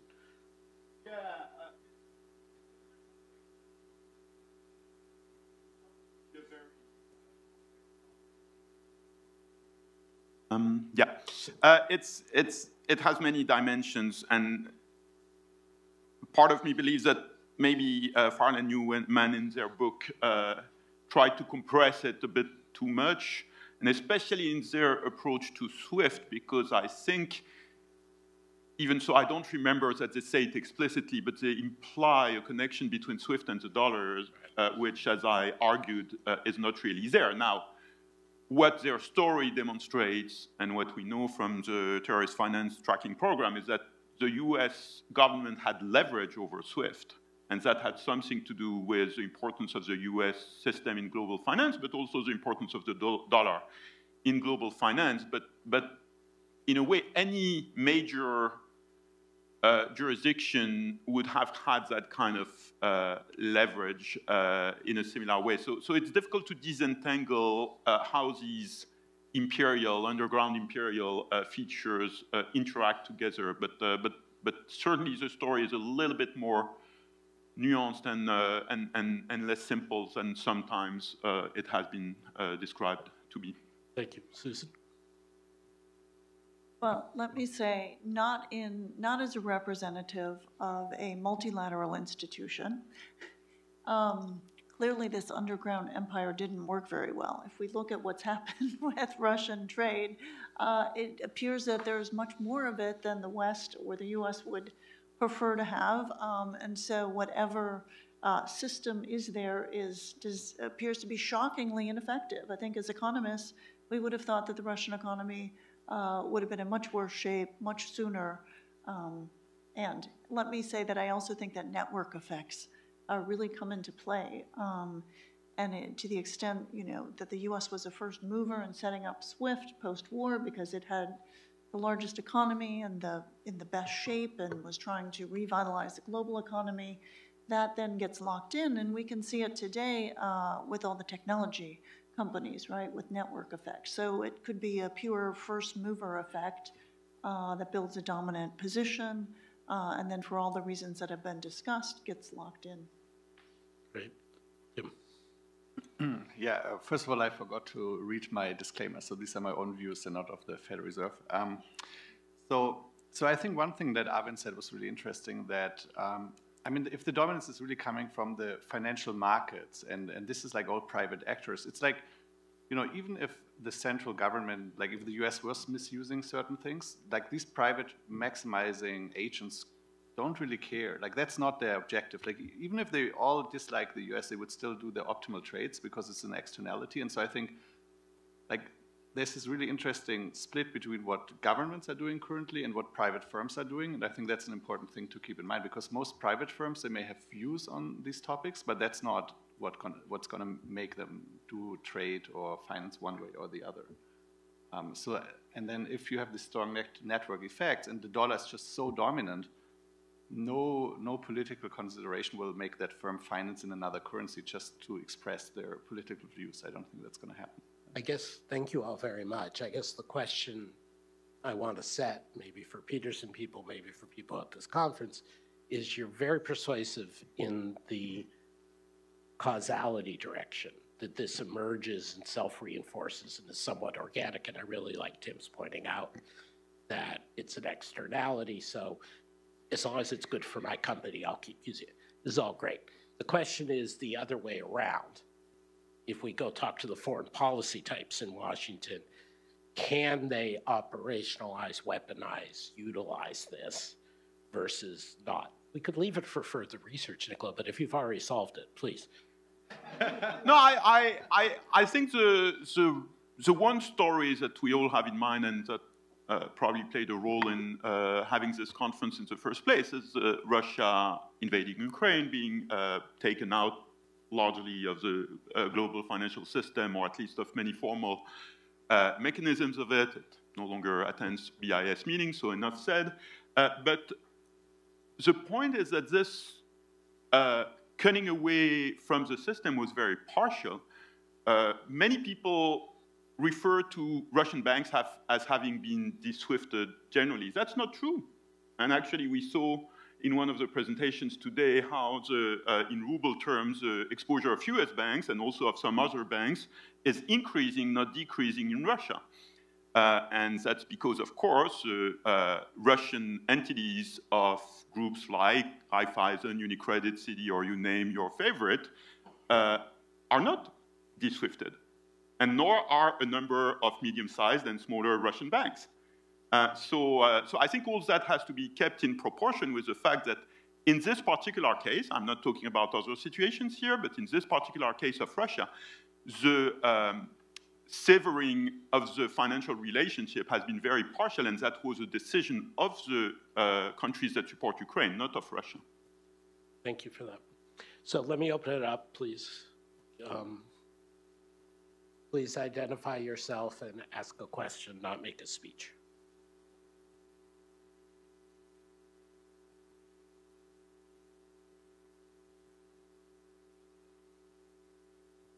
This is Dong He from the IMF. I think this discussion is extremely interesting.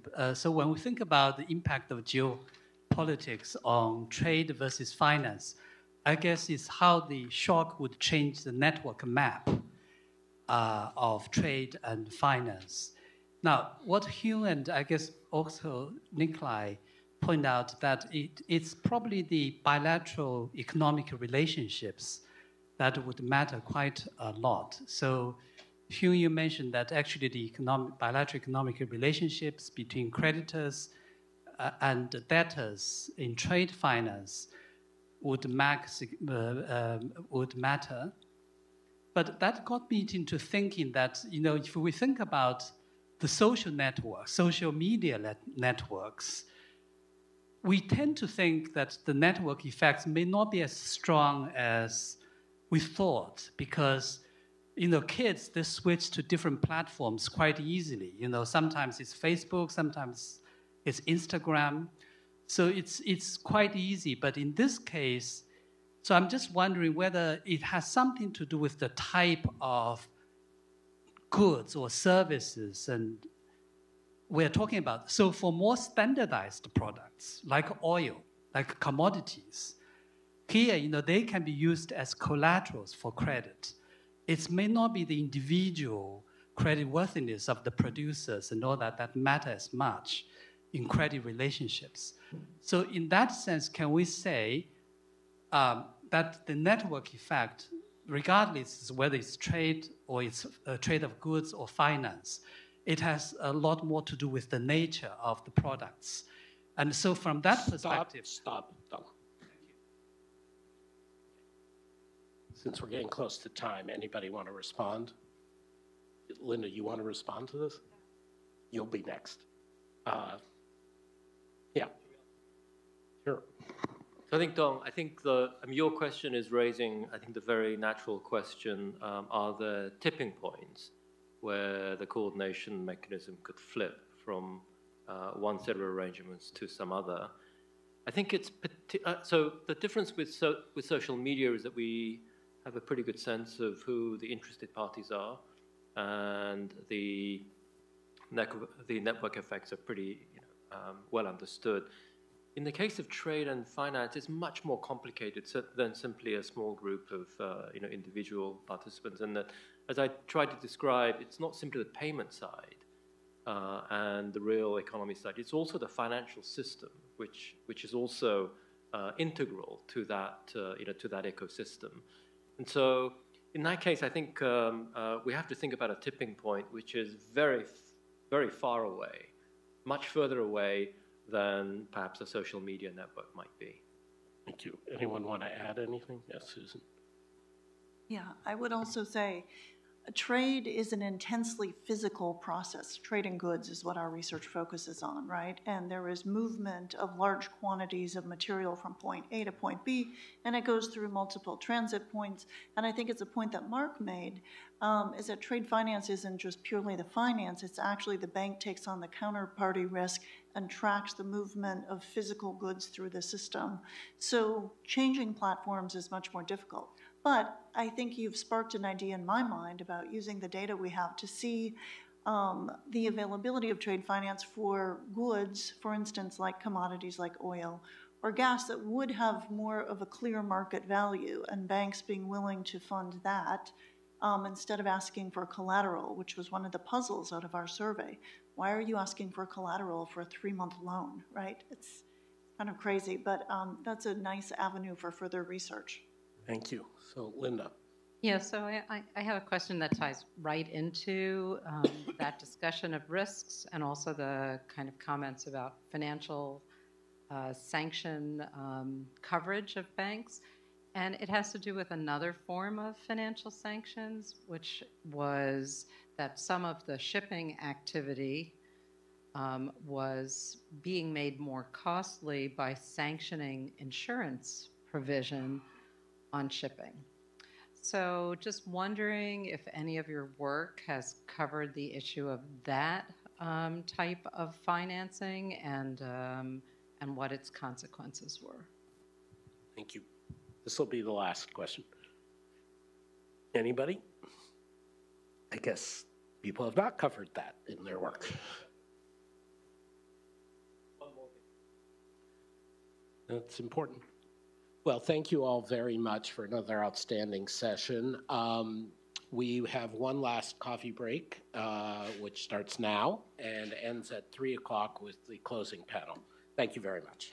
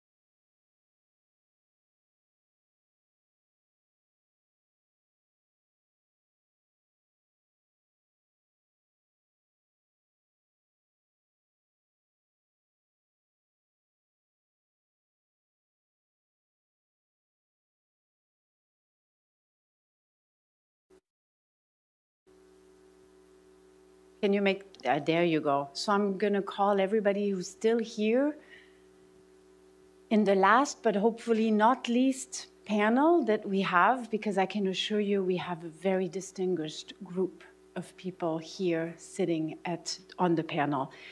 Look, let me make a couple introductions that will also wrap up a little bit what we've heard today. So we have heard it, we know it, economic policy is increasingly made against the backdrop of geopolitics.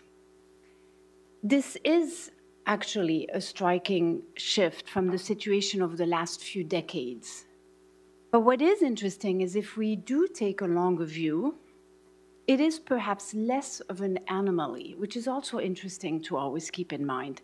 We could argue that the world in the 1990s, 2000, and going forward was actually the exception. Because if you look at the world from a trade perspective, from the World War I until the late 1980s, right, is actually a world where there was much less economic integration and much more protectionist measures that were also influenced by geopolitics. So the natural question is, are we entering a new period? Are we entering a world more akin to the Cold War period? Well, the answer, I think we've heard it also earlier. There were discussion around it. Well, absolutely yes, perhaps a maybe. We don't really know yet, but clearly something we need to understand better. What is clear, and this is going to be where I want to shift the last panel, is what is clear is we do need a good dialogue between those who analyze economic data and models on the one hand, and those who design policy and implement the measures to achieve particular geopolitical objectives. We need to understand each other in order to do each on our sides. I'm going to take policymaker from a geopolitical perspective and an economist. We need to understand each other to do our work effectively. So for instance, if economic modeling of sanctions still considers every choice purely from an economic principle basis, we may be really missing key insights. What would models look like if agents are no longer acting based on standard economic principles, such as maximizing output, but on broader strategic considerations? How would these models need to look like? What if geopolitical advantage rather than economic efficiency is the goal? Something we've actually already seen, right? What if we move away from a pure efficiency into resilience world? And here would be, what do we move from efficiency into a more strategic consideration? And what happens if volumes rather than prices become the focus? Again, something we discussed, but here it's even a different perspective. What if you cannot access goods and services anymore, and the price becomes actually much less of the driving force? So these questions are already difficult on their own, and we're not going to get an answer. I hope, I mean, if anyone has an answer to those. But in addition, and this is also an important part that we want to discuss in the panel today, is we have seen throughout the day, in order to come even close to this question, what is it we need? We need good inputs, we need good data, and we need good information, which we've seen is very difficult, both on the trade side, on the finance side, and if we try to link trade and finance, the gaps and the blind spots become even more important. Yet, good decision-making does require good inputs. So this is what I want to ask the panel today, is how do we obtain these good inputs? And good inputs for an economist might be different from a good inputs for other types of policymakers. So what do we need to know from each other? Meaning, as economists, as political scientist, as trade negotiator, as financial regulator, in order to collectively produce the best outcome. So we have 4 distinguished panelists here, and I will do a really short bio introduction because they're really distinguished and known, and they will also speak by themselves of who they are. But I will bring some characteristics why they're such a tremendous contribution here today. We have Emily Blanchard, who's the Daniel Reevers Faculty Fellow and Associate Professor at Dartmouth Tuck School of Business. Quite a title, sorry. What is interesting, she's clearly excellent academic, and you'll hear quite interesting insights from the trade perspective. But she was also, just a couple years ago, the chief economist of the US Department of State. So really brings also the policymakers' perspective.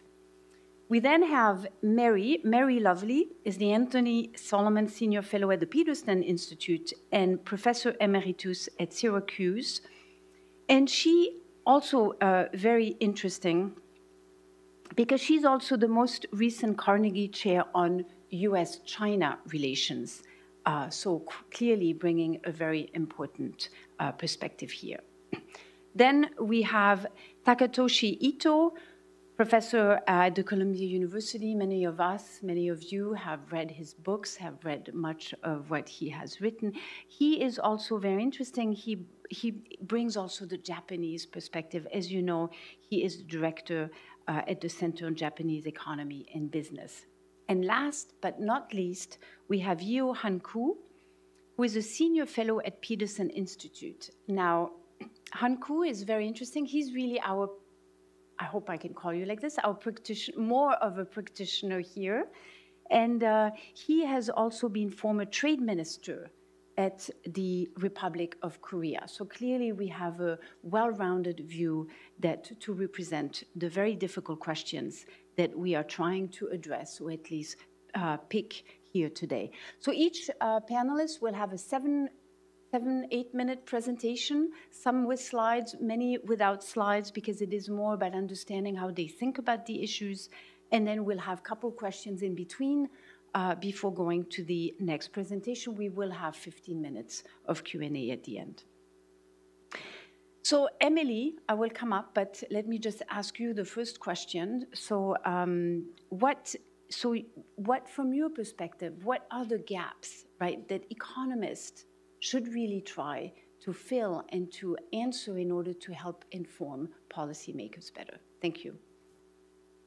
Thank you. And, ooh, this is a little loud. How's that? Okay. Thank you, and it's a privilege to be here today. It's been a fantastic conference so far. As you mentioned, I'm an academic trade economist, but I recently spent a little bit of time in policy. And when I was in government, I learned how to do this thing called the bridge. Trump seems to do it as a weave, but I'm going to answer your question in a minute. I'm going to start by saying something else entirely. So the way you pose the question, I think it's a superb question, so I promise I will get to it. What can economists bring to the table? What can we deliver to inform policymaking in a really important and different time? But before I get to that, let me turn it around and say, what do economists need to learn in order to do that better? So let's start here. Economists need to meet policymakers where they are. We need to understand the questions better, and we need to appreciate the questions and answer what policymakers are asking. The policy objectives have changed fundamentally. Ralph opened with us talking about governments' professed and demonstrated commitment to creating a global economy and domestic economies that are more secure, sustainable, and inclusive. We have to take that seriously as economists. We have to look at the policy actions that governments are taking and recognize that these serve different objectives beyond just efficiency. Efficiency and prosperity still matter, but so do this host of other objectives, the trade and objectives. These are real and we cannot deny them. Really important in appreciating this is recognizing that our analysis should not be mostly or entirely about trade, and it's certainly not all about tariffs. Trade and tariffs are both really important. I would argue trade, though, is in many ways, unfortunately, the canary in the coal mine that tells us that governments are approaching their engagement with their domestic and international economy differently. But it's not just about trade. Laura Tyson brought this up in her comments, said, gosh, the way the governments are making policy is moving forward on a whole bunch of non-trade objectives. Let me be clear for economists, this is a pain in the neck. It is really easy to measure trade flows compared to almost any other international economic flows. Anybody who's measured, which is most of the folks in this room, tried to measure things like production. It's really hard. Measuring exports, it's really easy, but the distinctions are really important, so we have to push further. Likewise, it's a lot easier to measure trade linkages. Not that it's that easy, but it's easier to do that than to think about things like firm-to-firm linkages and supply chains with services. But we're talking about digitalization and national security, and again, inclusivity and digitalization and national security. Like, we have to be pushing further on these envelopes. So point number one is let's make sure that we're answering the right questions. Okay, so that's what economists can learn, but now let me actually answer your question of what economists can deliver. A lot. So a lot of different ways to come about this, and I'll offer a few specifics, but let me start with what I think might be the most important, which is dispositional. Economists are impertinent. We're a little irreverent. We can be very difficult, but constructively so, or at least I hope so. There's a directness in the way that we engage with inquiry and with measurement, and in thinking about imagining unintended consequences of policy actions, and then tracking down and doing the hard work to figure out what might be going wrong. And even if we want policy objective A, what are the other things that might stem from our policy actions? I think we need to bring that impertinence and that doggedness and persistence first and foremost. Now, that's pretty general, so what else can we do? And let me be a little bit more specific. Let's be impertinent. When governments tell us they care about national security, we have to take that seriously. It's critical, it's imperative. But we need to push harder and say, tell me what exactly you're afraid of. What is the national security concern? Things like embedded surveillance or navigation, embedded surveillance or software backdoors in navigation systems in electric vehicles, that's a very different security concern than something like global market concentration in production of a couple of key minerals. And that is even more different from a host of other concerns that might be associated with, for example, US exports of certain critical frontier technologies to actors overseas in regimes that may act against our own interests today or long in the future. So we have to be really detailed in teasing out what exactly is the risk, because the policy solutions will need to be tailored. If not, we just pursue an objective policy that's organized around a broad view that the world is a scarier place than it was 10 or 15 or 20 years ago, which is true, and certain regimes may be taking actions that could undermine our sovereignty or our well-being or our security, which unfortunately I think may also be true. But if we're just that generic, if we stop there, we're going to craft policy that throws out the baby with the bathwater. So we need to be dogged in pursuing exactly what its specifically risks are. Likewise, economists are very disciplined and organized when we think about what markets are getting wrong. So when there is a risk, is this a risk, again, if it's associated with national security, or if there's an externality, if we broaden it to think about sustainability or inclusivity objectives? Is there an externality that's leading to a market failure? Why aren't firms internalizing the full costs or the full benefits of their actions? And then sort that out. We're very good at thinking through that set of disciplines. Beyond that, of course, economists are quite good at tabulating costs, right? How much will a policy cost? Very difficult to come up with models and counterfactuals, but I think we're going to do as well as anybody can. But we need to marry that with humility and very clear confidence intervals. This is tough, I'll say. When we're doing quantitative modeling, we often don't build confidence intervals around our estimates. We can't afford to do that. We can't afford to say, well, obviously any policy reader is going to know to build uncertainty around our estimates. No, we need to do that for them. And when we engage with policymakers, we need to reinforce, do not take away the confidence intervals. Maybe even just provide ranges and never a point estimate. That's something the brilliant Chad Bown told me to do before I even got to Washington. And then the other thing I would say, and maybe this is the most important organizing principle, at least for me, is when we work with policymakers to bring more clarity to policymaking decisions and the economic consequences of the unprecedented actions that many governments around the world are taking, we can push a focus on end states defined not in terms of our actions, but in terms of the outcomes that our actions will lead to. And again, like, this shouldn't be rocket science, but economists are pretty darn reductionist. We say at the end of the day, what matters? What matters when governments say they need, when they want trade and objectives that extend the nature and the pattern of shaping the global pattern of production and trade and innovation and technology adoption around the world, that's fundamentally about outcomes. It's about building an economic environment that delivers certain outcomes and maybe avoids some risks associated with national security. It's not about policy tools.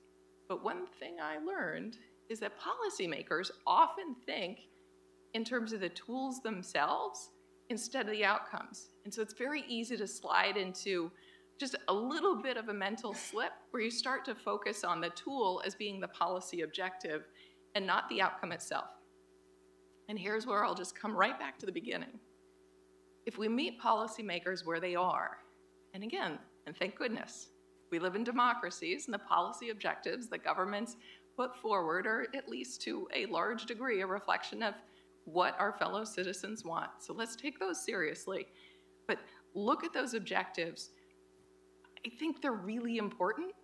They're legitimate. I share them. But we're in a really tricky time, and so our policy tools and our policy experiments, let's be clear, have to work. And in order for them to work, we have to measure ourselves by a high standard of what are the outcomes that we're seeing on the ground. In response to export controls, we don't know how the world has reshaped itself in technology, for example, today, or how decarbonization technologies will expand and proliferate around the world and diffuse around the world, but we will in a few years have that data. We need to measure ourselves by the yardstick of what outcomes are. Again, how trade's changing, how production's changing, how consumption's changing, and how economic linkages are changing. So that's where I'll start, and I'll stop there too. Thank you. Thank you. Yeah, absolutely.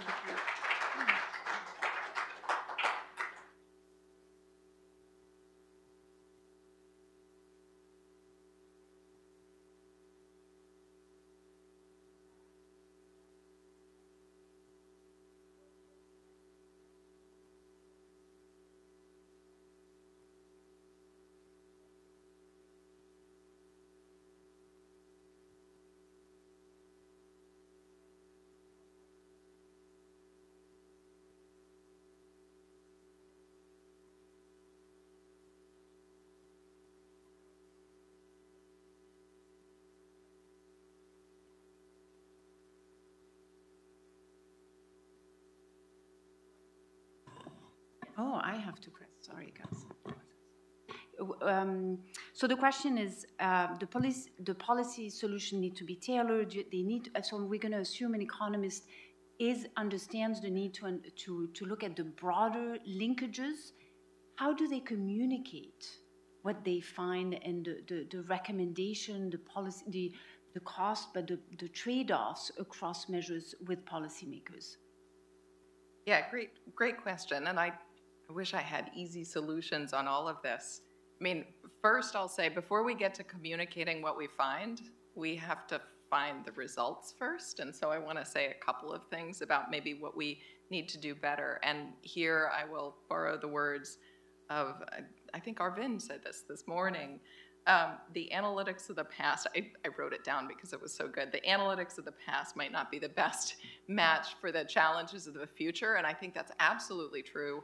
A lot of our models, they're as good as we have, but we need to do better. They're really, and I apologize, but for a minute, this is a wonky room, so I'll just be a little bit wonky. If you look at our quantitative models, they're just too coarse. You know, if you take something like even a very sophisticated version of a GTAP model, you know, we do not have, maybe you have 30 sectors in that model. That's not going to be very effective when you're talking about export controls that are restricted to, you know, very particular advanced node semiconductors. We just have to push ourselves further in that way. And the other thing I'll say about model, so think disaggregated. Think really, really detailed modeling. And some of this, we will have to make trade-offs. And I think some of the trade-offs that we might do is moving away from general equilibrium, where a general equilibrium model, and certainly a quantitative model, you're not going to be able to close a model that big with that many sectors. It would run forever. We know how this works. So maybe you move away from general equilibrium sometimes, but then you get the detail of really disaggregated industry by industry or firm by firm analysis in a serious networked model. So that's point number one. One more point or not? No, absolutely. Oh, okay, great.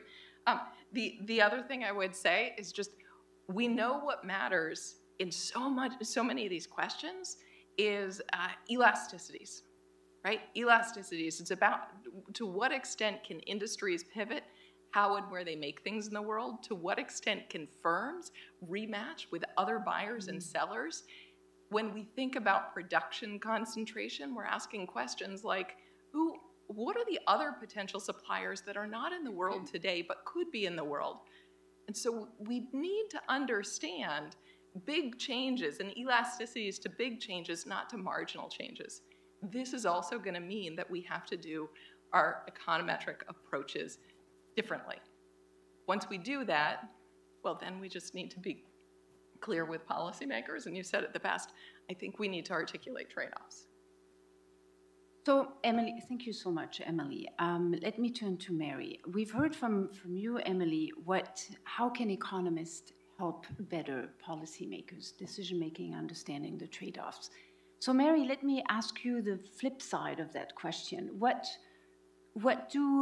inputs do economists need from the policymakers to help them come to the informed basis for their own decisions? Great, thanks so much. So Emily said objectives have changed. I think that's true. But she has urged us to improve our modeling, maybe move to more partial equilibrium, more micro-founded, but still very highly detailed models. I think one of the big problems we face, though, is that the past just isn't prologue anymore. When we look at our elasticities, they're measured on, they were created in a world with stable geopolitics, a context of deepening global integration. The firms, which actually are doing the behavior that we're trying to model, we're operating under fundamentally different assumptions. So it's not clear having better models on past data is really going to tell us what we need to do. I have a funny story, very quick. When I first got here, then President Trump was threatening tariffs on Japanese imports of Japanese vehicles into the United States. And we wanted to do a quick policy brief, and Adam asked me to think about this, and I was looking for elasticities, and I suddenly realized, like, oh, I have to call up Rob Feenstra, because he did a study on this in the 1970s on motorcycles. I mean, think about it. Like, really? Is this gonna, but we just didn't, the US just wasn't in the business of raising tariffs sector by sector and, in some kind of contest to see what we can get out of the Japanese. So I think that to some extent we have to express humility, which is that this is a new world for policymakers. They have new objectives. We're also being faced with new questions. And it's not clear that the old tools are completely up to it, no matter how well we calculate our standard errors. So I think that doing careful empirical work is difficult, We know that. I think also drawing useful lessons from that research for policymakers can be even harder. I mean, many of us who wrote, say, NSF grants in the past said, oh, you got to have a section where you talk about recommendations for policymakers, and you're like, dang, I left that part to the last day because it's the part I'm least interested in. But it turns out that it's vitally important at this point. In terms of the actual question, which what inputs do we as economists need to enhance our analysis, I would say, first of all, it would help if policymakers realize that you can't hit 15 birds with one stone. And not only that, the birds are going in and out of the bush at the same time. What do I mean by that? Well, we talk about analyzing, say, whether, you know, tariffs on China will move supply chains. Oh, they're not moving supply chains the way we want? Well, what about distributional effects? What about, you know, a whole bunch, what about the trade balance? What about this? So I think it's very hard for economists to be speaking when what policymakers think they want changes from day to day.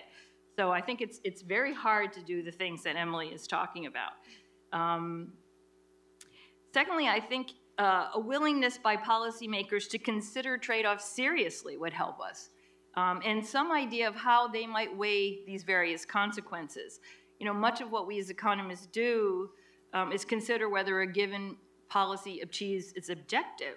But there is much that we can also say about unintended consequences, both positive and negative from certain policy actions. But these trade-offs might matter very much, and yet if the objective is justified through national security, you know, don't bother calculating it because that's infinitely valued, right? So costs are never going to overweigh benefits. So some serious consideration by policymakers that cost benefit might actually be relevant in these things. I could expand on this. Human rights issues. Is it about policy signaling? Is it about being somehow not wanting to participate in things? I get that, but you know, is it important that those policies actually have an effect on the behavior that we find so heinous? I think we may do too little research on unintended consequences as a result of this because policymakers pay too little attention to these second-order effects, so why spend our time on them? I mean, there's that. If they cared more about them, we might do more. I think, thirdly, policy design and implementation play a key role in policy outcomes. This is one thing. After teaching trade theory for like 30 years and using a Tau, I realized that, no, actually, you know, how that Tau is designed actually makes a big difference in the effect of the policy in the real world. And yet, when we try to ask, how is this policy being designed or what are the options, oftentimes being on the outside of government, we get stonewalled. So this is a democracy. What our government is considering and how they're doing it should be available to the public without having to FOIA somebody, Freedom of Information Act. So I think that it would be a lot easier for us to do our work if there was more transparency from the government side on how these things are designed. And even before that, before there's a policy that has a lot of embedded stakeholders, it would be good to know what actual designs are being considered. Let me also put in a plug for something I never thought I'd be talking about because I didn't have any link, but I think we all need to have consistent support for the independence of government economists. I think we've seen in this town and maybe in other capitals, certainly all around the world, you know, that independent advice can be easily diminished in a highly politicized environment. I think government economists in the US have done an amazing job resisting pressures to politicize their work, but they need our support. And so I think it's really important. That includes, of course, going all the way into data collection. So that leads me to my last two. One is easier access to data and to better data. Economists are always saying this, but it really matters, especially if we're going to do this detailed stuff, a lot of which is actually private sector information. We are all turning to databases that are privately provided. We heard about some work that's been done with these databases today. They're expensive. They're, you know, access to a lot of academic economists, for example, is just out of the question. And so easier access to data. And lastly, I think economists need to know more about the reference base of policymakers. Having spent time as the Carnegie Chair up on Capitol Hill, I think most policymakers know surprisingly little about issues outside their particular district or their committee assignment. You know, in my own work, I found that most policymakers knew very little about US trade with China. Like, what do we trade? Is it intermediate goods or consumer goods? That's like way up there. So it's important that we consider our role not just as advising, but also educating, because there's a lot of, I guess, unknowns that aren't really known. In other words, they think they know, but the reality looks different. So that early section in all of your papers that say, this is actually what I'm seeing in the world, as economists, we're like, okay, get on to the, you know, regressions or whatever. But it turns out that that is really important in a town like DC. Okay. Mary, this is really important point that you make. So let me ask you maybe in a different way. What is it that economists need? It sounded almost like being in a central banking discussion, right? So you need independence of economists. You need what I would call narrow mandate, managing the expectation. Do not expect to kill 15 birds with one stone, but you also need the tools to do the work, right? Is that how you see what economists need to be able to be effective in the discussion with the policymakers? How do we really enhance the interactions between, because you said stonewall, that's a very strong word, right? How do we reduce that wall? I think it's very hard, especially in an environment where national security plays a big role, because, you know, we're on the outside. You know, they have access to the intelligence, so we're just on the outside, and there's always a card that can be played.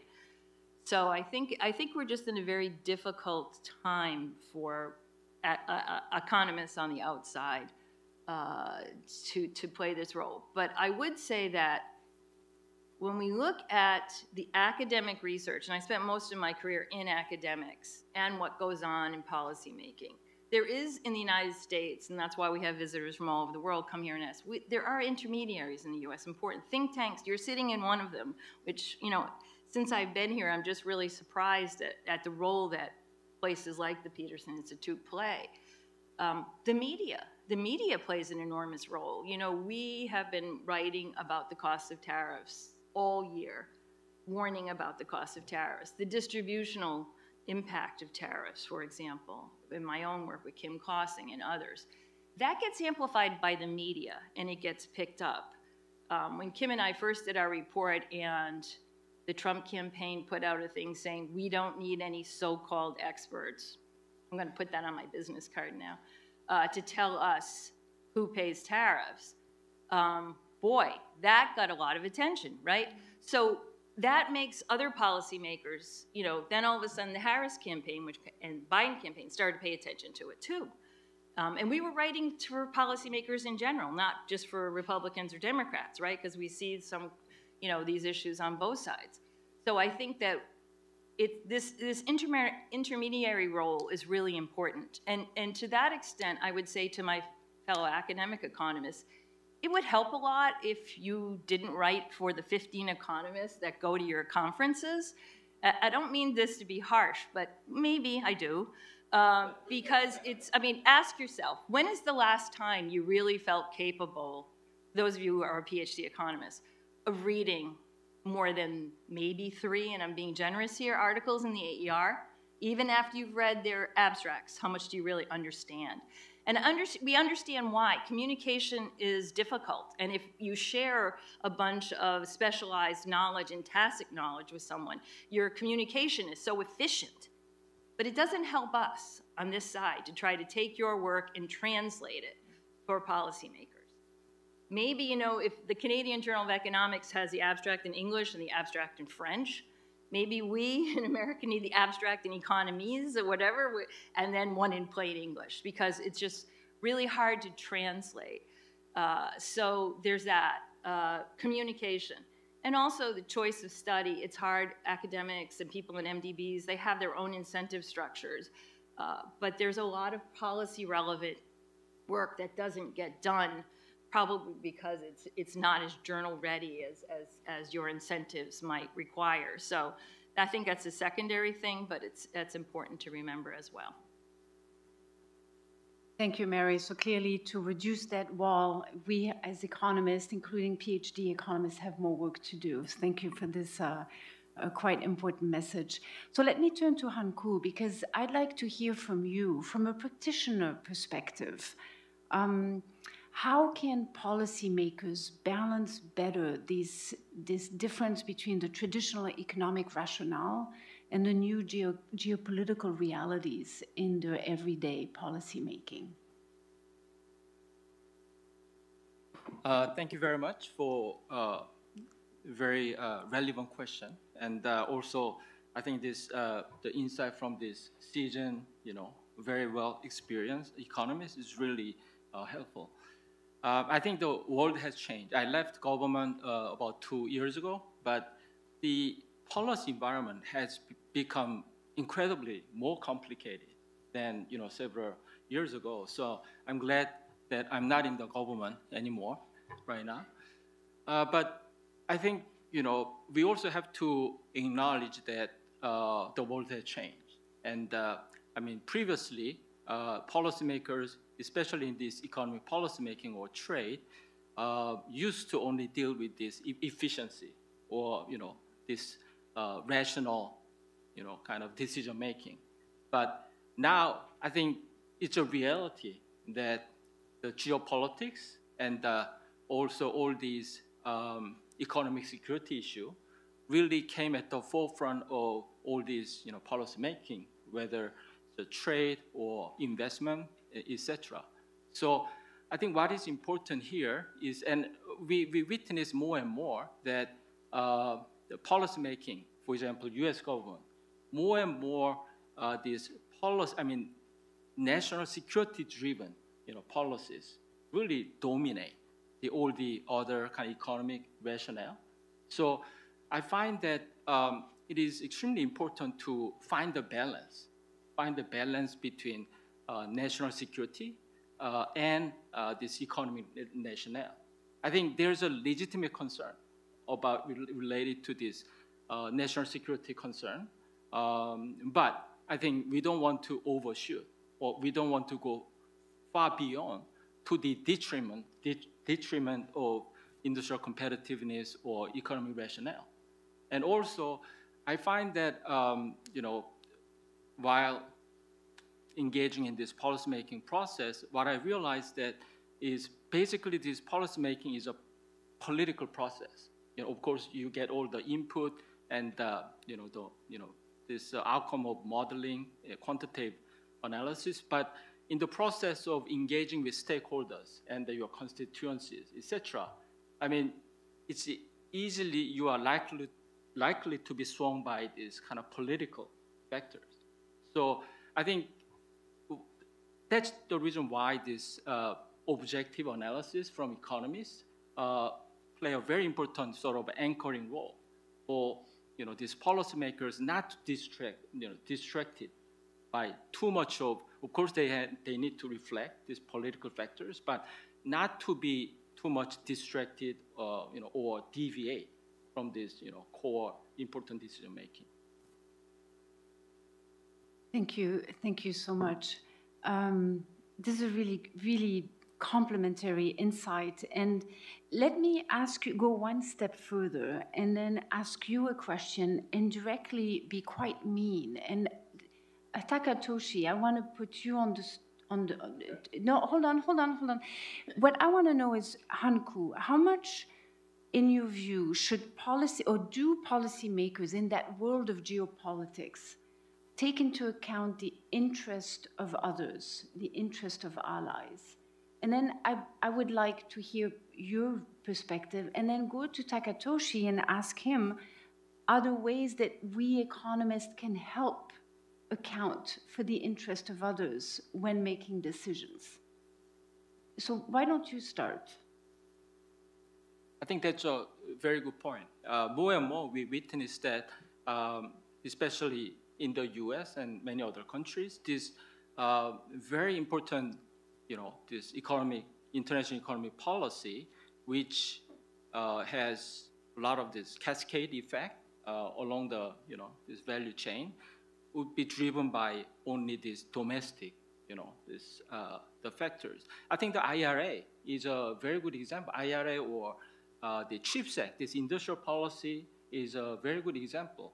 At that time, I think it really caused big, political turmoil, in many European countries, but also in Asian allies and partners countries. But just look, 2 years passed, and then in hindsight, we realized that without this huge investment coming in from Europe or from Korea or Japan, I think this policy objective of US government, which is really kind of reviving this, supply chain in this critical semiconductor, EU battery, etc., wouldn't be able to, achieve the policy objective. So it's really critical to, from the phase of, kind of this policymaking process, it's important to really factor into these allies and partners, the point of view. I think that is to the, the national interest to the United States in the longer term. And yet, I can absolutely see the point, right? And yet, understanding it's hard to understand the domestic interest. We've heard about the interlinkages. Understanding and being able to analyze the interest of the others, of the allies, is incredibly difficult and uncertain. So this is where I would like to turn to Takatoshi. Before you turn to telling us a little bit more about unintended consequences, how do you see that economists can help policymakers internalize this uncertainty around what is the interest of the others, of the allies, when making your own decisions? I think the greatest assets the economists have is theory, and we do have well-established theories and accumulation of the empirical evidence, and some of the theory doesn't have conclusive, definite conclusion, or some of the empirical evidence are weak, and if you add some, 10 more observations, then signs flip. But accumulation of those knowledges, theory and evidence, have reached the point that on certain issues, we can say with very strong voice that this is this way, and that is that way. And it is very important that we convey that to the politicians, and with I think, united voice of the economists. And politicians can choose, who to listen to. That's the problem, right? So it's very important that we form the majority and overwhelming majority that this is right. And I think that's the point that we have to be aware of. And economists are not always good at reducing uncertainty. We like to have the on the one hand, on the other hand, which is maybe not what policymakers want to hear. But thank you. But you're absolutely right. And Takatoshi, you've written quite a bit, right, on US-Japan relations, right, on US-China relation. In particular, can you talk to us a little bit more about unintended consequences, and how should we think about them, and are they always negative? Yeah, so let me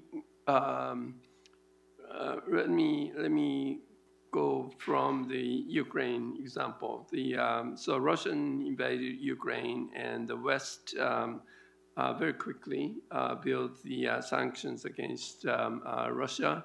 And I think somebody mentioned in the morning that I think some of us thought that this would be very potent sanctions, and Russian economy will be weakened in a year or two, which didn't happen. And I think most of the unintended consequence was that Russia used China as the trading partner and also international settlement. They started using ships.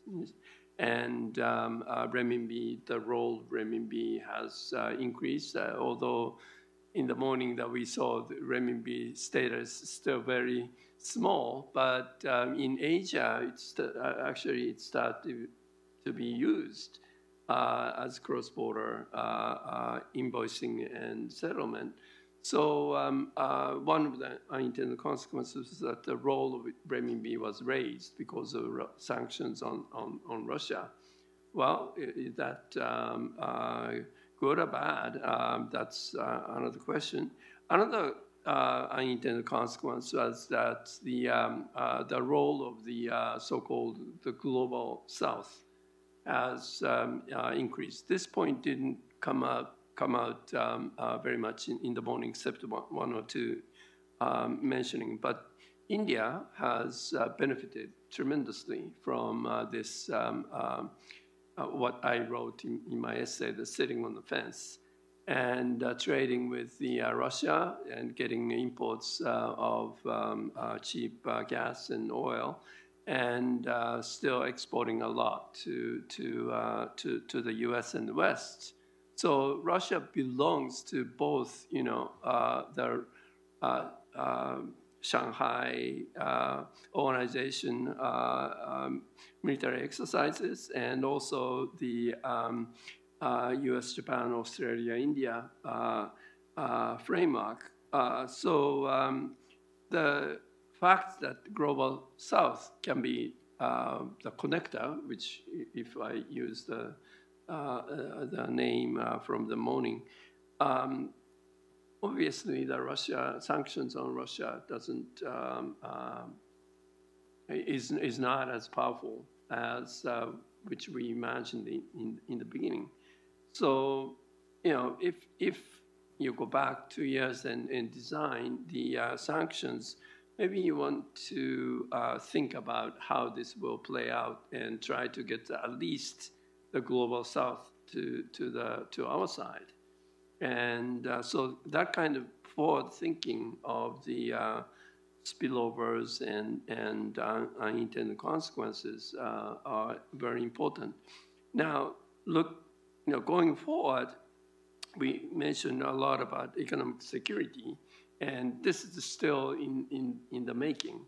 And it is export restraints and import ban, FDI out, FDI in. Those are the things which will come out from now against this time China. So competition against China. So if you want to play it right, you have to think really hard about unintended consequence from this export ban, import ban, or tariffs and FDI in, FDI out. And you have to have your allies and together, and not just the stick, but the stick and carrots, to have the allies together. And that's the very important point for the economic security going forward. Thank you very much. So clearly, when you think about unintended consequences, the time horizon matters, right? Even for Russia, you can say they were not as bad as you might have thought. They could turn out bigger over time. You have also done quite some work historically, and can you tell us something? Do you have any sense the unintended consequence today versus in the past? Are they likely to be bigger because we have become more globally integrated, higher global flows than, for instance, during the Cold War? So, yeah, you mentioned U.S.-Japan conflict in the 1980s and up to mid-1990s, And at that time, I think both the economists in Japan and economists in the US both wrote a joint declaration that this Japan bashing is not the benefit for either US or Japan. And I think we Japanese economists also told Japanese government, don't compromise. And if you distort and compromise, then that will have a longer damage than just say no and no to this. At that time, it was quantitative targets that Washington was demanding, and it is not good policy, not for the U.S. either. Another point, well, I can bring out another example of the voluntary export restraint. So U.S. told Japan, yeah, we're not going to put a tariff on your cars, but you have to limit the number of the exports to the U.S., the total number of the automobiles. That was a boon to Japanese companies because it's like forming the cartel and raise the prices. So it was good for Japanese automakers, but bad for the U.S. Consumers. And it didn't help the Detroit either. And so that was also example that the politicians didn't think through the consequences of those actions. So let me maybe turn back to Emily, because it seems that we've gone a little bit around full circle, because you started in your opening remarks that how important it is for economists to be broader, right? To start to integrate different types of objectives. Takatoshi, very correctly, you pointed out, well, I don't know if it's very correctly, but some economists are not always very good at compromising. So how do we make it work? How do we have economists help mitigate better these unintended consequences?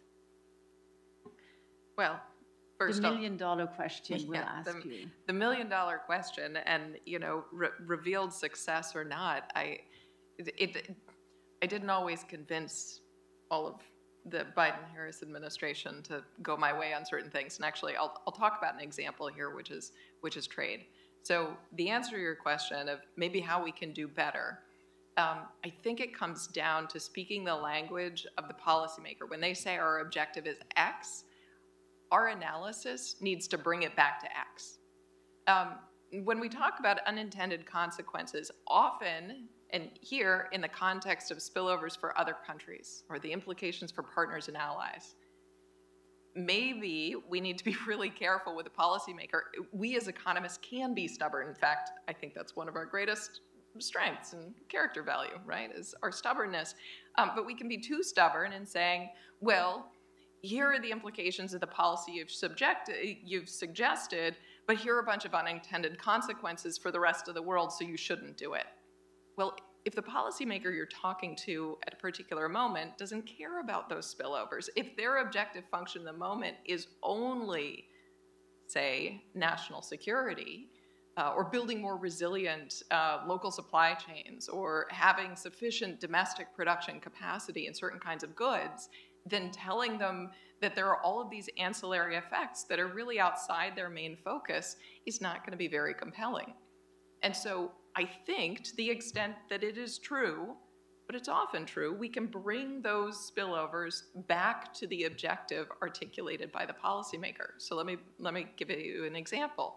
There are a lot of folks in Washington, particularly in Congress, and here I'll say on both sides of the aisle, that have come to the conclusion, I think we would agree in this room, probably incorrectly, but come to the conclusion that the United States economy would be more secure if we just made everything we needed here. Now, if we just say, well, you're wrong, we're going to hit a brick wall. And if we say you're wrong and there are consequences for the rest of the world, we're still going to hit a brick wall. because it's not part of their objective function. But if we say, you know, let's talk about what's most important for building economic resilience and security here in the United States, we want to live in a world where, first and foremost, let's be clear, the economic security of the United States comes from the fact that we sit at the very frontier of technology, that we have really robust and diverse trading relationships around the world, and that allows us, when there's a natural disaster or a geopolitical event, to pivot with whom we are trading, with whom we are, to whom we're selling, from whom we are buying, where we get innovation and new technologies, and that we can build these more quickly in partnerships around the world.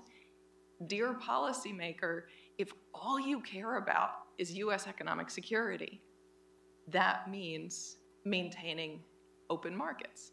Maybe not everywhere, maybe there are some countries with whom you trade a lot less, but we need to bring all of those ancillary costs and bring it back to the objective that's originally been articulated to us, because if not, we're speaking different languages. So, Mary, I saw you smile.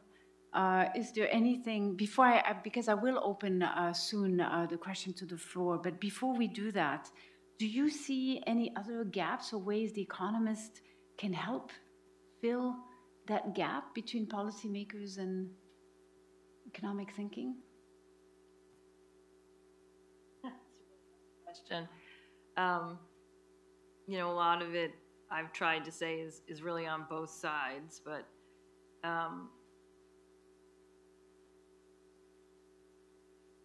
I guess what I'm thinking about is that we could do a lot of good by talking to each other. You know, I was a little hard on academic economists, but I do think that when the community comes together, we really do have an impact. I think we saw that when economists got to work on the trade data that we had available to talk about what happened with the US-China trade war. And some very powerful answers came out of that. And Washington policymakers have had to deal with it, whether they agree or disagree. They've had to deal with it.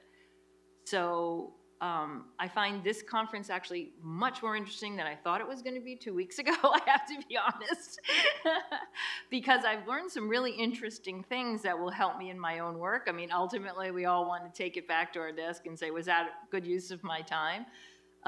We can get very siloed. I was very surprised when I talked to fellow economists about the flaws of the IRA, environmental economists.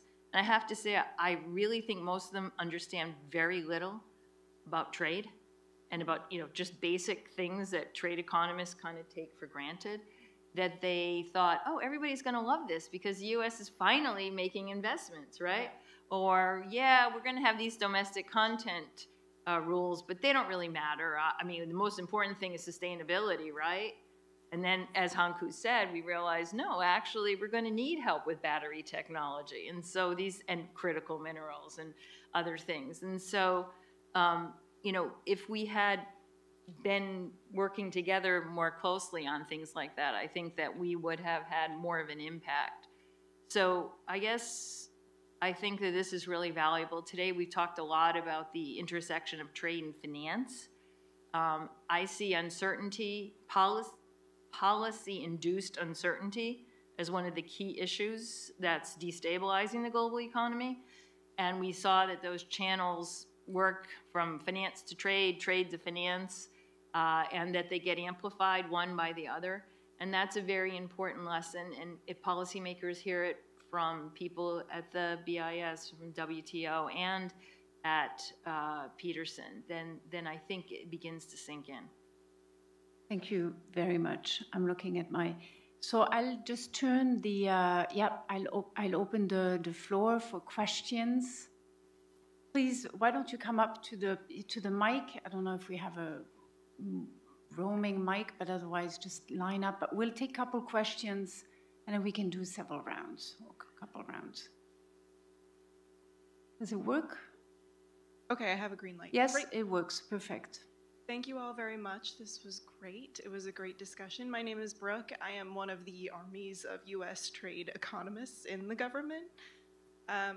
So I just wanted to quickly say, right, you mentioned, Mary, the translation between economies and normal people speak, as we call it in my office. That's one of my main jobs, is to translate between the gulf, for lack of a better word, between academic work and even think tank work, between what policymakers actually want and how they think. And those systems are wildly different. If anything, this panel discussion may have actually underestimated that. So I just wanted to say, right, what is the main message that you want me or other US government trade economists to take back to our work from today? Fun question. All right, let's maybe get 2 or 3 questions, or at least 2 questions. I don't know how many there are, and then you have time. Yes. My name is Mohammed Yildirim. I'm from Harvard Kennedy School. So that's an issue very close to our heart. We discuss this issue all the time. And some of the ideas that I'll be provocative here, and I'd like to get your answers related to this issue. So at the Kennedy School, like, we are an organization called Harvard Growth Lab. We do research and we do applied projects. But the thing is, like, we try to think this public policy versus economics or academic research as a relationship between medicine and biology. So, like, we have medical doctors, but we don't have public policy doctors, for instance, that are grooming from Harvard Kennedy School. And, like, if you look at which journal Harvard Economics Department publishes, Quarterly Journal of Economics, Harvard Kennedy School, Review of Economic and Statistics. So it's like, we are trying to compete with economists or political science departments even within Harvard. So is this like distance, or do we need like medical doctors that understand the biology and try to apply it into the real world? Or like, is it the job of the biologist to make all that bridge happen? All right, both are really good questions. The second one I really like, right? It is about at the heart of what we do here. How can we all collaborate in a more effective way? Who wants to pick up the first question? 1 or 2 of you? I'm happy. Yeah. Yes? You want to give me question 1, I take it. Yeah, no, I'm happy with that. So great. Thanks, Brooke. Great question. Takeaways for U.S. government economists. Number 1, I feel you. Thank you for your service. Okay, so the real, I'll give you 2. So the first one I said at the beginning, but I'll just underscore it. Focusing on policy outcomes rather than tools. The goal of policy is not to do something. The goal of policy is to have whatever we do work. And I think coming back to that very simple through line again and again and again, what is the objective function here? And having played a little bit in the interagency and had the great privilege of serving in that role, I've learned that pretty quickly conversations can slip from ultimate objectives to tools, and just constantly watching for that and coming back to it and saying, hey, again, our objective is X. How do we make sure that our policies meet objective X? And I'll just say the day in, day out discipline and focus that great civil servants like you can bring to this job is by far the most important thing, because it's not a one and done. You don't share your brilliant observation and then it's finished. You know, especially right now, let's be clear, none of us in policy or in economics has been using the same sets of policy tools for the same objectives. So we're all learning a lot as we go along. There are going to be a bunch of very well-intended policy experiments or initiatives that don't work the way that we need them to. And so if we're not careful about going back to objectives and making sure that they are working, we're going to fail. So just again and again, and thank you for your persistence in that. And I've seen a lot of that already in action. The other thing I'll say is it's really important to find, identify, and call out implicit assumptions. Because often you'll hear and see somebody making, again, everybody's got the best intentions. Everybody wants policy to work. Everybody wants to build a secure global economy that serves the interest of humanity, and of course Americans too. But there are a bunch of assumptions that are shaky, if not wrong, and they're often unarticulated. And so the job of the economist is to say, hey, I think you're assuming X, and that's not actually true. So a point that Mary made, for example, did you forget that the majority of US imports that we hit with new tariffs in 2018, especially in the first couple of waves, those were intermediate inputs to US manufacturing firms. So I'm a little confused, because if the objective is to support US manufacturing jobs, suppose that's the objective of some of these policies, it seems like that's working at cross purposes. Maybe you have a different assumption, which is all of these tariffs are applied to, shiny toys and new cell phones, and it's just not the way it is. So I think just being dogged and really persnickety in that really does move the needle. So Emily Takatoshi. I myself made a transition from econ department to public policy around 20 years ago. So I know both worlds. And I think the difference is that in econ PhD, that the publication is everything. And in public policy school, the policy applications and teaching are very important. And as economists experience government sector, international organization, or sometimes private sector, that they gain the more knowledge and practices of the real world. Then at certain points, the comparative advantage is that you want to be in public policy school. And I think the clients are different. Econ PhDs are basically the students want to become academic economists, and public policy school, we serve for the government officials and those who want to become government officials, or many go to private sectors, but they want to have some public minds, and we cater to those demands. So there is a connection, but clear difference in the objective and clientele. And I think that's a healthy division. And Japan started 20 years ago this public policy school, and it's getting there, but it's very slow moving. I think in the U.S. and LSE, Sciences Po, those have a great public policy schools.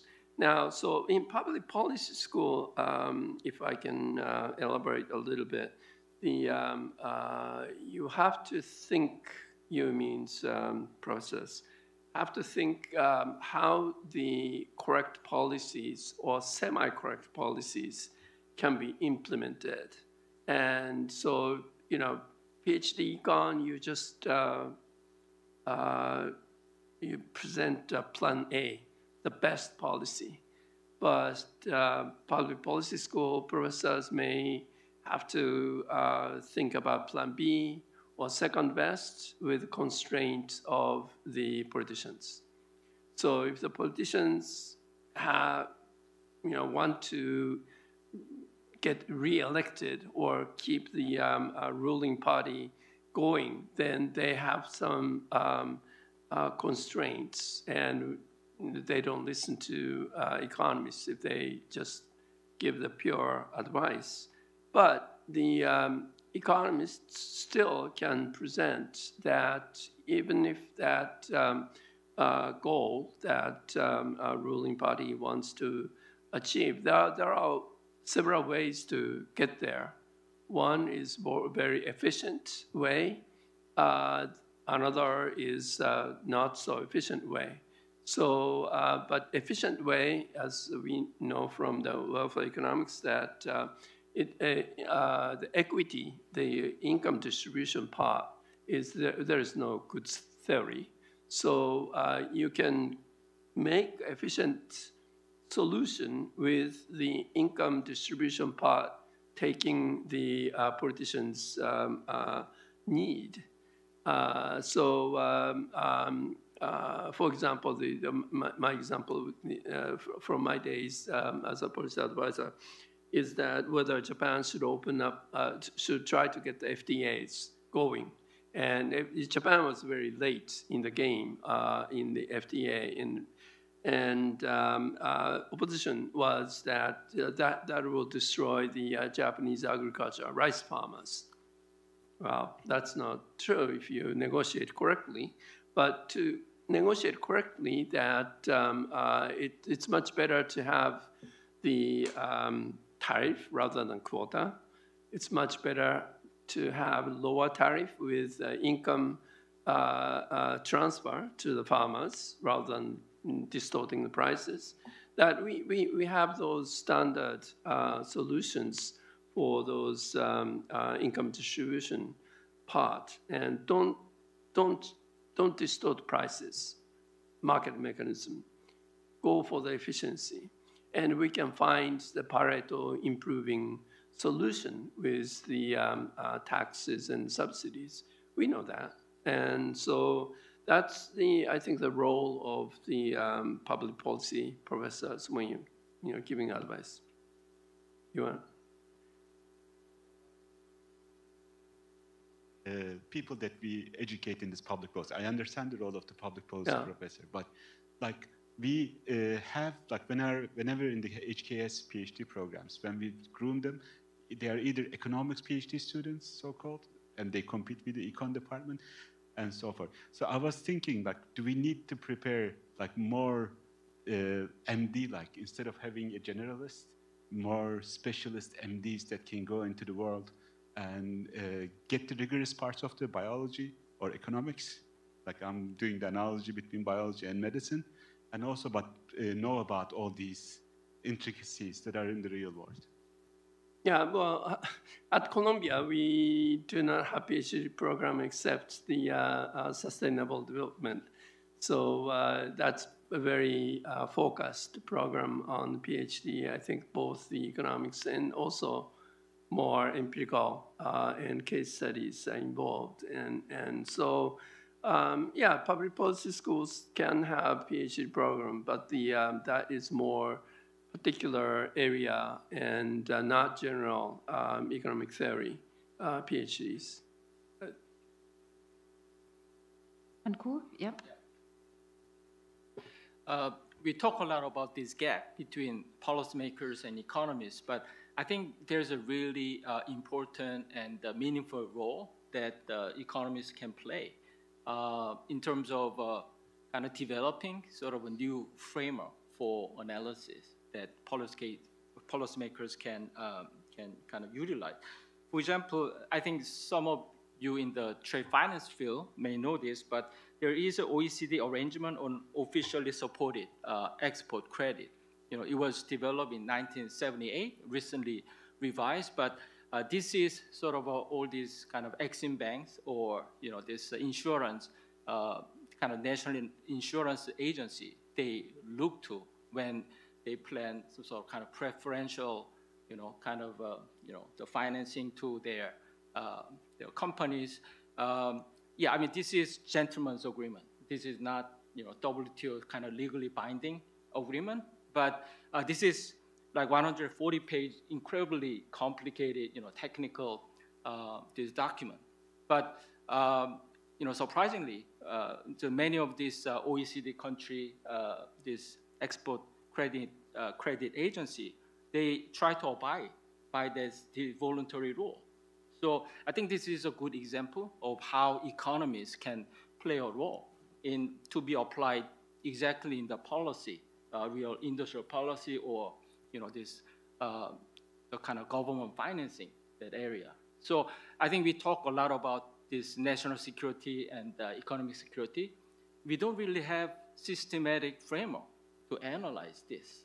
So I think one of the things that this, the brilliant economists in this room can do is to begin to think about, how to develop this new framework to analyze and apply in this policy, real world. Emily, you want to add something? Just very briefly, in response to your question, I think the problem is actually that there's already too much distance between economists and policymakers in most circles. And so creating professors of practice or translators would put even more distance potentially between us. So I would push the other way. And I would say, instead of training a new cadre of folks to serve as translators in between, economists and policy makers need to become bilingual, both of us, and talk to each other much more and practice even in graduate school. And I'll say I'm guilty of this. I taught grad microtheory, Mosclel, for many, many years. I never talked about how to write a policy-oriented paper or to talk to policymakers. I think we need to build that in. I think we need, as economists, to be willing to talk about second and third best so that we're much closer to the policy process. We can't just lay it down, here's the first best, do with it what you will, dear policymaker. That's, of course, much of what we've been talking about.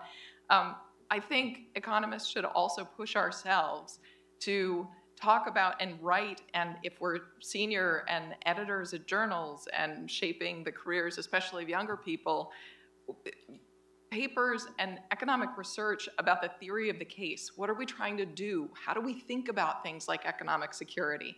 How do you define leverage in an era of great power competition? How do you define market vulnerabilities or global market concentration? And then how do you measure it? More conceptual work in that way and more descriptive work. And I'll say it's really hard to get that stuff published now, and that's part of the reason there's a chasm. So let's find ways to just each and individually, and especially when we're mentoring younger people, push the fields together as much as we possibly can. I would go for reforming the individual sort of quasi-balkanized practices rather than creating intermediaries. One more question. Unless there's a burning question, but sure, yep, absolutely. Yeah, just wanted to follow up on that, because I think a lot of the coffee breaks we spend on trying to figure out how to make researchers work more on policy relevant stuff, and it's hard, right? And I think it always comes back to what Takatoshi said, that if you're on tenure track, and even later because you're like brainwashed by then, it's like you only care about publications. And so and I think Emily's idea of like everybody just themselves decide, I'm gonna escape from this prison, and I mean, it's an optimistic view, right? So the question is like, who can actually change the equilibrium? And one thing that I know in Europe has been discussed is like, can policymakers like create like incentives to universities to like, with funds and money that is allocated? Like there's a lot of research funding coming from the government and the public sector. And is there any way to use that funding to actually push research to become kind of more in that direction? So because we just wait for it to happen, we're in an equilibrium, it seems to not move anywhere.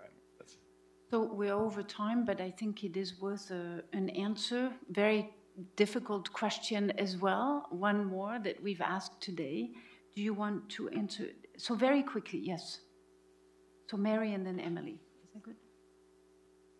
So I wouldn't want to take the economist's special set of skills away, but, you know, there was a period where economists were doing very policy relevant work, and I'm thinking about the 70s and the 80s, where the government thought more in terms of experiments, and there was a lot of funding for housing research, transportation. We forget that a lot of the econometric models that we have came from money that came from the Department of Transportation.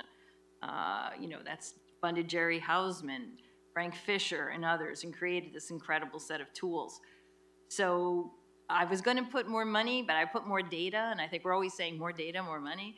But this idea of learning and getting money, and that also led to reception in the journals for those papers. If you go back, there were some incredible papers. For example, even audit studies, which we use today, started in that period. So I think that there is something to what you're saying, Tim, that we could use.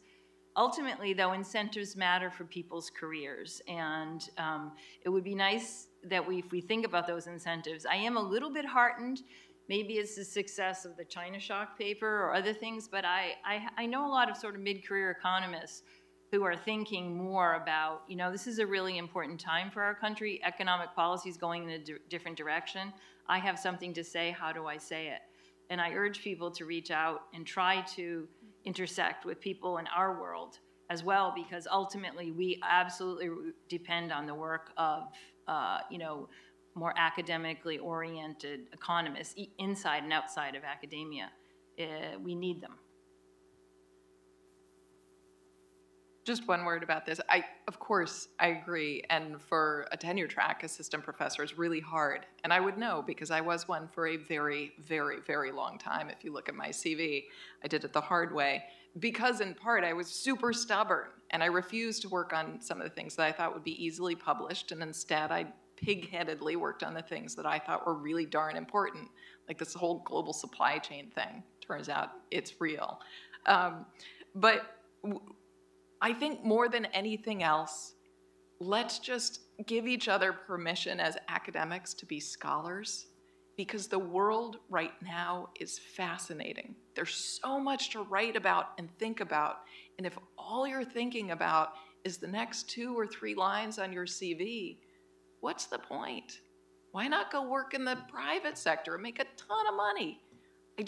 I think we can hold ourselves to a higher standard. And then again, just double tap this one.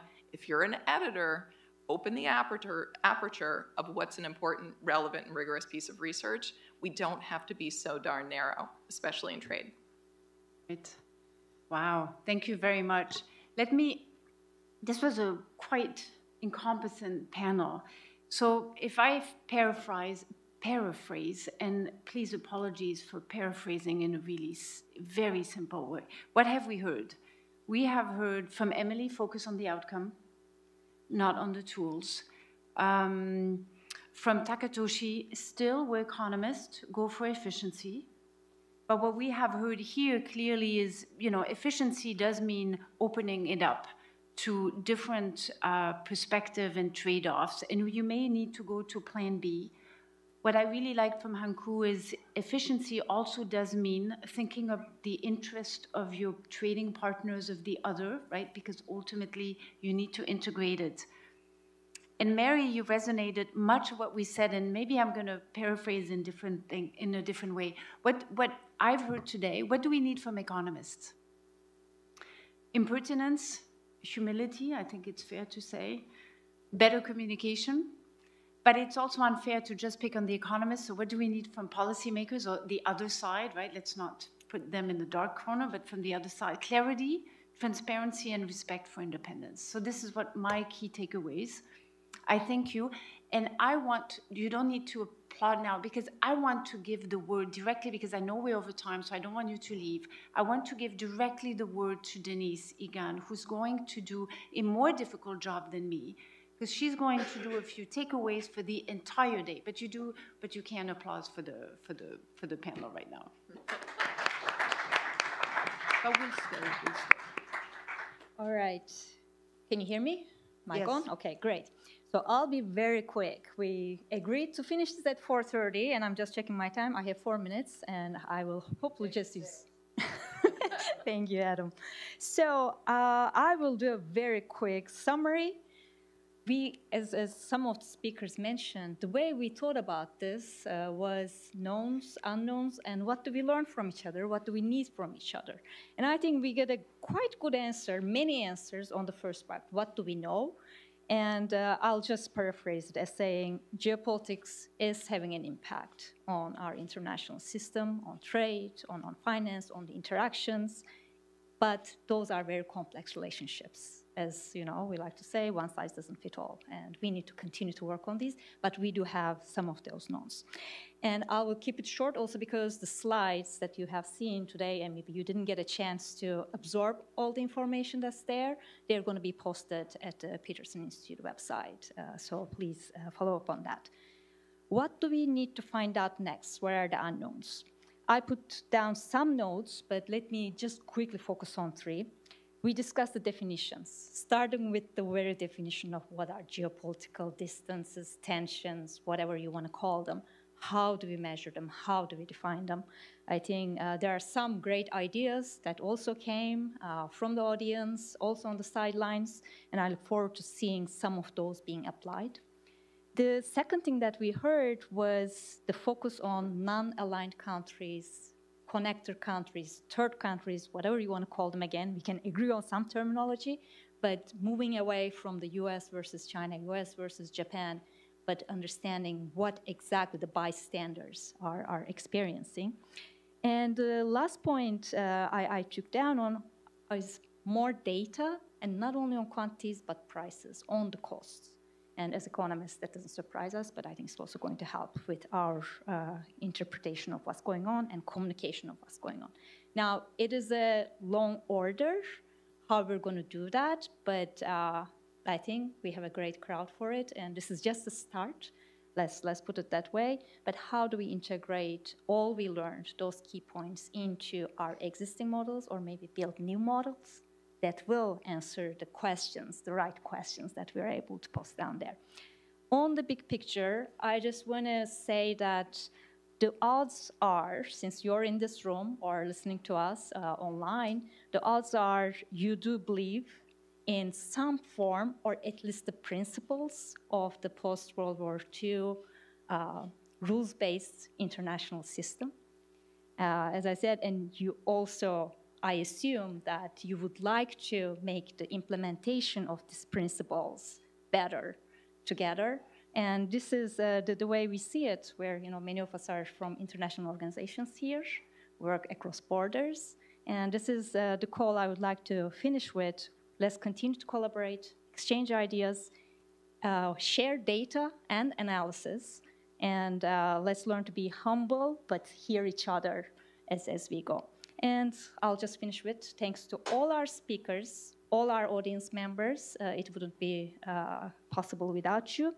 And Hyun, Ralph, Adam, thanks for your leadership on these topics. The excellent Peterson team for a great job for doing what you have done. And I'll just say, until next time, thank you.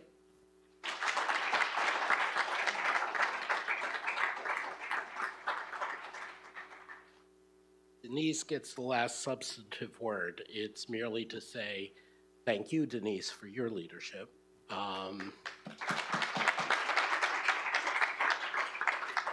And thanks again to the fabulous Peterson team. We're very proud that we are the venue of choice for substantive, smooth, high-level convening of this sort, and we are proud, thanks to our entire team, to keep that happening. Ralph and Hyun earlier hinted, and Denise just hinted, we'd like to keep this going. We will explore ways to build on what's already been done in this network that has already been made. We will not be as permanently dominant as the dollar, but we can try. A final note, as I mentioned at the start today, and as this panel addressed, there is the transition from research to academic to policy. In 30 minutes or so, we will have the Finance Minister of Saudi Arabia, His Excellency Mohammed Al-Jabbar, who's also the chair of the IMFC, addressing from a policymaker's perspective intersections between finance, trade, and fragmentation. So those of you who can stay, we welcome you to hang out in the Tony Solomon Sculpture Garden and join us for that. Those of you online, of course, are free to do so. Again, we're very proud and grateful to the BIS and the WTO, to Ralph and Hyun for partnering with us, and we look forward to continued collaboration. Thank you.